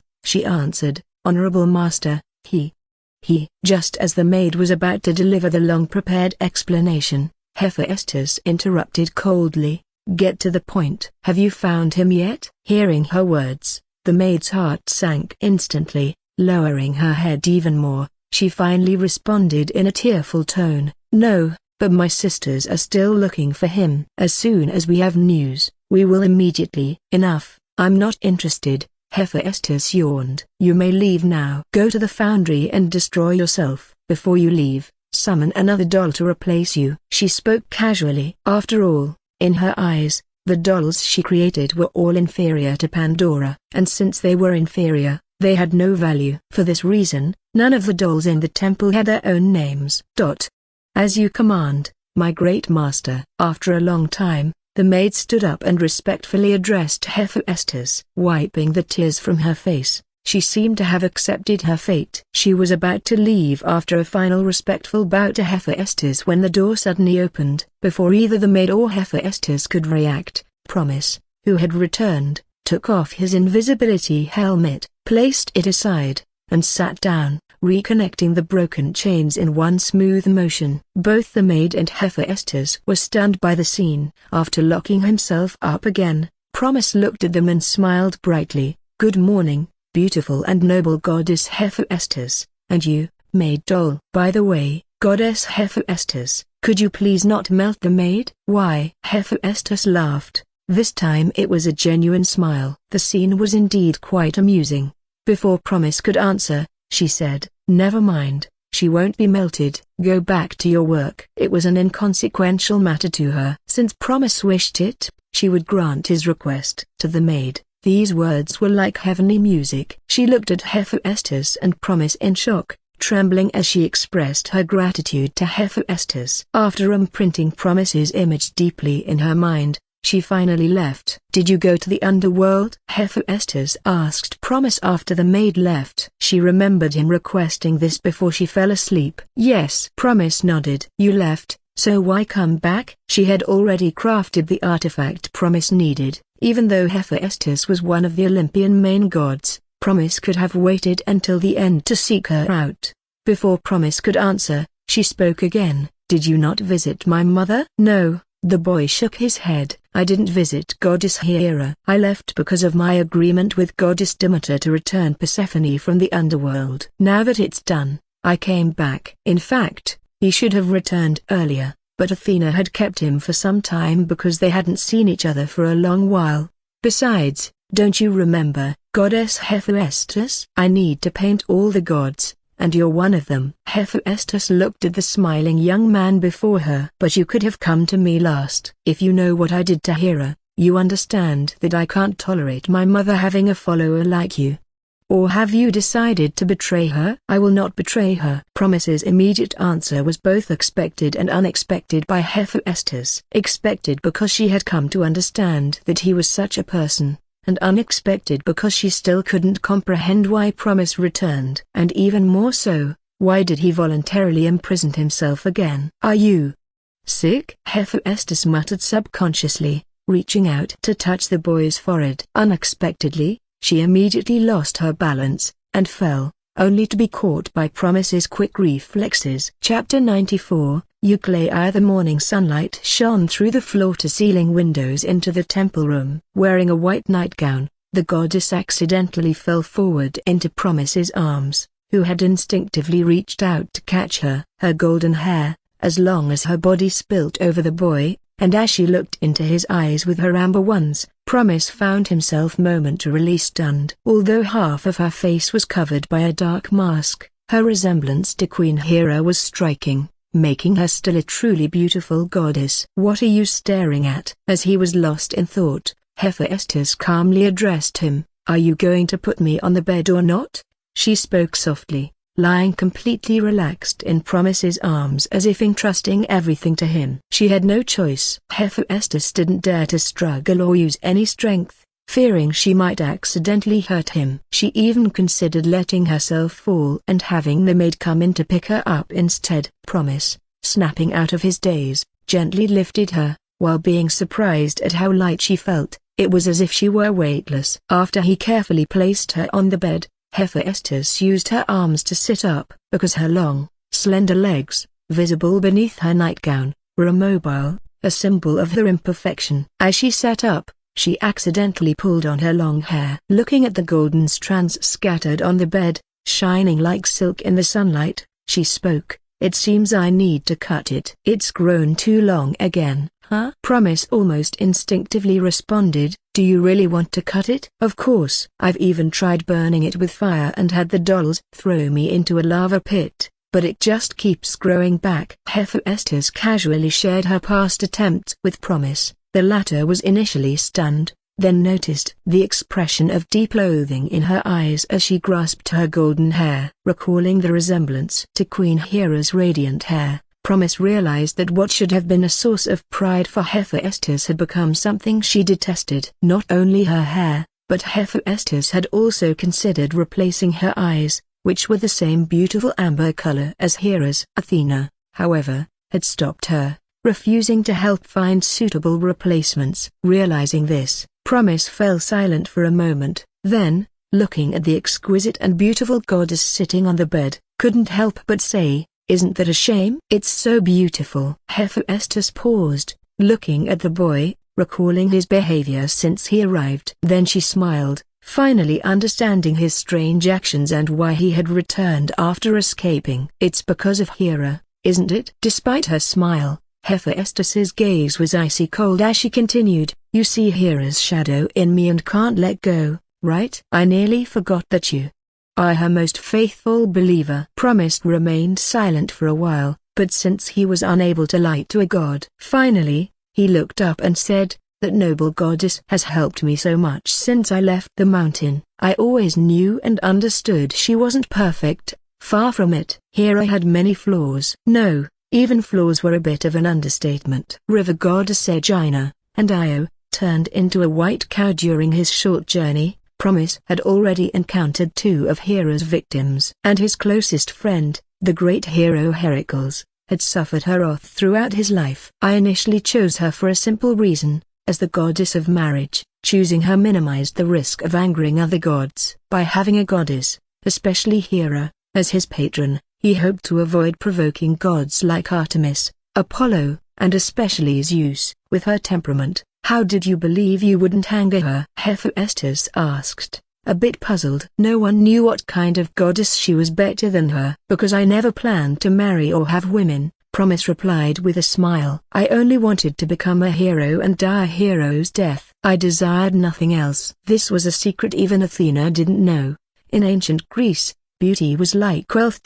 Well, there wasn't much difference between the two. Hera might turn a blind eye to premarital affairs because it is a norm in Greece, but betrayal in marriage is another matter. For example, Hera only abandoned Jason when he betrayed Medea, despite his prior indiscretions. So even a frustrated Hephaestus was taken aback, blinking at Promise's words. I chose Hera for that simple reason. But now I think I can sincerely call her my goddess. Hera had genuinely been kind to Promise. The trial in the White Court was because she doted on him. After all, anyone else interfering in Hera and Zeus's matters would have been long dead, but Hera let him go unscathed, even helplessly. Even a stone, held long enough, evokes feelings. And if one were to go by imperfections and flaws, Hera wasn't the worst. At least he could avoid her wrath by not marrying. If it were Artemis. Fortunately, hearing his sincere words, Hephaestus understood that Promise genuinely believed in Hera. But telling this to the god who despised Hera the most was practically suicidal. So she smiled again, but it was no longer beautiful. Though she restrained her anger, the divine pressure made Promise feel suffocated. Outside, all the dolls sensed this, many trembling and kneeling, as the entire temple and volcano shook with Hephaestus's rage. She had admired his boldness to declare he'd paint all the gods and hadn't ridiculed him. She appreciated his ambition. Athena had mentioned him to Hephaestus half a year ago, and seeing Promise in person, she recognized his potential. She initially showed kindness because she knew Hera couldn't control Promise, and this boy might end up with Athena. But now, understanding his genuine faith in Hera and his transference of that affection to herself, Hephaestus was conflicted. In the Temple of the Fates, the youngest goddess, Clotho, glanced at her crystal ball in confusion. She thought she saw a fifth thread of destiny entwine with the crystal, but it vanished quickly, leaving her unsure if it was real. Yet, swamped with work, Clotho had no time to investigate further, feeling overwhelmed by her endless tasks. The scene, reminiscent of a volcano about to erupt, with Hephaestus's overwhelming anger, naturally alarmed the gods around the temple who had been watching the spectacle. However, to their surprise, just as they hesitated and prepared to act, ready to rush in and take advantage of the situation, her rage dissipated as quickly as it had arisen. In her peak fury, Hephaestus did something unexpected. She removed the half-mask from her face, revealing her true appearance to Promise, the only human to have ever seen it. A fiery birthmark marred the goddess's otherwise flawless beauty. "Now, do you still think I resemble Hera?" Her eyes, filled with anger and a tinge of pain, bore into Promise as she continued, "Look at my hideous face and tell me I'm a beautiful goddess. Look at my legs, unable to stand are so incomplete. I am the daughter of your revered goddess, Hera, the queen of the gods. I am the ugliest of the gods, yet I am a noble Olympian, who should have been perfect." Disgusting, isn't it? Human. Hephaestus's voice was icy, devoid of any emotion. Promise, however, stood up, meeting her cold, lifeless gaze without flinching. His expression suddenly turned excited as he took out his pure white paintbrush. But he didn't use it. Instead, as if remembering something, he resisted the urge and tossed it aside. Then he spoke in a pleading tone, "Goddess Hephaestus, please don't move. Stay just like that, I beg you," and quickly summoned Pegasus. The winged horse, usually prone to grazing at the sight of gods, seemed oblivious to Hephaestus's anger. It flew out from the temple's stable, spread its wings, and landed beside Promise. Ignoring the astonished cries of the maids, it forcefully opened the door and approached Promise. Pegasus, as if knowing exactly what was needed, brought the canvas and set it up in front of Hema. It had become accustomed to this routine. During this time, Hephaestus remained still, looking at Promise's emerald eyes, bright like stars, and his excited demeanor. Hephaestus saw a reflection of herself. It was the image of her, immersed in forging, pouring her heart into her work, feeling immense joy. What is he trying to do? Is he going to paint me as I am now? Finally, she understood Promise's intentions. Even though he remembered his promise to Hera and her cast aside the artifact she had made, Promise couldn't hold back anymore. At the moment Hephaestus realized what he intended to do, her anger turned into panic. Instinctively, she reached for her mask, trying to put it back on. But Promise boldly grabbed her hand, stopping her. His emerald eyes burned intensely as he looked at her and said, "No, just like this, don't move, Goddess Hephaestus." It would have been easy for Hephaestus to break free with just a slight effort. But she didn't. For reasons unknown even to herself, she eventually lowered her hand from the mask, revealing everything to Promise. As the boy leaned against the crouching Pegasus and began his work with intense focus, he didn't anticipate that as soon as his brush touched the canvas, it would turn to ashes, unable to bear the image of a goddess. Hephaestus, seeing the bewildered Promise, sighed softly, then picked up the discarded artifact that was a treasure even among the gods. With a wave in the air, she created a new canvas, placing it before Promise. "Foolish. But this way, it doesn't violate your promise to Hera either." Promise, overjoyed, accepted the canvas without noticing the astonished and incredulous look of the maid who had just entered. Thus, he began to paint Hephaestus as she appeared before him. This time, he painted exactly what he saw: Hephaestus, sitting on the bed in a white nightgown, her golden hair cascading down, illuminated by the sunlight. She had removed her mask, revealing her true appearance. The fiery birthmark did indeed mar the flawless beauty expected of Hera's daughter, and it was irremovable because it symbolized Hephaestus's power as the goddess of craftsmanship and fire. Her crippled legs, though, were another matter. It was a psychological barrier stemming from Hera's cruel abandonment, hoping she would die. But it was this imperfect Hephaestus, so different from flawless deities like Athena, that excited Promise to take up his brush. Time passed quickly. In just over an hour, he finished the painting. Before he could admire it, Hephaestus snatched it away to look at her face. Instantly turned red upon seeing it. She realized she was still in her nightgown, and so beautiful. Looking at the painting, where she smiled faintly under the bright sunlight, her golden hair seeming to embrace her, Hephaestus was momentarily lost. "Yes, very beautiful," Promise said with a smile. Even Pegasus, representing art, nodded in agreement. "My noble mistress, you have always been this beautiful," the maid courageously added in the heartfelt atmosphere. Hephaestus didn't respond immediately. She quietly looked at Promise for a while. "But my legs are crippled, and my face is scarred. I am not a flawless goddess. I am the ugliest among the gods," she said softly, then looked back at the painting. "But beauty is beauty," the boy answered. "Sometimes, things are not as complicated as they seem." Hephaestus was not ugly. Even with the fiery birthmark that marred her flawless beauty,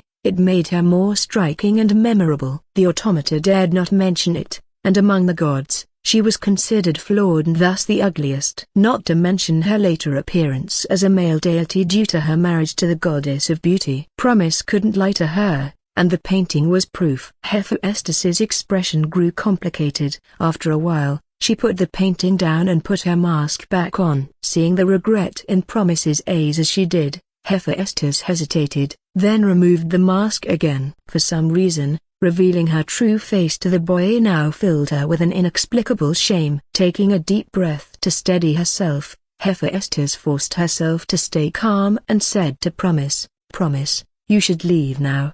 I want some time alone," she began to say but was interrupted by the sight of Promise, his innocent expression paired with the silver chain on his left hand as it made a faint, metallic sound as he moved. Hephaestus found herself at a loss for words, realizing she hadn't yet made a key for the chain. Even if she wanted to, she couldn't unlock it. The maid, witnessing her creator's awkward situation, struggled to suppress her laughter, knowing full well she'd be dismantled if she let it out. "Oh, right. I haven't answered your question yet, Goddess Hephaestus," Promise said, his emerald eyes meeting hers with earnestness. "You're beautiful. I don't think you're ugly at all. You are a very beautiful goddess." With that, Pegasus, who had been standing quietly, let out a gentle neigh and swished its tail before quietly leaving the room. The maid hurriedly followed, unable to contain her laughter once she was out of earshot. She recalled the myriad expressions on Hephaestus's face,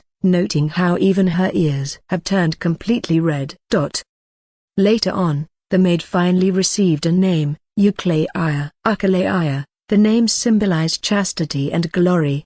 In ancient Greek mythology, this was the name of Hephaestus's daughter, and much like Pandora, Eucleia, too, was a creation of the goddess. Hephaestus had given her this name for a simple reason. "Promise asked me what your names were. I said you didn't have any. He said you should have names, otherwise, it would be inconvenient to address you. So now you have names." She spoke casually as if it were a small matter. But Eucleia cried for a long time that night, along with the rest of the dolls in the temple. Having a name meant they were no longer replaceable scrap. From that moment, they truly had life. From that day forward, the once lifeless temple began to change dramatically within just over half a month. 13 Vote to left. Chapter 95, Renounce him as your follower. One morning, Eucleia, dressed in a maid outfit, woke Promise up. "Good morning, noble Lord Promise." Her flaxen hair fluttered in the morning breeze as she gracefully curtsied, showing him a radiant smile. Eucleia had made the maid outfit herself, inspired by an offhand comment from Promise about servant attire. The boy yawned as he got up, still wearing the silver shackle on his left hand, though the chain was gone. Hephaestus had claimed it was a modified version to allow Promise more freedom as long as he stayed within the temple. It wouldn't bind him. But Eucleia knew better. After all, she had herself seen Hephaestus forge it, so she knew it was merely an ornament now. Goddess Hephaestus no longer restrained Promise. He could leave any time he wished, but he chose to stay. He said it was because Hephaestus had made such a precious artifact for him, so he felt obliged to give her a gift in return. The best gift Promise could offer was his art, although, due to his promise to Hera, she would be the first Euclea he would truly paint. Though goddess Athena, the river goddess Aegina, and now Hephaestus could all give him a thumbs up for that. The idea of giving a return gift came from Athena's oracle, which led Promise to stay at the temple for over half a month. But Euclea believed it wasn't necessary to be so elaborate. For Hephaestus, the painting from half a month ago and those heartfelt words were already the best gifts she had ever received. However, she was naturally too smart to say it out loud. After all, "Good morning, goddess Hephaestus." Promise, dressed in a simple light blue outfit, his hair tied in a ponytail with a silver ribbon, greeted the goddess in front of him. Not long after waking up, he was into Hephaestus's room. The goddess was already up and dressed, her long golden hair, as tall as she was, flowing over the pristine bed. She extended her hands, and Promise carefully lifted her, placing her in a wooden wheelchair. He then took over from Euclea, who usually performed this task. The latter didn't mind. In fact, she watched with a cheerful smile. Hephaestus had abandoned the idea of cutting her long hair and now had Euclea meticulously care for it every day, even though she once hated these golden hair very much. As they made their way out, the puppets they encountered greeted them respectfully, their cheerful voices reaching Hephaestus's ears, who felt that both the sunlight and the moonlight had become gentler and brighter recently. Each night, she now looked forward to the next day. Something that wouldn't have happened if she hadn't needed to rest after crafting that artifact for Promise. Soon, Promise wheeled Hephaestus into a room where she occasionally carved and created. Recently, she had been visiting this room more frequently. The reason? "Teacher Hephaestus, thank you for your guidance today," Promise said eagerly, picking up a sculpting chisel and hammer. Yes, Hephaestus was now his teacher, instructing him in the art of sculpture. Promise realized he was drifting further from the path of a traditional hero, and was instead moving toward becoming a renowned artist. But he had long come to accept this, knowing from his heroic spirit class card that even in the worst-case scenario, he would already be an A-rank heroic spirit after death. And with Athena's oath concluded, Promise was no longer worried about death and just focused on finding people and painting the gods: Hera, Athena, Artemis and Apollo, Demeter and Hades, and now Hephaestus. Counting them all, Promise had already completed 7 paintings. The remaining major gods included Zeus, Poseidon, Aphrodite, Ares, and Hestia, and possibly Hermes, who might or might not refuse but had already been seen by Promise. So, in theory, his work was more than halfway done. "You have great talent. I believe that in 1 or 2 years, even I won't be able to find any flaws in your work," Hephaestus said, smiling as she picked up her sculpting tools. Hearing this, Euclea, who was listening from the side, couldn't help but glance at Promise. Goddess Hephaestus never lied about such matters. Athena's oracle to Promise had described her as the hardest to satisfy yet the easiest to please goddess, referring to her relentless pursuit of perfection. Hephaestus sought perfection in her creations, never accepting anything less. This was why she had never truly acknowledged her own puppets. Her pursuit of perfection stemmed from Hera, who saw Hephaestus as flawed. So she had long strived to become perfect to gain Hera's approval, until she lost hope. This had made Hephaestus somewhat obsessive. For example, her agreement to marry Aphrodite stemmed from a desire to see if she was truly the most beautiful. But what truly surprised Euclea wasn't this. Promise had sought Hephaestus's tutelage in sculpture, following Athena's oracle, without realizing the true extent of this skill. But Euclea knew, as did all the dolls in the temple, what this truly meant. They themselves were created through this skill. Receiving instruction from a major god like Hephaestus meant Promise was learning to sculpt life itself. In just over half a month, he had already grasped the basics of sculpting due to his unique artistic talent. Hephaestus's prediction of 1 or 2 years was when Promise would be able to sculpt life. As Hephaestus explained and demonstrated the techniques, standing close to Promise and guiding him, a puppet hurried in. Seeing the scene,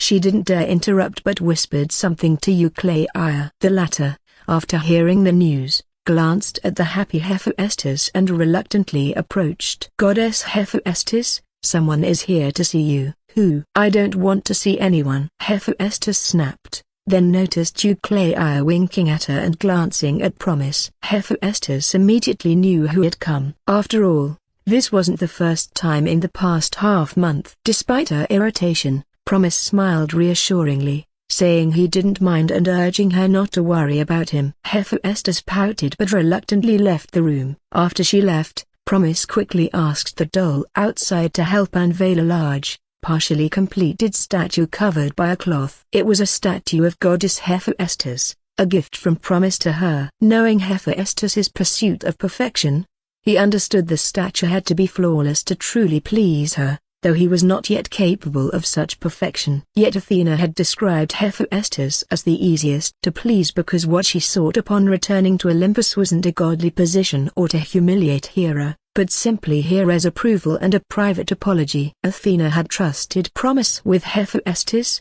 because she knew that her seemingly cold and detached demeanor hid a fragile heart. The statue, embodying Hephaestus's teachings and Promise's growth, was his heartfelt gift. For a teacher, the first creation by their student, despite its imperfections, is always the most beautiful in memory. Meanwhile, Hephaestus, now in a foul mood due to being interrupted, was pushed by Eucleia back into the temple. Though, her spirits lifted instantly when she saw the anxious goddess waiting for her. "Hephaestus, what do you want?" As soon as she saw Hephaestus, the waiting goddess stood up. Her beautiful golden curls cascaded from under her crown, and her amber eyes, reflecting her anger, were fixed on Hephaestus. "Return Promise to me immediately." It was Hera, back once again. Hephaestus did not respond immediately, merely smiling with a happiness that was tinged with unmistakable mockery. "My esteemed and beautiful mother goddess,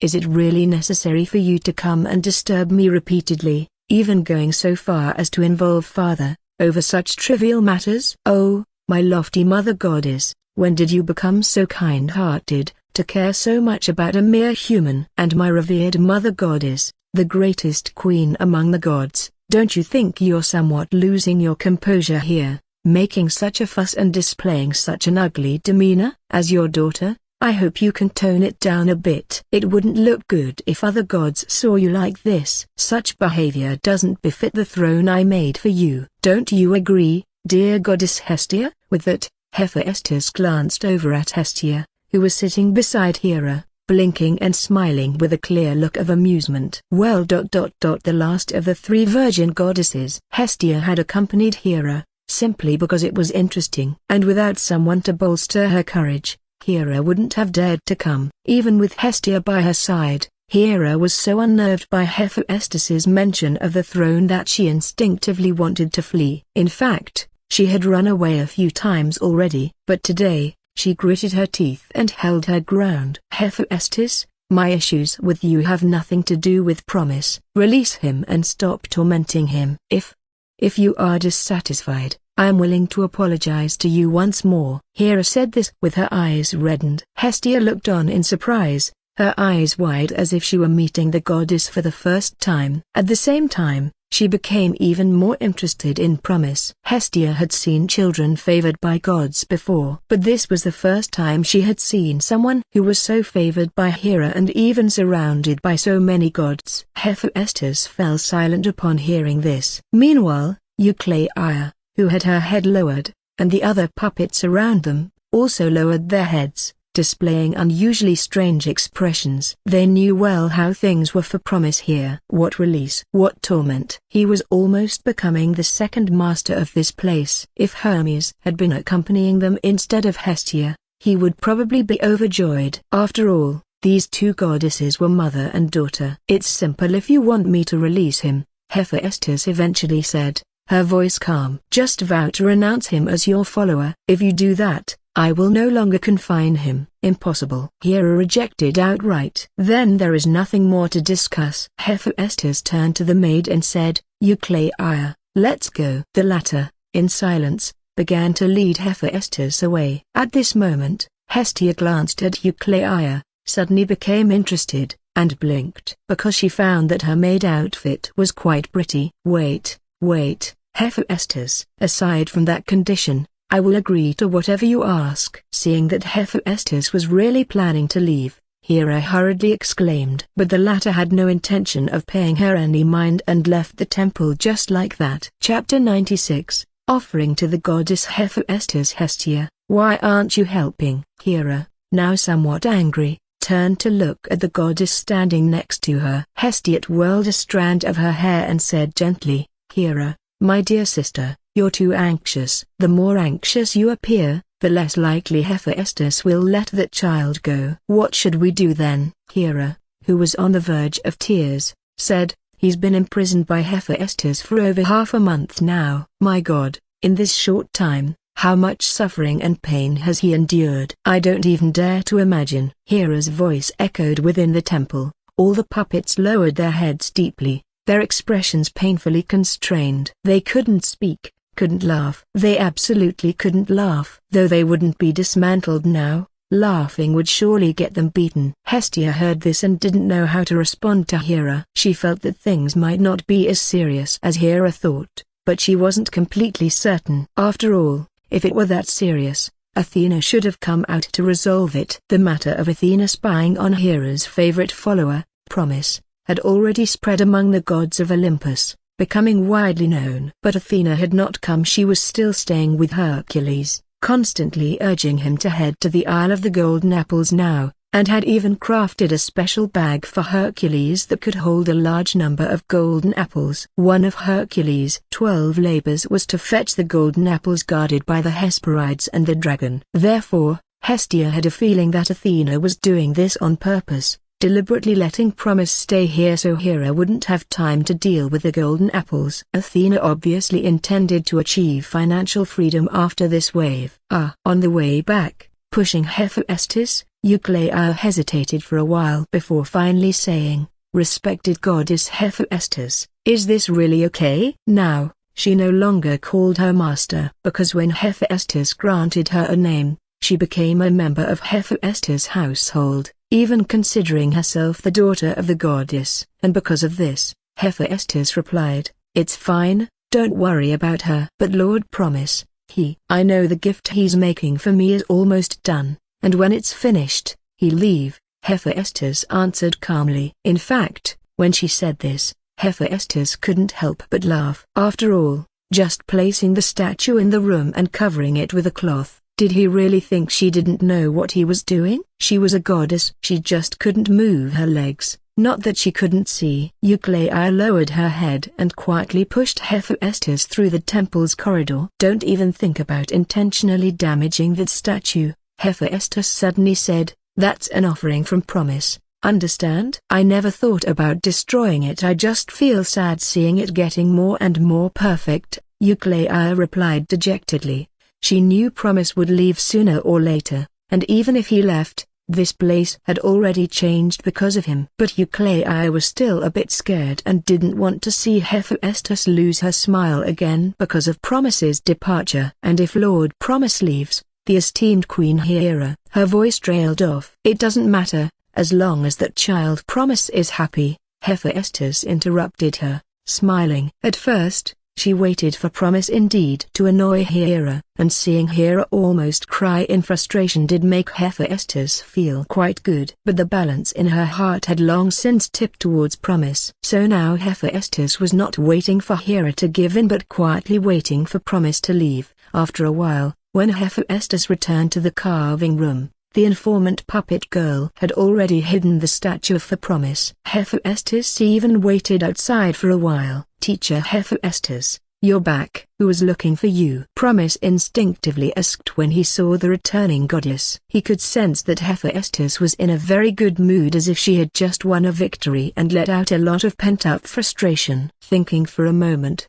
Hephaestus' amber eyes reflected the black-haired, green-eyed boy in front of her. She finally smiled faintly and said, It's nothing to worry about, just someone unimportant. 2 days later, as night fell, the moonlight cast a hazy glow over the ancient bronze temple. In the quiet carving room, Promise sat in front of the statue he was sculpting, sitting silently for more than 2 hours. It was a lifelike statue, sculpted to the same height as Hephaestus. The mage Eucleia stood beside him. Although Promise had said it wasn't necessary, she was unusually adamant about it. She looked at the statue and the suddenly motionless boy, feeling puzzled. After all, this statue, an offering to the god of craftsmanship Hephaestus, was almost complete and could be finished tonight. In other words, Promise would be leaving soon. Thinking of this, Eucleia's eyes darkened a bit. At this moment, Eucleia, do you think, will goddess Hephaestus really like my gift? Promise asked softly, staring at the statue with his green eyes. The latter was slightly taken aback, then after a period of silence, she smiled wryly and said, honestly, I wish I could say she wouldn't like it, so you could stay longer, but she will definitely like it. Even if it were a wildflower by the roadside, Promise just needed to pick it and present it to Hephaestus, and she would happily accept it, let alone this meticulously crafted gift. I see. Promise nodded and then stood up with a smile. Under the somewhat puzzled gaze of Eucleia, he approached the nearly finished statue of the goddess and gently placed his hand on it, then applied some force. The heavy statue tilted backwards, and Eucleia, in shock, instinctively reached out to save it, but Promise stopped her. So, finally, only a dull thud echoed in the silent temple. The gift that Promise had prepared for more than half a month was now shattered by his own hand. Lord Promise, what are you doing? Eucleia looked at the boy in shock and disbelief. But Promise, who had just destroyed what he had been making painstakingly, showed no trace of heartbreak. Instead, he was smiling. He didn't explain to Eucleia, turned around, and left the room in a very carefree manner. Eucleia stood there, not knowing what to do as she looked at the broken statue, feeling flustered and thinking that she might be disassembled by Hephaestus again. Once again, she had almost lost count of how many times she had been scared like this because of Promise, feeling it might be better to just close her eyes and not open them again. But since things had come to this point, Eucleia clearly understood that her goddess must have heard the noise here, so there was no way to salvage it. Because Hephaestus naturally knew that Promise was about to complete his work, so she had actually been in the room all along, quietly listening to him as he swung his chisel over and over, waiting for him to present the gift to her. Gritting her teeth, Eucleia finally turned and followed Promise. Following him, she arrived directly at Hephaestus's door. Teacher, are you asleep? Promise gently knocked on the door. There was a moment of silence inside before Hephaestus's voice replied. So when Promise pushed the door open, he saw her sitting on the bed. Her beautiful golden hair cascaded over the white bed, and her amber eyes blinked curiously at the boy who walked in. Just as Eucleia had anticipated, Hephaestus had seen everything, but she did not blame her for failing to keep watch. After all, it was clear that Promise had done it on purpose. So just as Hephaestus was about to open her mouth to ask Promise, "Teacher, I would like to ask you a favor." Promise approached her with a smile and said something that made both Hephaestus and Euphrates silent. "I want to present a statue as an offering to a goddess. For this, I have tried and worked hard, and tonight, I was only one step away from completing it. But for some reason, looking at the statue, I suddenly felt that it was not something I could present, because that goddess once gave me a precious gift but never demanded anything from me. I believe that if I am to offer a tribute, it should not have any flaws. Even if it is not perfect,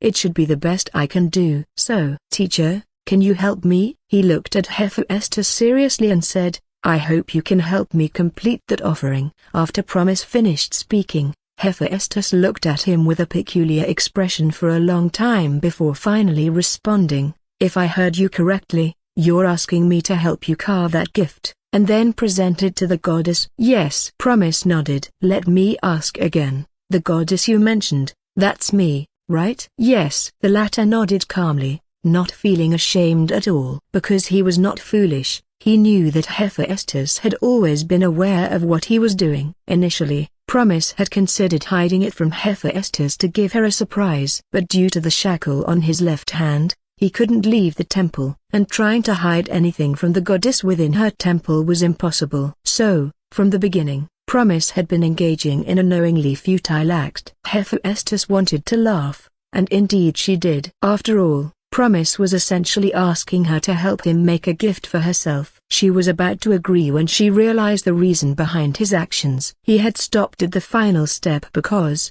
after seeing the near-finished product, he felt it was not worthy of presenting to Hephaestus, the goddess of craftsmanship, and his teacher. Alright then. Huh? Comment 12.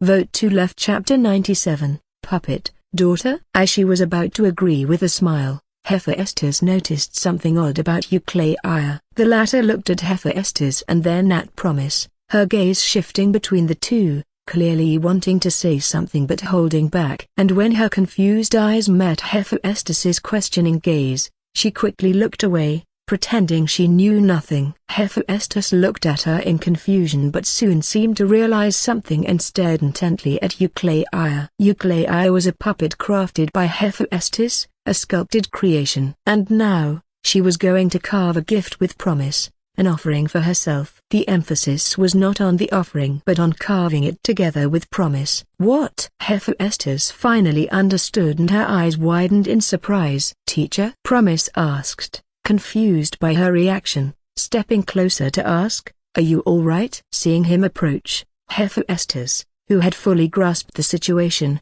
instinctively leaned back. Due to her immobile legs, she had to push herself back with her hands, moving further onto the bed. How to describe the scene? It almost made Eucleia burst into laughter. A moment later, realizing her loss of composure, the goddess sat up again, placing a hand over her mouth to cough. Her face slightly flushed, then she glared fiercely at Eucleia. The latter, thinking she couldn't stay there any longer, was about to leave but then saw Hephaestus giving her a "you'll be dead if you leave" look, so she lowered her head and stood still. Actually, you don't need to be in such a hurry to offer me a gift. Hephaestus hesitated for a moment, then looked away and answered softly, "After all, I'm not in a hurry. You can come back and give me the offering anytime." Promise looked at the suddenly hesitant Hephaestus, then at Eucleia, who seemed like an ostrich, wanting to bury her head in the ground, not wanting to hear anything. He didn't know what was going on,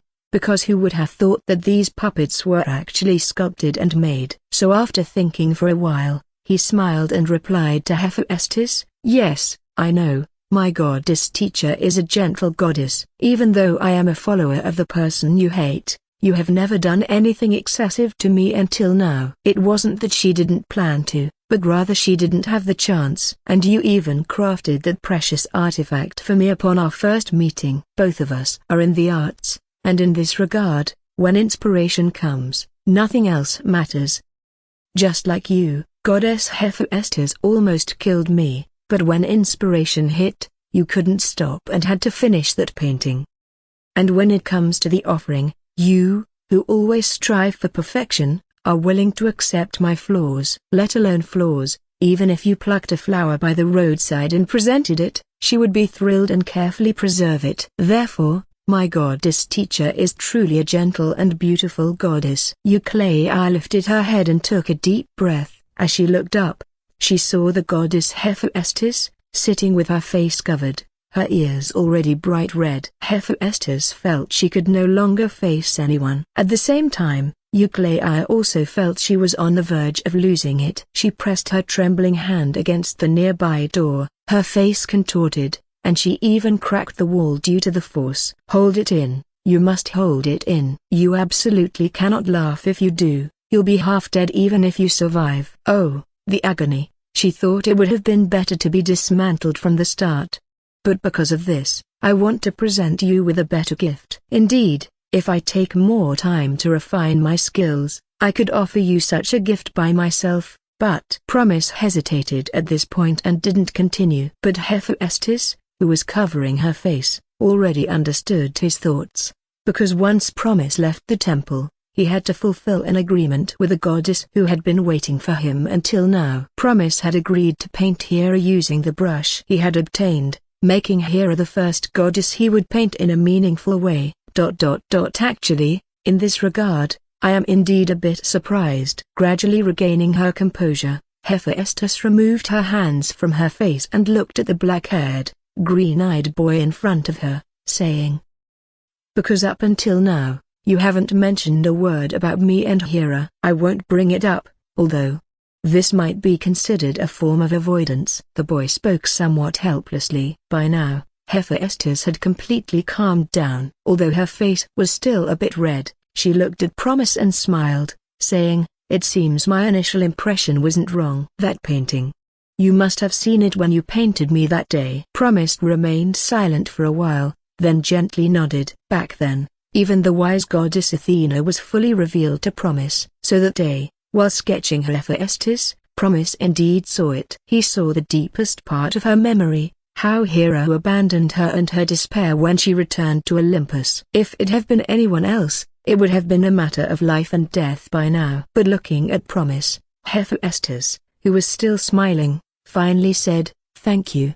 And I'm glad it was you." So, Hephaestus helped Promise forge that statue, a gift for herself. It only took a day. There was only one disagreement during the process. Hephaestus wanted to remove the flame-like birthmark on her face to make it perfect, but Promise refused, as he didn't see it as a sign of imperfection. After they completed the statue together, Promise left. The next day, the silver Pegasus spread its wings, flying into the dawn sky under the watchful eyes of the goddess and the puppets. After a short rest, he would continue his journey. Hephaestus watched him until he was out of sight, then had Eucleia push her back into the temple. They went inside to where the gift was placed. Hephaestus looked at the statue she had completed with Promise. Respected Hephaestus, when will she awaken? Though Eucleia felt she might get beaten to death, she couldn't resist asking Hephaestus due to the itch in her heart, as if being scratched by a cat. "I don't know." Hephaestus shook her head slightly, moving the wheelchair forward and gently touching it, answering with a smile, "But it won't be long." Eucleia nodded gently. At the same time, she even began to wonder what expression Promise would have when he saw her come to life. Yes, he would definitely be very happy. Chapter 98, Hera, Athena, you deserve to die. At this moment, Promise was seriously contemplating something that caused him to question his unwavering faith in Hera. Promise was considering whether he should really change his religious beliefs. Because right after Promise left Hephaestus' temple, Pegasus, the winged horse, flew for a short while before landing by a stream in an ancient Greek forest. Then, just as he was fetching water and resting on a stone, Promise found himself with his neck suddenly grabbed. With the morning light shining down, Promise, who had his neck seized by Hera, instinctively looked towards another woman beside him, wearing a red dress and with striking pink hair and purple eyes. She was none other than Hestia, who had been accompanying Hera all this time. Hestia was the eldest of the Olympian gods, the most sacred and ancient goddess. "Promise, are you okay? You actually managed to escape. You must have suffered a lot, endured many hardships there, right?" Hera said emotionally, almost tearfully, to Promise. "But suffering and hardships?" Promise looked utterly bewildered. "Does learning sculpture techniques count?" "No, Your Grace, Queen Hera. The goddess Hephaestus has actually been very kind to me." "No, Promise, you don't need to explain. I know Hephaestus' nasty character better than anyone else." Hera interrupted Promise and hugged him even tighter, exclaiming, "But it's good you escaped. It's good you're out." Hestia, standing nearby, couldn't bear to watch any longer. She gently tapped Hera's hand and said, "Hera, be gentle. The child can hardly breathe." As she spoke, she couldn't help but glance at Promise. He truly is as delicate as the legends say. Hearing this, Hera quickly loosened her grip. Promise finally managed to recover from the suffocating embrace.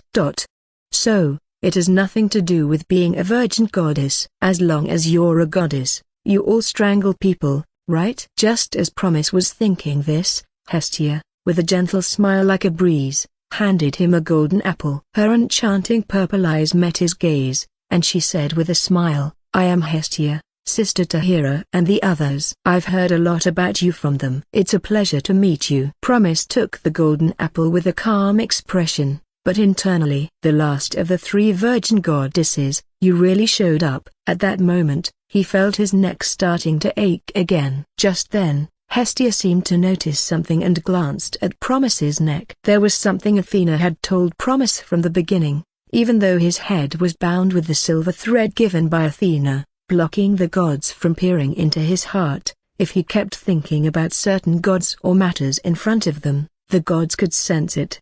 In ancient Greek mythology, there was a golden rule: the more you worry about something, the more likely it is to happen. Honorable Goddess Hestia, student of the centaur sage Chiron, and the most faithful follower of Queen Hera, Promise is honored to meet you. Promise stood up and formally greeted the goddess before him. Although he was tempted to roll his eyes at having collected the postage stamps of the 3 virgin goddesses, he didn't think much of it. After all, meeting Hestia, one of the main Olympian gods, was inevitable. In other words, she was part of Promise's Pantheon portrait collection. Seeing this, Hestia smiled and nodded at Promise. Just as she was about to say something, Hera, full of vigilance, suddenly pulled Promise aside. She even leaned in close and whispered in Promise's ear, "Child, remember, if you ever run into my sister Hestia, be very careful. She is far from as gentle as she seems." Before she could finish speaking, Hestia's smile grew even warmer and more radiant. "My dear sister Hera,"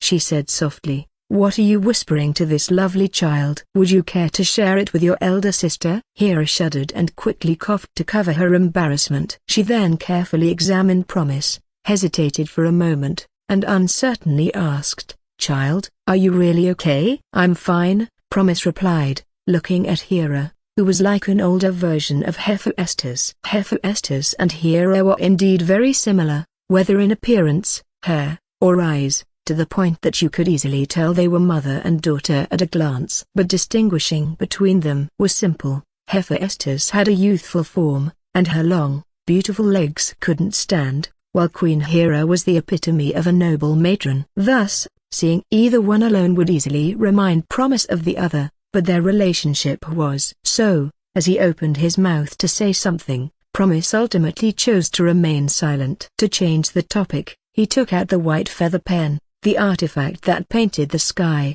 and smiled. "Look, Queen Hera, I can finally fulfill my promise to you now." Hera wasn't concerned about any agreements at the moment because when the artifact was revealed by Promise, both she and Hestia beside her were stunned. Hephaestus had said it was one of her most perfect creations among many she had crafted. What Promise didn't know was that Hephaestus had nearly bankrupted herself to make it. Its value was comparable to the thunderbolt held by Zeus, the king of the gods, or the trident of Poseidon, which could command all the seas. Thus, when they saw it, even Hera, who didn't believe Hephaestus had good intentions towards Promise, understood. Promise must have been living quite well under her care. This. If that's the case, how come you were imprisoned by her until now?" Hera asked, both shocked and puzzled. Didn't the goddess Athena and Hermes tell you?" "Goddess Hera?" Promise replied, equally puzzled, "because I sought a craft from goddess Hephaestus. She taught me the art of sculpture." "Didn't goddess Athena and Hermes know this?" "Those two had been snooping around from the beginning, just watching for entertainment." However, they hadn't seen the painting Promise gave to Hephaestus, because as soon as Hephaestus realized what Promise was about to do, she immediately sealed off the temple. It was also because of this that Athena and Hermes later came looking, and after finding out what Promise was about to do, they left. Upon leaving, realizing it was a great opportunity, Athena immediately partnered with Hermes to persuade Hercules to go to Hera's paradise and complete one of the 12 labors, obtaining the golden apples. So, at that moment with Hercules, who should have undergone a series of adventures, met the first sea god of ancient Greece on Mount Caucasus, released Prometheus who was bound there, and relieved the Titan Atlas who was holding up the sky to finally obtain the golden apples. Thanks to the wisdom of the goddess of wisdom and the guidance of Hermes, had a direct green light. All the adventures were omitted, and he had already arrived outside Hera's paradise. Holding the artifact bag in one hand and Athena in the other, taking the invisibility helmet of Hades off Pegasus' saddle, Hercules stood somewhat bewildered. "Respected goddess Athena, and Lord Hermes, is this really okay?" As he spoke, he couldn't help but turn his head, looking back at the two gods. "Oh, Don't worry." Hermes stepped forward, trying to pat Hercules on the shoulder, but realized just how tall he was. If Promise represented the most delicate of humans in this era, then Hercules was undoubtedly the epitome of human strength. Standing over 2.5 meters tall, his body had long surpassed human form, appearing as if sculpted by the gods themselves, muscles and blood filled with a divine essence known as pure magical power. This was Hercules of the ancient Greek divine era. There won't be any problems, and besides, Hercules, you know as well, all this is thanks to Promise. Your teacher agreed for him to come down from the mountain, and Promise is also going to join you on the adventure for the Golden Fleece. I mean, considering how delicate Promise is, without eating a few golden apples to strengthen up, a mere gust of wind could blow him into the underworld. Hermes reassured him. Though if Promise were to go to the underworld now, Persephone would probably follow right away, and life there might even be more comfortable than on the surface. Of course, Hermes didn't mention this. Upon hearing this, Hercules, who had been somewhat hesitant, now had a resolute look in his eyes. "Respected Lord Hermes, you're right, I must protect him, and I feel immense pride and honor for my friend." At that moment, Hercules was already aware of some of the legends surrounding Promise, such as the curse of Actaeon, the Caledonian boar, and the stories of Orpheus and his wife. Therefore, he felt compelled to do something for Promise. With no further hesitation, he firmly held the sack, donned Hades' invisibility helmet, and entered Hera's paradise. Seeing him leave, Hermes and Athena exchanged glances. They even clapped their hands together in celebration, because with this, they had secured their financial freedom with the golden apples. Hermes' supply of golden apples wasn't actually that plentiful. The golden apples in the hands of the gods generally came from divine feasts. Hera used to distribute some golden apples to the gods every year, but since Athena equated Promise with the apples, Hermes naturally understood that from now on, no one would see a golden apple at any feast again. Just thinking about how they had found such an interesting person but couldn't interact with him in the future made him feel uncomfortable. So, after they walked out of Hephaestus' temple, they immediately hit it off and plotted this robbery. Even to avoid Hera's trouble afterward, they cleverly recruited Hercules, leading him to this place, a most wise goddess of wisdom paired with the most cunning messenger of the gods. Their combined efforts were something even Hera could do nothing about. And indeed, this was the case. At this very moment, Hera and Promise. Hera, with eyes wide open, instantly realized she had been deceived upon hearing that Athena and Hermes had long been aware of the situation. Thinking back to how she had repeatedly sought out Hephaestus, unaware of the situation, only to be met with ruthless ridicule and mockery. Several times, she had nearly burst into tears. PFFT. Cough. Sorry. Hestia, who couldn't hold back her laughter, quickly apologized after being angrily glared at by a frustrated Hera. However, her apology, barely containing her laughter and seemed more like silent amusement. Athena! At this moment, Hera was almost biting her lips till they bled. Even the clear sky flashed with a few bolts of thunder. Comment 16. Vote to left. Chapter 99. Here's Promise. Oh, Athena, how have you managed to anger Queen Hera again? Glancing upward and listening to the thunder crackle across the sky, Promise seemed surprisingly calm. After all, he had already gotten somewhat used to it. But he hadn't considered who was ultimately to blame from the beginning. Respected Queen Hera, I have come to fulfill our agreement. He spoke, holding the pure white feathered paintbrush. Hearing this, Hera snapped back to her senses and hurriedly calmed herself, striving to regain the dignified and beautiful image of the queen she usually presented, especially in front of one of her most cherished followers. Though, admittedly, her image had been shattered a long time ago. However, we may need to wait a few more days, as I need to do something to bring glory to Queen Hera. Promise paused slightly before continuing with a smile. Because, Queen Hera, You once said that when I present that painting to you, you hoped the moment would be as it was the night with the moon goddess Artemis. I thought about it for a long time and finally chose Glory. Hera was momentarily taken aback by Promise's words and recalled their first meeting. She had initially cast her gaze upon Promise due to a misunderstanding, believing him to be the Jason spoken of by the fates, the one to bring her glory. But over time, Promise indeed became one who brought her glory. Though unbeknownst to her, that number had somewhat expanded. Therefore, I need to undertake a battle, where I will truly complete the subjugation of a monster, to offer glory to you, Queen Hera. In ancient Greek times, battle equaled an offering to the gods equals glory, and in fact, up to this day, Promise had never truly experienced a proper subjugation. Even their hunt for the Caledonian boar had ended with a gift from Athena. If anything, capturing the winged horse Pegasus was perhaps his closest encounter. My child, haven't you always brought me glory? Hera responded with a smile upon hearing this. Not only that, but the number of devout followers praying daily to her had increased, such as the river goddess Aegina and the princess Io. It all seemed a bit strange. It's not the same. Promise shook his head and said to Queen Hera, my revered goddess, please watch over me, watch over your follower, as I offer glory to you. Hera paused before responding, her eyes locking with Promise's clear emerald gaze, and ultimately she sighed and agreed. In reality, such glory should have been offered at the end of the Golden Fleece journey, as that would have been most perfect. At the god's watchful endpoint,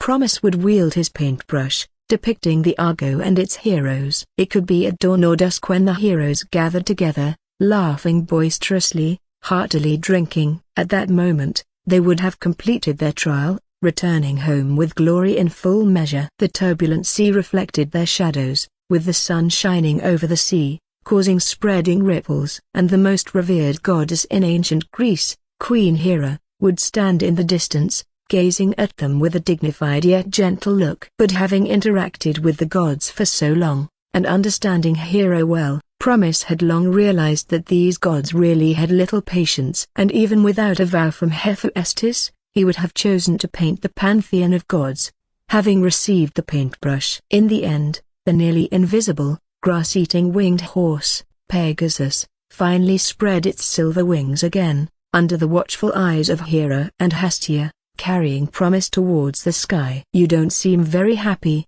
Hera.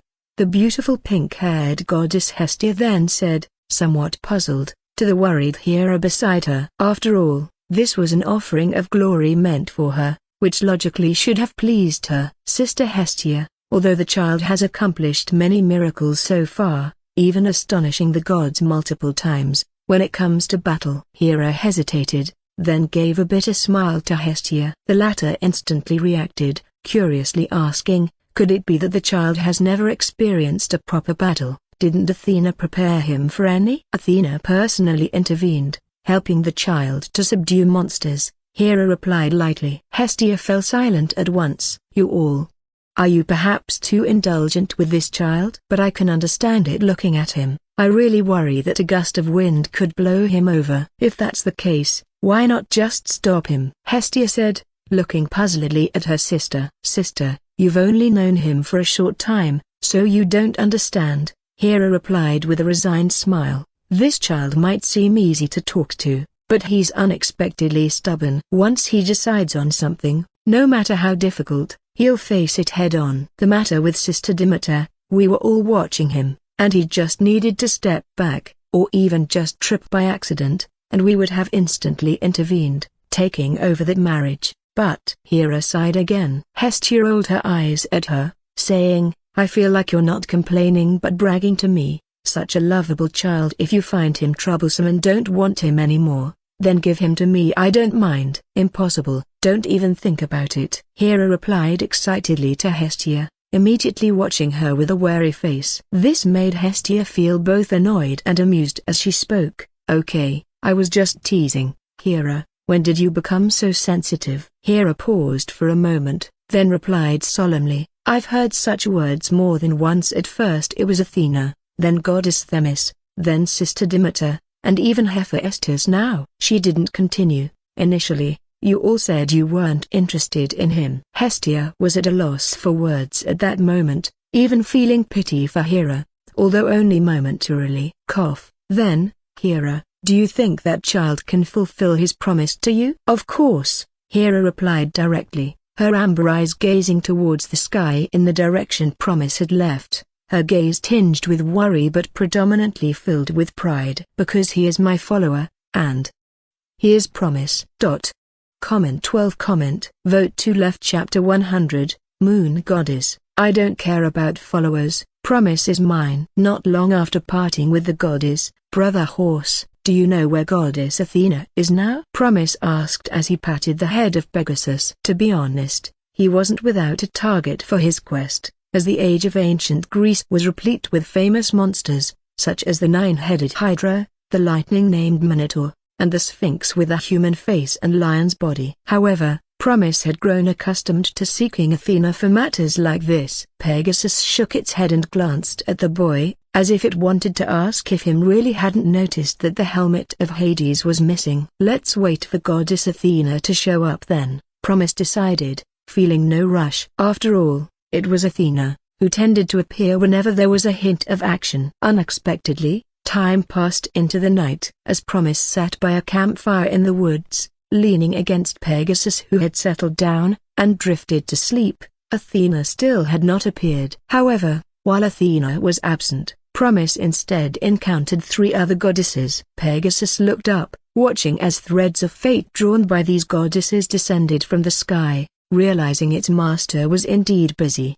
Having just left the temple of Hephaestus, the god of craftsmanship, Promise was now set to meet several gods in a single day, particularly goddesses. In the ancient temple of fate, woven from threads of destiny, Promise opened his eyes and quickly realized where he was. He was about to rise, even smiling in anticipation of greeting the adorable, petite goddess of white fur. Atropos, go. When sickly Sister Lachesis spoke. The next second, Promise found his hands and feet restrained. Blinking in confusion, he soon saw an irritated Lachesis enter his field of vision, and even the normally emotionless elder sister Atropos seemed annoyed.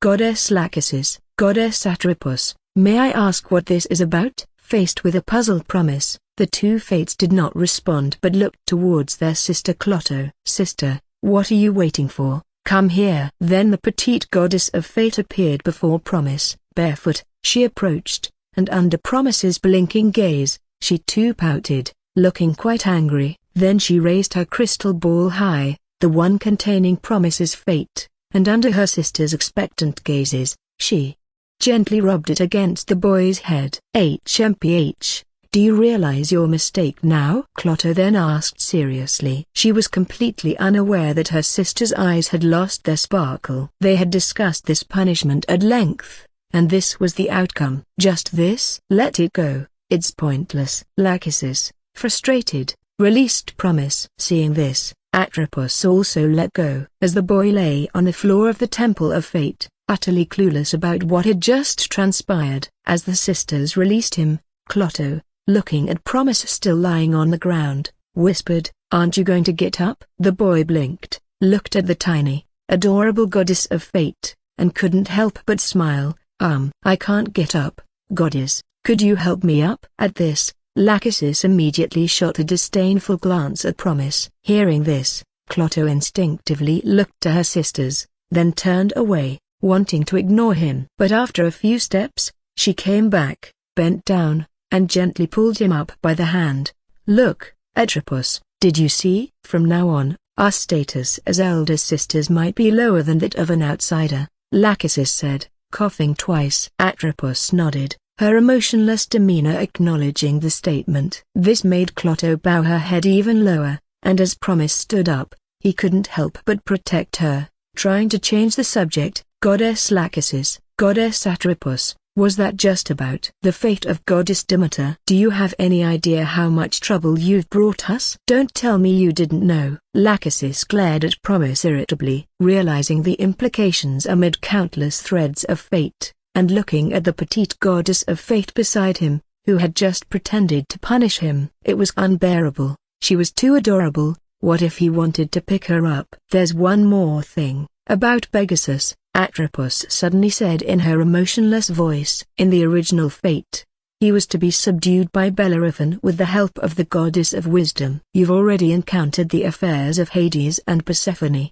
so you understand the irresistibility of fate. Hence the creature Chimera, originally destined to be slain by Bellerophon, now naturally falls to you. In Greek mythology, the hero Bellerophon, after taming Pegasus, went on to slay the Chimera, a creature that devastated the land. This was a story mentioned previously. What happened to this hero later? He became increasingly arrogant due to his heroic feats, even believing he could compare to the gods, and ordered Pegasus to fly him to Mount Olympus. Thus abandoned by Athena, Pegasus regained his freedom and dropped Bellerophon from the sky. Because he left him alive out of compassion, just breaking his leg. However, also because of this, Bellerophon could no longer face telling people his name. Hiding and eventually living in seclusion in a deserted place, he spent the rest of his life in anxiety. As Promise heard Atropos speak, he sensed an undertone in her words and was momentarily stunned. Lachesis then spoke in the faint complaining tone,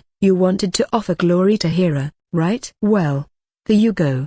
Oh, it's tough being an elder sister, always having to clean up after a certain troublemaker. And even the punishment we agreed on to vent our anger ends up being a farce." Hearing this, Clotho, who was holding the crystal ball, turned away, not wanting to deal with her. Promise was silent for a moment, then smiled sincerely at them, saying, "Thank you." "No need to thank me, thank the one who now doesn't even want a sister anymore." Lachesis rolled her eyes, a heavy grievance evident in her expression. "But anyone working overtime until now, especially when the work isn't even finished yet, would probably not be in high spirits." Sister Clotho finally couldn't help but call out quietly, all right, enough talking. Oh, the hardships of life, right?" Atropos, pretending to be pitiful, Lachesis leaned on Atropos and said. But what she didn't expect was not hard at all. Atropos replied coolly to Lachesis, who looked at her with eyes that screamed, "How could you betray and defect?" and said, "Stop it, or else our sister might stop talking to us." Sister Lachesis, Clotho also lifted her head and emotionlessly followed. "You should faint now, you've talked too much." I'm tired." "Why hasn't this world ended yet?" Lachesis pressed her forehead and then decisively collapsed, actually fainting. At that moment, Promise saw in her something that reminded him of the laid-back goddess Hecate. Was fainting really a passive skill of this frail goddess? "There's also you, Promise, you should go back," Clotho then softly told Promise. Although still appearing dignified and striving to maintain her goddess-like image, she was clearly embarrassed. "Now, wait a minute, Goddess Clotho, I've just arrived," and Promise began to say something. But Clotho extended her hand and gently pushed him. "You need to go back because someone is looking for you," she replied softly. Then, as a sense of falling overwhelmed him, Promise's vision turned dark, and when he regained his senses, leaping up from Pegasus, he realized he was back. Before he could fully recover and understand the meaning of Clotho's last words, as if sensing something, Pegasus stood up and shook its tail. Decisively, and with practiced ease, it moved to the side. Then suddenly, the sound of an arrow tearing through the air echoed in the moonlit forest night. It flew past Promise's ear and embedded itself in a nearby tree. And then, "Praise the noble, pure, and beautiful goddess Artemis, who guides her most loyal follower to this place." A familiar voice sounded, as the rustling of the bushes under the moonlight continued. A figure dressed in green, the beautiful huntress, slowly emerged and came into the stunned Promise's view. Atalanta? Looking at Atalanta, who lacked the princess-like elegance and nobility but possessed a straightforward charisma that made her even more striking. Still reeling from the surprise of the reunion, Promise saw the girl narrow her sea-green eyes and draw her celestial bow, aiming it at him. And so, he remembered the words once spoken to him by the moon goddess Artemis. Due to his abrupt departure last time, and given that Atalanta had promised Artemis during a hunting festival that she would supervise and look after Promise, and having stood up his deity in faith and anger, Atalanta had made it clear that upon their next meeting, she would hunt Promise. Promise's smile froze as he instinctively looked beside him at Pegasus. Sure enough, you're quick to flee. Munch on grass, choke on it for all I care, you fat steed. Well, since I can't rely on Pegasus, should I run? Maybe not. This girl might be able to keep up with a fantasy creature, maybe even a running Pegasus. Better not make things worse for myself. After a moment of thought, Promise straightforwardly raised his hands.